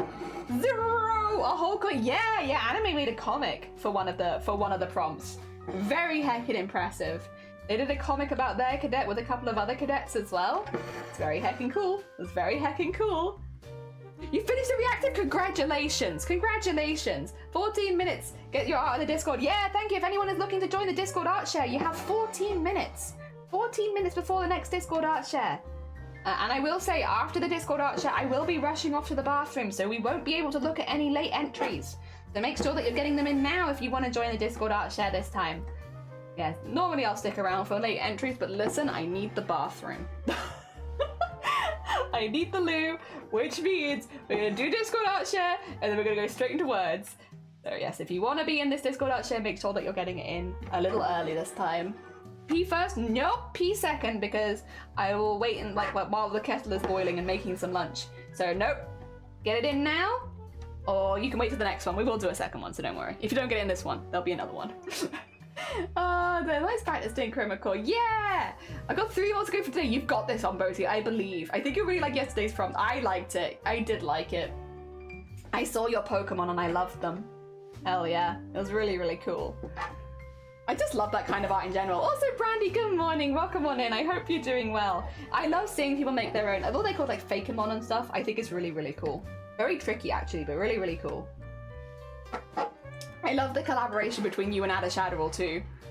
Watering plants? Hell yeah. Go enjoy watering your plants. I'm sure your plants will really appreciate it. There we go. 12 minutes is enough time to pee. I'm not peeing right now. No, I'm gonna finish some art. Robert, I'm gonna finish art. No. I'm busy. I'm making feet. No, I want to do more of this first, and then and then I'll go to the loo. Oh, dear. Busy making feet art. I am blessing the world with my feet. I don't want to go to the loo right now. Oh dear. I will say though, I'm really glad that today's prompt was not a liquid prompt, because oh my god, trying to do liquid in embroidery, it's not easy. I mean, liquid is hard to draw regardless, I will say. It's not like it's ever an easy one. I don't think anyone thinks drawing water is simple. Like, it's complicated and it takes practice, yada yada yada. But trying to do it in embroidery, because everything's a straight line, like obviously you can do a lot of stitches to make curves, but generally it's a lot of straight lines next to each other. And trying to make that look good at a small scale for water, oh my god, my poor brain. And we had 2, because matcha is tea, so that's liquid. And then yesterday the prompt was water sprite, which is water is liquid, if you didn't know, you know, little known fact. Oh my god, and I've just been here like, oh god, these are not good for embroidery. I'm trying my best, but it's hard. Oh dear. So yeah, I'm really, really glad that today is a prompt that's a little bit more within my wheelhouse of stuff I'm confident with, because it doesn't involve, I mean, we put blood in, but like, that's a bit easier, right? It's not like a running liquid. Jesus, matcha isn't tea. It's just, oh, true, yeah, that's true. It didn't have to be in tea. That was my choice, I suppose. Okay, you're right. I made that hard for myself. I love the water effect you did. I was really proud of it too. Also, thank you for the water running modes. Oh, you have your friends and modes again. Sick. Water is hard. I have one question. What are these long stitches? Or there's short ones too. So long short stitch is my most common stitch, which basically means, as the name suggests, you do a long stitch and then you do a short stitch and then you do a long stitch and then you do a short stitch. And the reason you stitch like that is to make them look very random, so that instead of having like a very neat satin stitch, you have a lot of stitches that don't quite line up, which looks really good in organic settings like skin and such, or fur or hair or anything like that. Yes, satin stitch looks really, really good in more industrial things, and long short looks really, really good in organic things. So it kind of depends on what you're doing. I will say as well, those are like vague guidelines. You could definitely mix and match it a bit, like with your own creative input, but that's how I do it. It's long short for organic, satin for industrial. Yeah. Generally that's what looks better. Also, water is hard if you fall on it the wrong way from a great height. That's also true. You don't want to be falling on it. That's very fair. Yeah. Good safety advice from Anime today. Oh dear. So what you are doing now are all longs? No, I am doing some shorts in there as well.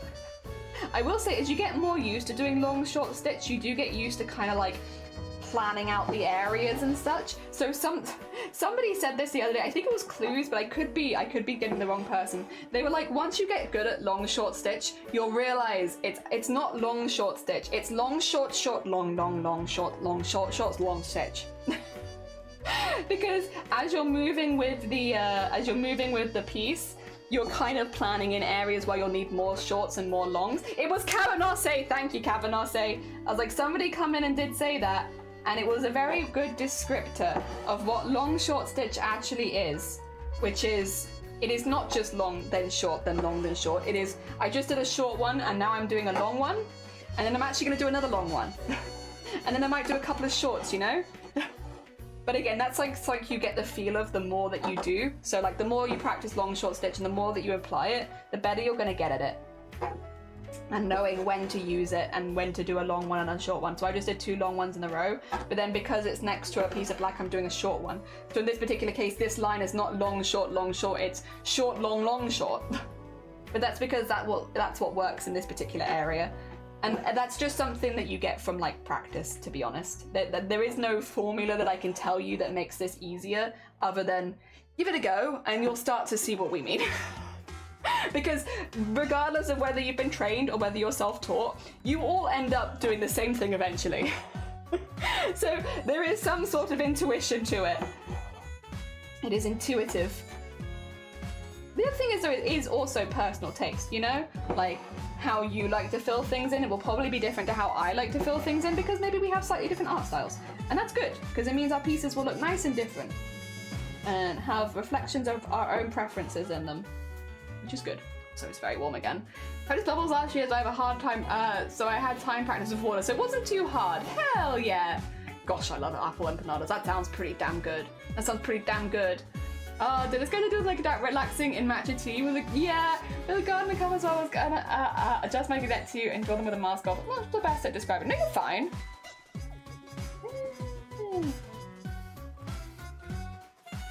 Liquids are super difficult. Anything that holds water, fog, bubbles. Yeah, they're all really hard. Oh, save the work. Damn right. Beep boop ba doop boop boop ba doop boop scoop. Thank you for having me save my work. It'd be a shame to lose all of this amazing work, wouldn't it? I wouldn't want to lose it all. I've been working so hard. Oh, dear. There we are. I want to learn embroidery. It's actually a lot easier than you'd think, I promise. We try and make things as approachable as possible here, but I have only been doing thread painting for a year, just over a year. I'm very, very new to embroidery like this myself, and it is so much easier than you think, I promise it. As someone who has no background in embroidery and has only been doing it for a year, you get really used to it. You do, it's just like, I don't know, it seems really intimidating, because there was a reason I didn't do embroidery for so long, and it was because I was intimidated. I thought it'd be really, really hard. But like, it's literally draw something on paper or on fabric that you want. Like, I drew a shoe because I wanted to draw a shoe. So I drew a shoe onto my fabric. The fabric I use is curtain lining because it's cheap and it's pretty good and it holds a lot of thread. So yeah, I use curtain lining. Drew a shoe onto my curtain lining, and then I outlined it in thread, and now I'm just going around and filling it slowly but surely with a lot of different colours of thread that match the vibe, you know? So green for the skin, because it's goblin, and all that kind of stuff. And yeah, and then you have a piece. It's slow, that's the only thing. Compared to like a lot of other arts, it's very slow, but once you look past that, it's really, really fun. And it's very relaxing and therapeutic. And you kind of almost fill it in. If you've ever seen like a paint by numbers. Paint by numbers is like the way that I kind of refer to it, where it's like you're kind of filling it in one color at a time, but since you're using shading colors and stuff like that, it kind of will look like a paint by numbers for a while once you're filling it in. Yeah, it's really easy. Really easy. Oh dear. Takes a snapshot of the world and said, do it, do it. I watched a 15-minute video and now I can do embroidery cosplay. There you go, it's so easy. Have you heard of an artist that makes realistic 3D embroidery? I actually, so I've made 3D embroidery myself, but one of the artists I follow on Twitch that does it is Feathered Phoenix. I don't know if you've heard of them. There are actually people on this platform that make realistic 3D embroidery. It's very heckin' cool. So I know a few artists that do it, and I've also done it myself in the past. Yeah. I'm also one of those artists. Oh dear. I mean, I literally did some for waffles, but it wasn't super hype. It was more cartoony than hyper-realism, which is what I've kind of fallen into, is like, I like cartoons. Surprisingly. Oh dear. Now you know some kind of things you're interested in looking for free resources. There you go. The Mango I can't tell. I like kawaii stuff. Oh, Halloween ghost stuff? Yeah. I think if it has like a fair outline, it'd be very easy. This is a zombie shoe. This is a zombie shoe. Oh dear, there's a streamer called Mekan who incorporates stitching, thread painting like jelly and like cute art. Yeah, hell yeah! Well, thank you for shouting out Feathered, a very, very talented bean who does a lot of really amazing stuff. If you want to check more people out, they do really cool stuff. It'll be very applicable to taking kawaii design and making something cute. I mean, I've made 2 seconds. I've made things like that. First of all, we made Scary Hatsune Miku yesterday, which, you know, maybe not the best example, because it's Scary Hatsune Miku, but we did do this. But like previously, 2 seconds, let me scoot my boot. I've made some cute stuff, I would say. Listen, in my own opinion, I would say that I've made some cute stuff. And you definitely can. You're Scary Hatsune Miku. No, you. Let's see, what can I pick from last year? What about the tardigrade? Tardigrade's pretty cute, right? I like tardigrade. It's a cute one. This is predominantly using satin stitch. Like satin stitch? This one's a satin stitch one. By the way, with any of these stitch types, if you Google them, you'll see pictures. They're much easier than they sound. We did satin stitch. I did, what about... It would have been a post-chroma one. So where's the embroideries post-chroma? There they are. We've done Iron Mouse. There you are. We've done... Pomni. That's a pretty good example one because Pomni is pretty stylized. There you go, we've done Pomni. That one's using long short stitch. Yeah, done Pomni. Oh wait, we did heckin' Spirited Away. Speaking of anime, we literally did Spirited Away. Where's my Spirited Away one though? I did do it. Oh, I've got these ones, the Final Fantasies. Yeah, Final Fantasy. We've done... where is it? Where's Spirited Away gone? I can't find it.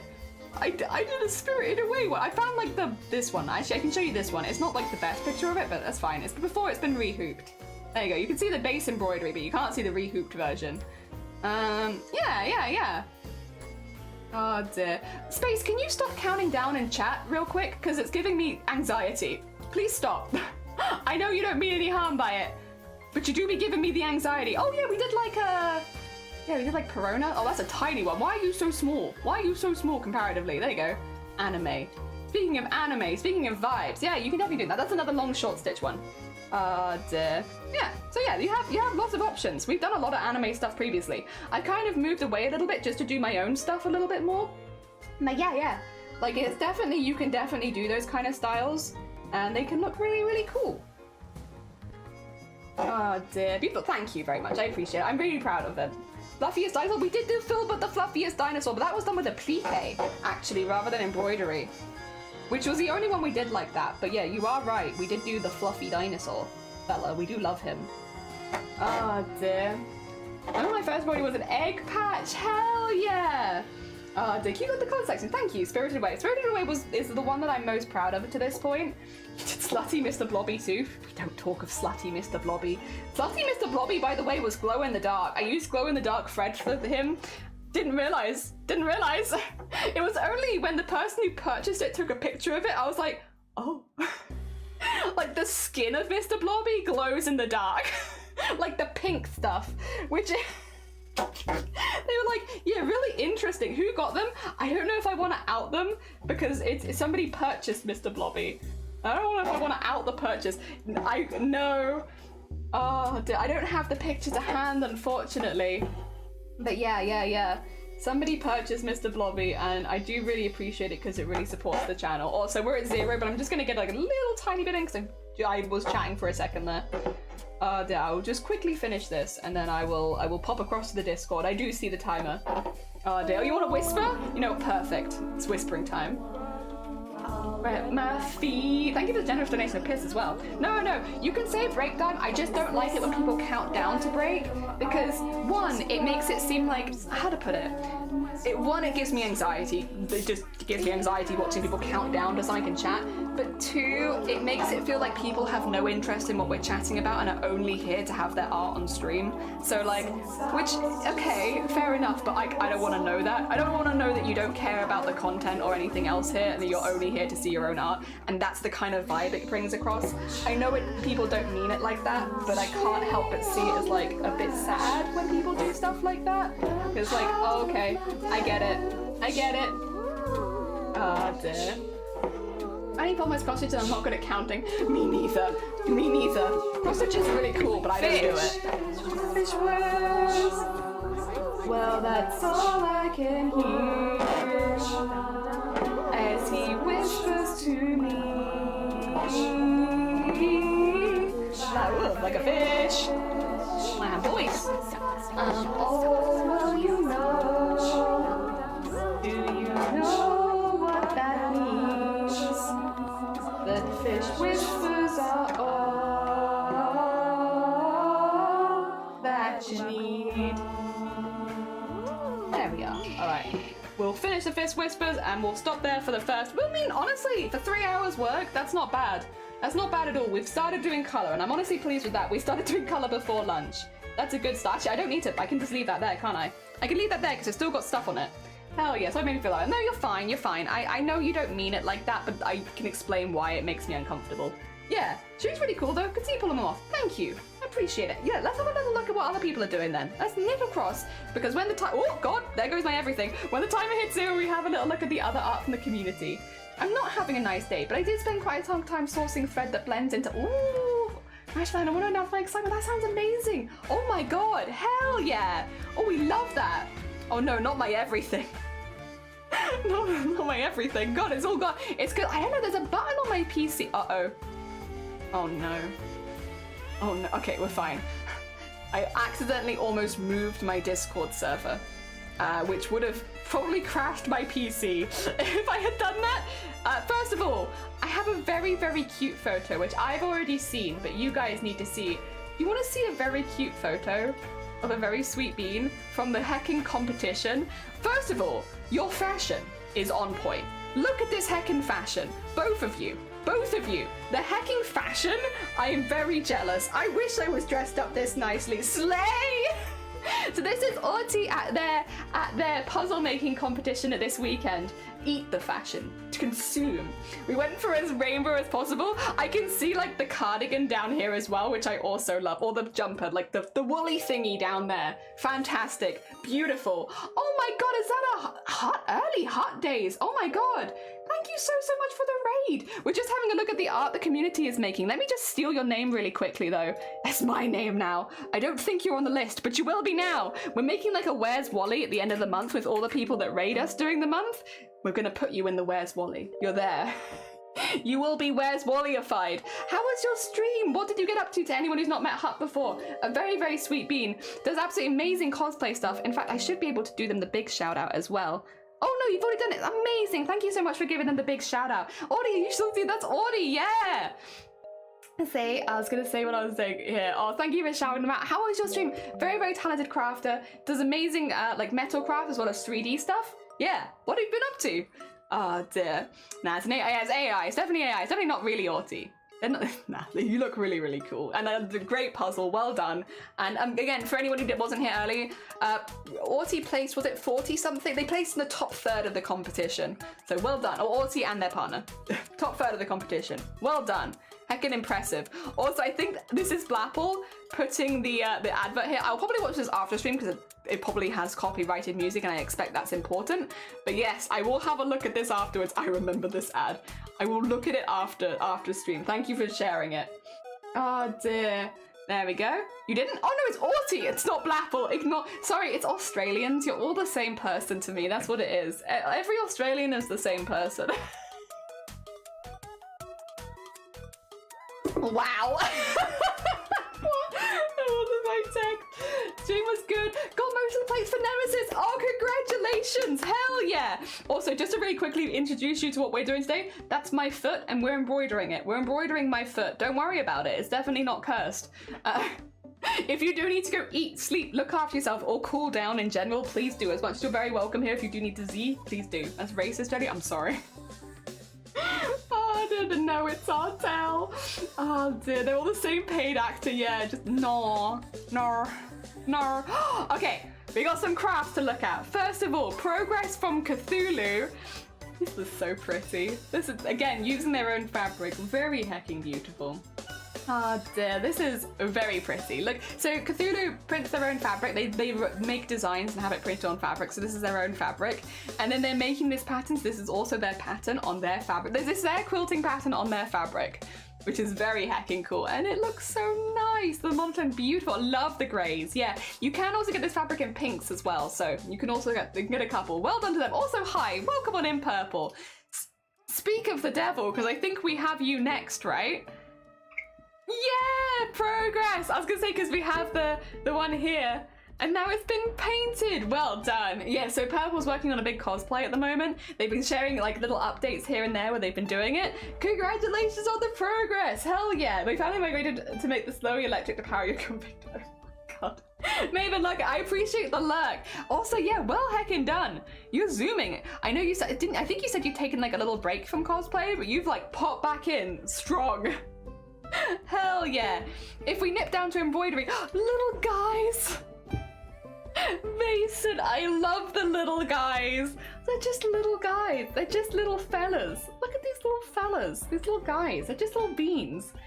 Oh my god, too much life. But yes, back to cosplay. Hell yeah. Little snacks, little noodles, a little danger noodle. Boop the noodles. They're very cute. We love them. Now, if you can't tell, Mason, we love them. We love them. They're very heckin' cute. Little faces, oh my god. Are these your snake? Because I know your snake is very similar colors, right? It's on a Saturday? Ooh. Trying out different snake patterns to see which one I like the most. Sheila! Sheila! Oh god, hell yeah. Yeah, I changed the colors for my snake. Hell yeah, ding dong, sorry, you could probably hear that. My bad. Hell yeah, very heckin' cool. I love them. Reminds me of the thick strawberry laces with the white bit in the middle, the pencils, yeah. Was that a bell? Yeah, that was my house. Sorry, that's my bell. Oh, anime! Poker. Oh my god. Oh wow, anime. Oh, they look so cool. Tiffy, Goofy, and Grand Goes to Feet. Oh my god, of Pool Corpse. Oh my god. That looks so good. Did you make them like, yeah, I was gonna ask, did you make them the little cards and everything?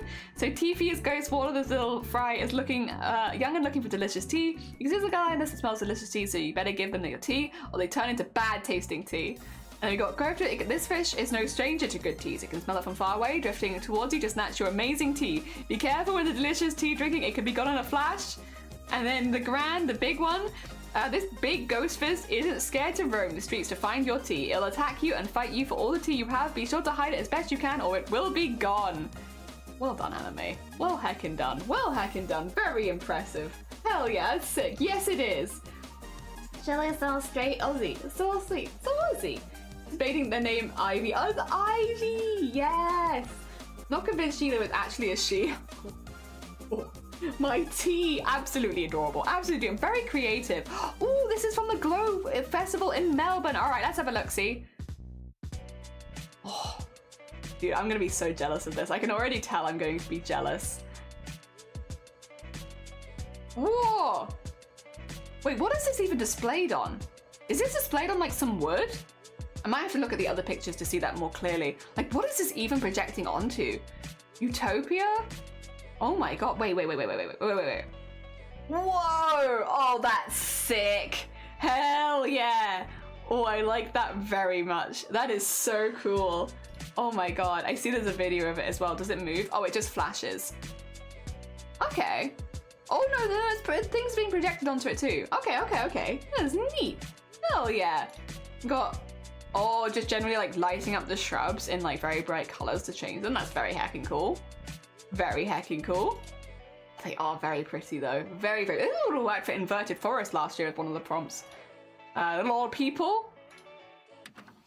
Just big glow. Big glow. Oh dear. Oh, they're all trying to get good photos while it's lit up for like 2 seconds. Whoa! Oh my god, look at all these. Oh, wow. Wait, is there a picture of that? Oh no, there is a pic. Whoa, bubbles though. I was gonna say there is a picture of bubbles. Hell yeah. Oh my god, that's so cool. Wow. Wow. Oh, and more. Okay, we've got a lot to go through actually. I need to speed up a little bit. We've got a lot of very big glow bubbles. Hell yeah. We've got... Oh, I love that one. I love that one. That's really pretty. Yeah, the colors inside there are like... Oh, yeah. That is absolutely stunning. Very synthwave. Synthwave plants.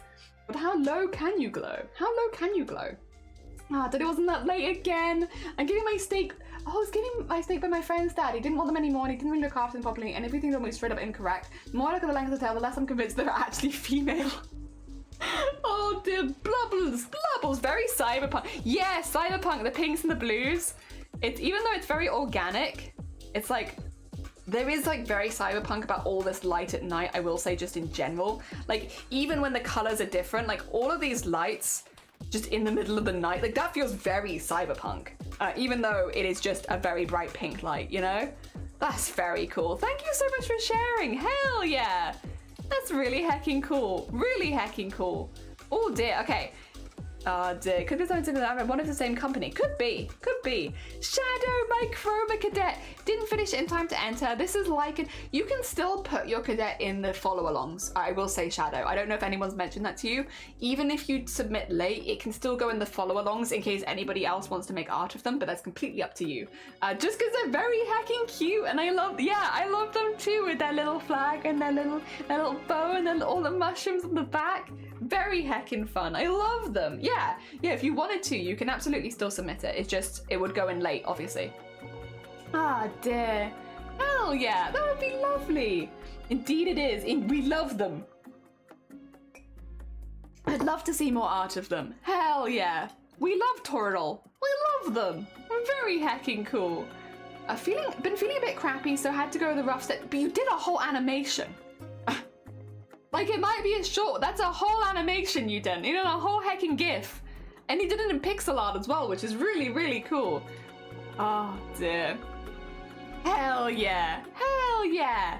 Oh, dear. And I like that you've been able to reuse the Digimon design as well. It's very heckin' cool. Very heckin' cool. I mean, I will say I've already seen this, but I still think it's very heckin' cool. I was going for Prince's Sprite. Yeah! Yeah, it is like a pixel sprite.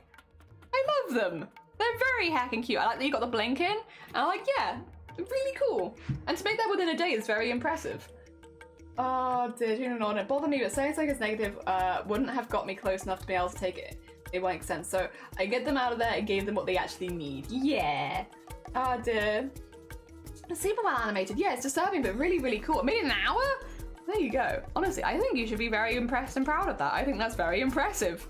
Hell yeah. I mean, I couldn't make that in an hour. I think a lot of us couldn't make that in an hour. Yeah, damn, Grobbit. Dang, Grobbit. Yeah, it's like most of us couldn't do that. Also, if we go to Comet, Comet has the trio. I've not decided their trio name. I'll take suggestions, but here are the human OCs. Hell yeah.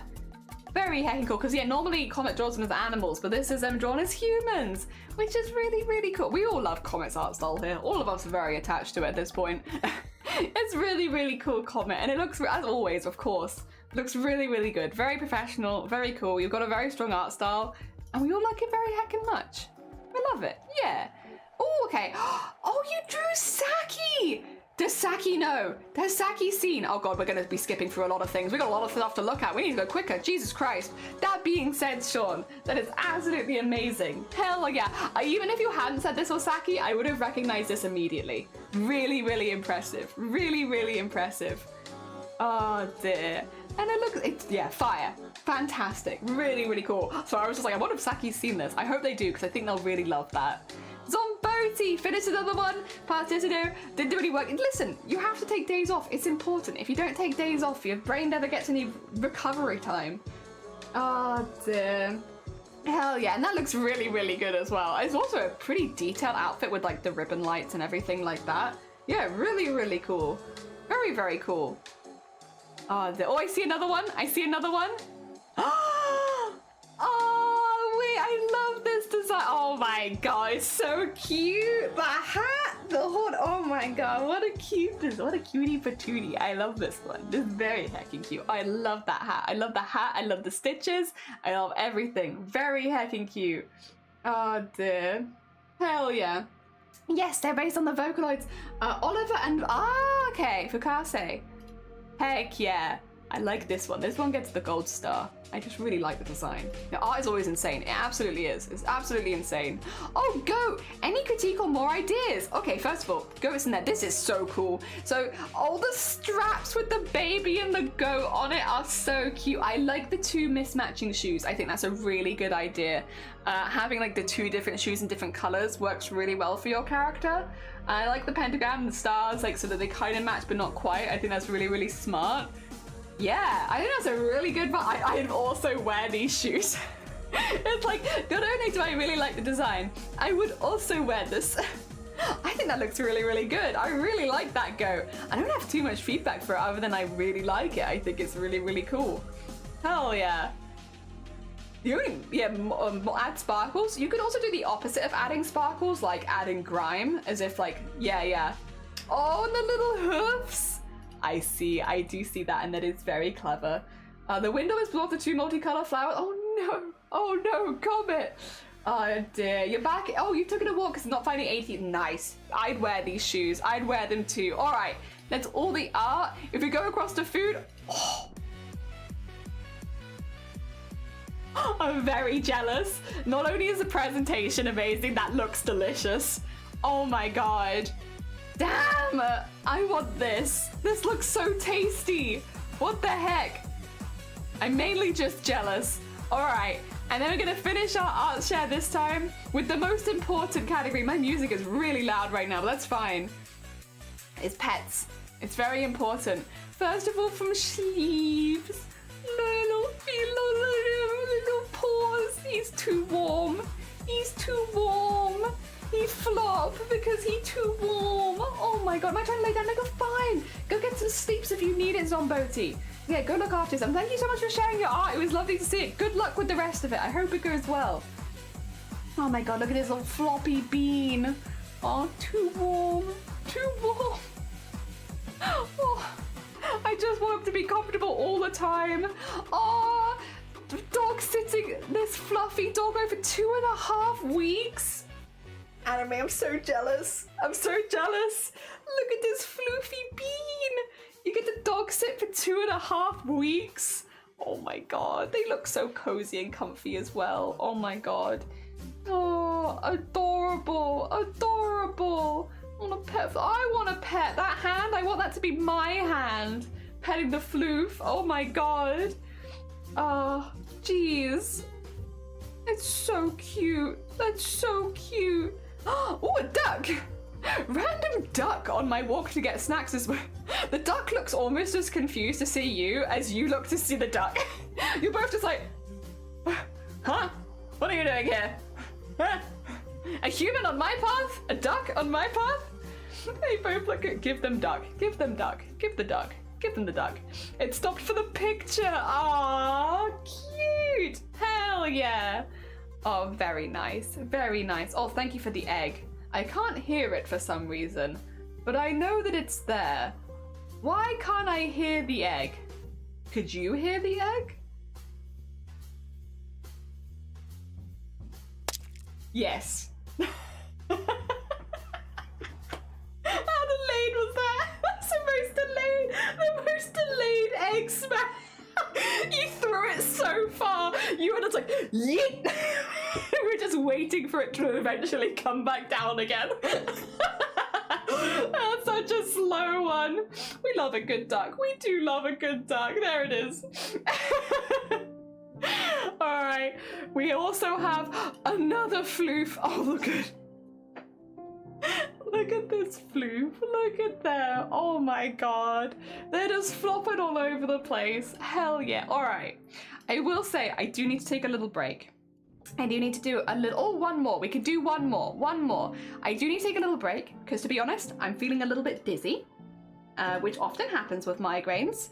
But I am not feeling up to getting up. I'm gonna go to the loo, see how I feel, have a quick drink of water, and there is a chance I might come back and end the stream. to be honest, if I don't feel better, because I can't sew when I'm dizzy. They're the problem. I'll survive, I'll be fine. It happens a lot with migraines, but since I can't sew while dizzy, I'm going to quickly nip to the loo, quickly grab some more water, and see how I feel, and if I don't feel well afterwards. So I'm not going to get you words on stream, just in case I do need to dip off. So instead, I'm gonna leave you with this from Cavanosse and just pop that I'm popping on a very quick break so you can all look. Oh my god, they're so fluffy. Oh my god.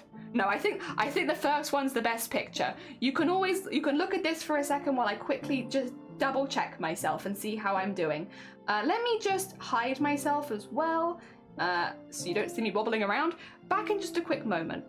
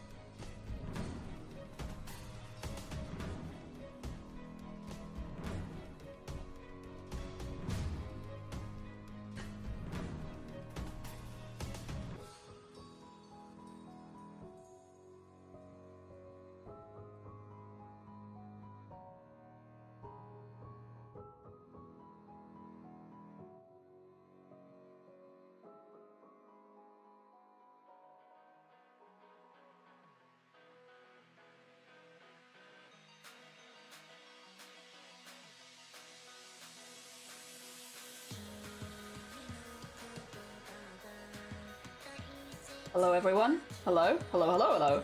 Hello, hello, hello, hello. Hello, to me, hello.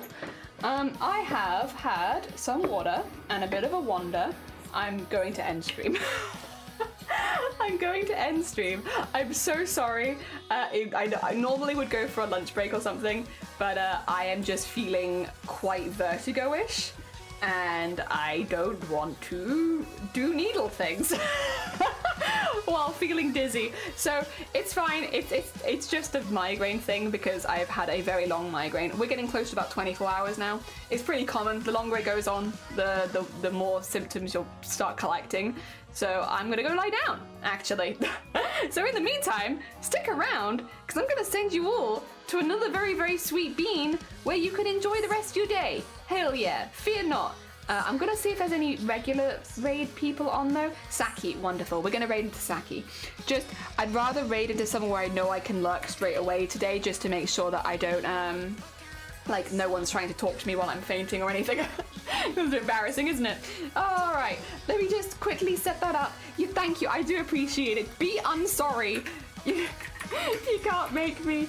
I'll also shout them out in case anybody gets left behind. By the way, if anyone doesn't know Saki, very, very talented. They do typography, they do art. Generally just a really, really talented artist on Twitch. There's a lot to love with them. So if you haven't followed them before, this is a really good opportunity to meet another really, really talented artist on Twitch. So definitely send them lots and lots of love. I know a lot of you already know Saki, but if you didn't already know them, great opportunity to send them some love.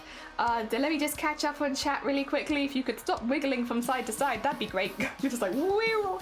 No, I appreciate it. Thank you for the raid calls in the chat. Yes, Saki! Yeah, it's like I'm just looking for somewhere I'm like, I know I can raid Saki, and it's like I can lurk if I need to, which is really important. I mean, I really value that with other streamers as well. So yeah, no, thank you so much everyone for being so understanding. I'm hoping that I'm gonna lie down now and I'm gonna feel way better tomorrow, because if we can, I'd like to stream tomorrow as well. So we're gonna have a bit of a lie down, eat something a bit later, and hopefully kick this out of the door so that tomorrow I can come back strong and we can do a longer stream.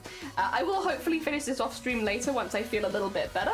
So yes, we're all good. We're all good. Fear not. This is really common as well, so don't worry about it. It's a very normal symptom. They do a lot of patterns. They do really beautiful patterns. All right, has everybody grabbed a raid call? I'll pop it in chat again really quickly in case anyone missed it before. Have you all got a raid call? Because it's time to send lots and lots of hype over to Saki. Have a lovely rest of your day. Thank you so, so much for joining me. I really, really appreciate it. You all made my morning. Take care. Enjoy the rest of your day, everyone. Have fun.